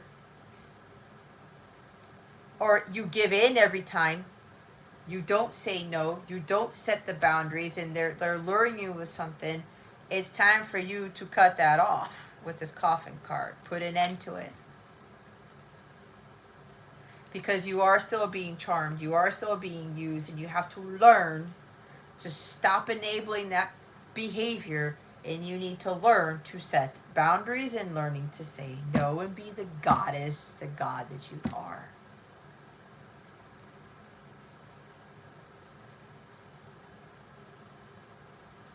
And then this may revisit you because God's setting you up. Could be with a third party person, right? Someone who's not your counterpart, or somebody, or a friend, whatever this is. And God's trying to see how you handle it. If you're going to repeat the same behavior, or you're going to look at it as like, no, I shouldn't be doing that because it's a third party and I have a counterpart. But then you are both being blessings for each other, and there's something that you're both supposed to give and receive from this setup.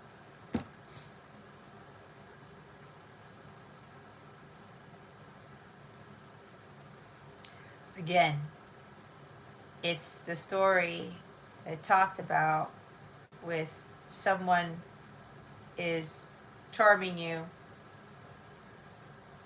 complimenting you. They ask you to lunch, and you're thinking it's going to be like a date. This person wants to have a romantic relationship with you when it's not. And this person, maybe you share their story, and you're being honest with it. And again, there's something about money, and this person's like, oh man, I didn't know you were going through a financial hardship. Well, here's $10,000, or here's a $1 million contract.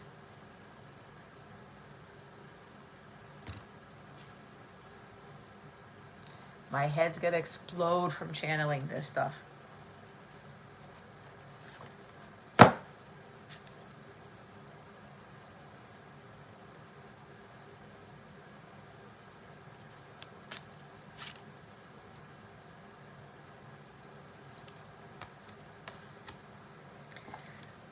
some of you are being led to people, you're being called to actually stop these people from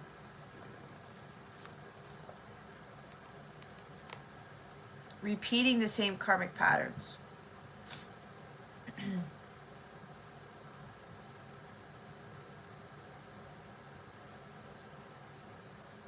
There's always somebody, especially when it comes to people who are just like, they put up a front or something, or they do something just to hook up, just to date, get what they want. Again, I do get strong energy of like sex here. Okay, this is not for everybody though. You know, okay, you know what I'm hearing? The song by Joe called I Don't Want to Be a Player No More. Right? And I don't like the word player, because those people, especially the men who are players, they go through trauma. And they may have a mother, father, sibling, some poor representation of what commitment is, or lack thereof. A poor representation of what sexual union is, what sex is, what love is, what relationships are supposed to be. Okay? And so they repeat the behavior. Or they went through something traumatizing, and it's just like, relationships, love, whatever. I'm just gonna whatever, get my jollies and call it a day. Right? We can't judge those people either. And so God sends someone to them to get them to realize something, like the Joe song. This woman, this man is having me change my ways.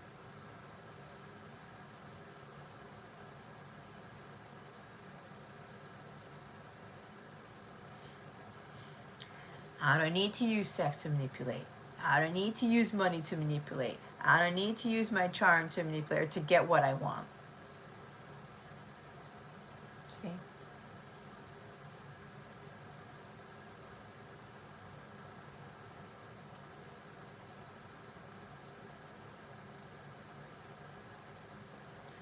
So my guides are telling me, because that took a lot for me to channel, because at the same time I was trying to block the devil from fucking up my channeling.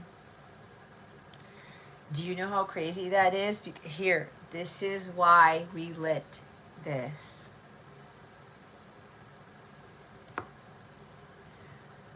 The higher you elevate, the brighter your light gets, because my light frequency shot up again today, and in this channeling, this live stream. New level, new devil, right? So then I'm calling in a higher frequency archangel, because all the archangels are different levels. And so the devil is trying to come in my reading, which is also why now I'm gonna have to end this live, because that took a lot. I feel fine, but I feel it here again.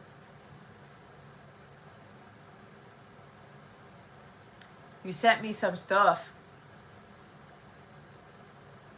What stuff?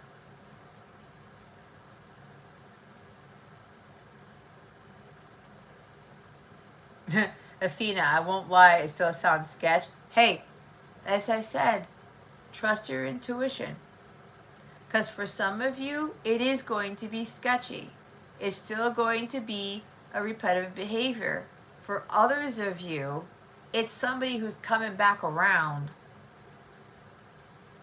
and they're realizing, oh, wait.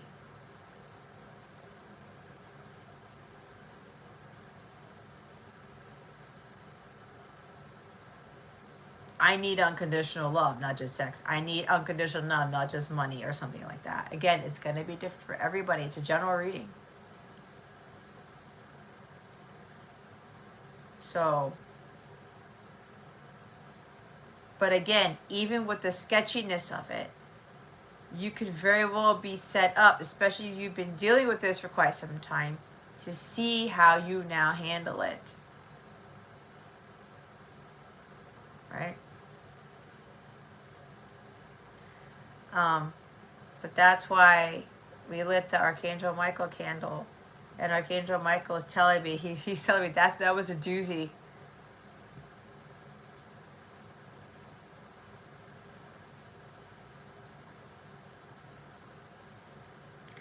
Because he's telling me again, Archangel Michael's telling me again, with these people who are sketchy or they do it, they start off like this. Almost every divine masculine starts off like this. But God sends the feminine, God sends somebody to you to get them to change their ways.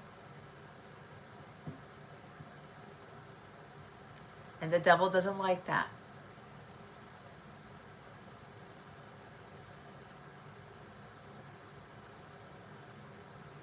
So thank you, Archangel Michael, for really protecting us here.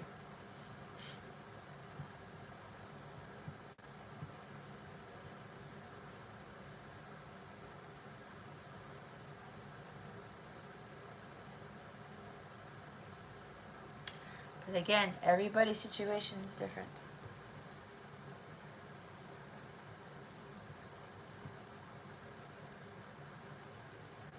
And remember, guys, when we're dealing with these types of things, this devil energy, this temptation stuff, this sketchy stuff, thank you, Athena, for putting that word out there.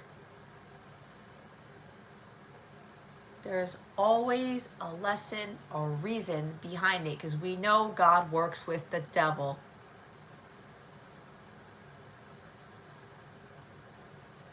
We all know it.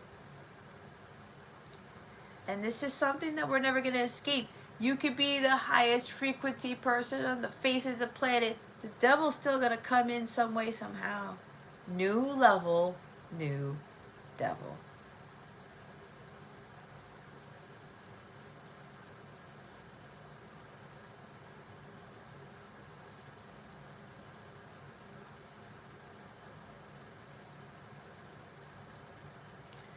All right. I can't. I think this might be the first live. Good. It's 1:20 in the morning. I'm just going to go to bed. Because that took some high vibrational channeling. Like super high energy.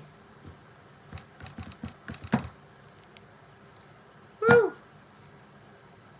All right, guys. Well, that's what I have.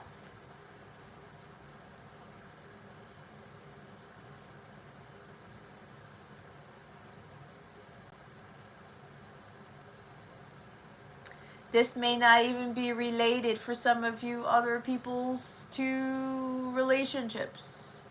Could even be tying to the election, guys. I just got that message.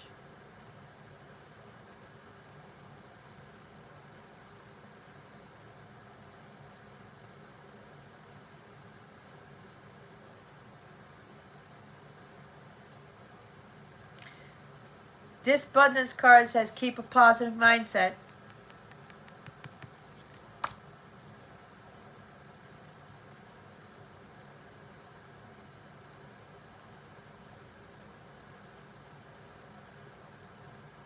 Oh, Athena, my name is Jessica, but I prefer Jess.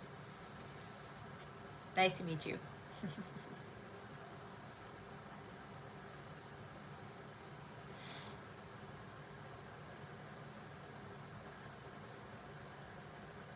Oh shit! Daylight savings time at 2 o'clock, right? Isn't it 2 o'clock? I forgot about that. Did I do my fantasy roster? I think I did. Squirrel.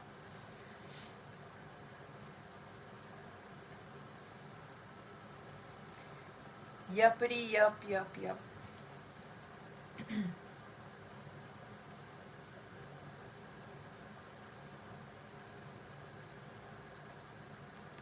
Cody, you drop off again?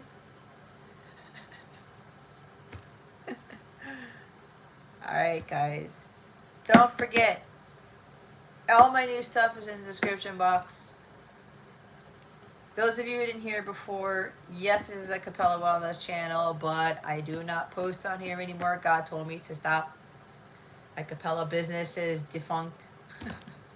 I had to dissolve it. God told me to do it. I now have an 𝗟𝗏𝗀 Ascension. Everything's in the description box. Check out the mobile app. Be a part of the family. We would love to have you. Okay? And you get some other stuff in the app too. So, but I'm more trying to promote the community piece of it, because we're really going to need each other, guys. Even myself included. Okay? While I may be teaching, mentoring, channeling, whatever, I'm going to need that support too. Okay? So, you have two sisters named Jessica. Look at that. And Yashi's best friend is Jessie. Of course, it's the best name on the planet. Like, you can't deny that. I absolutely love my name because you can have so many variations of it. There's Jessica, there's Jessie. I do spell it with an I-E. My family calls me that. Work people, acquaintances call me Jessica. That's still kind of foreign to me. Jess is my preferred. Friends, YouTube, whatever, clients, something like that. I go by Jess. My family does sometimes call me Jess. But I think my sisters tend to call me Jess other than Jessie, but everyone else tends to call me Jessie in the family. Jessie is the family name. And growing up, every now and again I was called J, just by my first initial. So I love the fact that I can be called different names, you know. So, you know, but not bad names, but anyway, whatever. Oh, you were sleeping? You woke up right now? Okay, hun.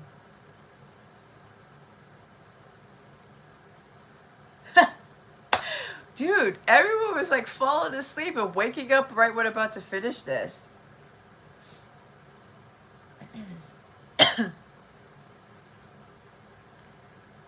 You woke up for that last part. Hope that is a sign. Well, hopefully you got the messages that you needed. All right. I totally forgot. Thank you for the reminder. Jason. Daylight savings time.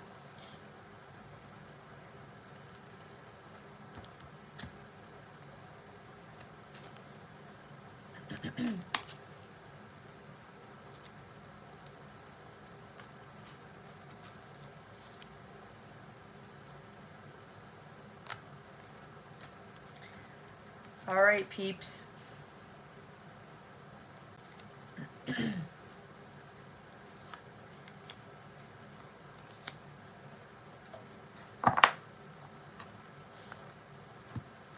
So yeah, this is a big test of like intuition here.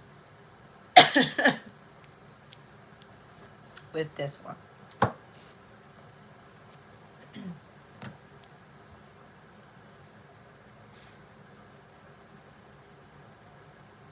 Okay. I'll probably be back here on Saturday again, whatever date that is. Again, if you didn't already hear, if you sign up for my newsletter, you will get a discount to any service on my website, my Aldebaran website, and you will get a free reading from me.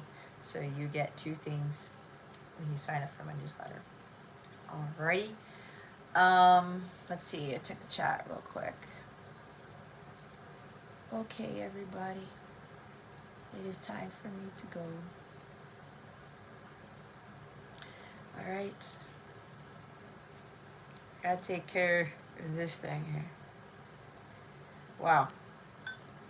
Alright, guys. I love you with the love of Christ. Thank you so much for being here, for your support, for staying up this late, and for participating, for those in the chat. I'm grateful to each and every one of you. And if I don't see you in the app, I will see you on Saturday, because I know you guys know you will see me in the app, like probably tomorrow or whatever. Okay. Those of you who have my app, who do have memberships or my Ascension plans, I am going to be doing the monthly reading for November. It's gonna be a big one. So I would highly recommend you watch it. Make sure you watch it at the beginning of the month as opposed to the end. For those of you who do not have that option, maybe at least for 1 month, try to get a membership so that you can watch the monthly for November and to be part of the monthly live stream, because this is going to be a critical month. And I can feel it right now. They're telling me right now it's going to be a big reading. Okay? And you're going to be better off. You're going to be better prepared when you get that guidance. Okay? And as also, not just with the reading, but with the monthly live stream for November. Okay? Yeah. So have a wonderful rest of your night, everybody. Again, it's great, Athena, to meet you. All the new people coming in, thank you, thank you, thank you. And even my old peeps, okay? I'm glad you're still with me. You know who you are. And the new peoples too. I will, God willing, again, as I said, if I don't see you in the app, I will see you Saturday night, if God allows. Okay, let me not burn this thing. And I will see you guys whenever. Bye.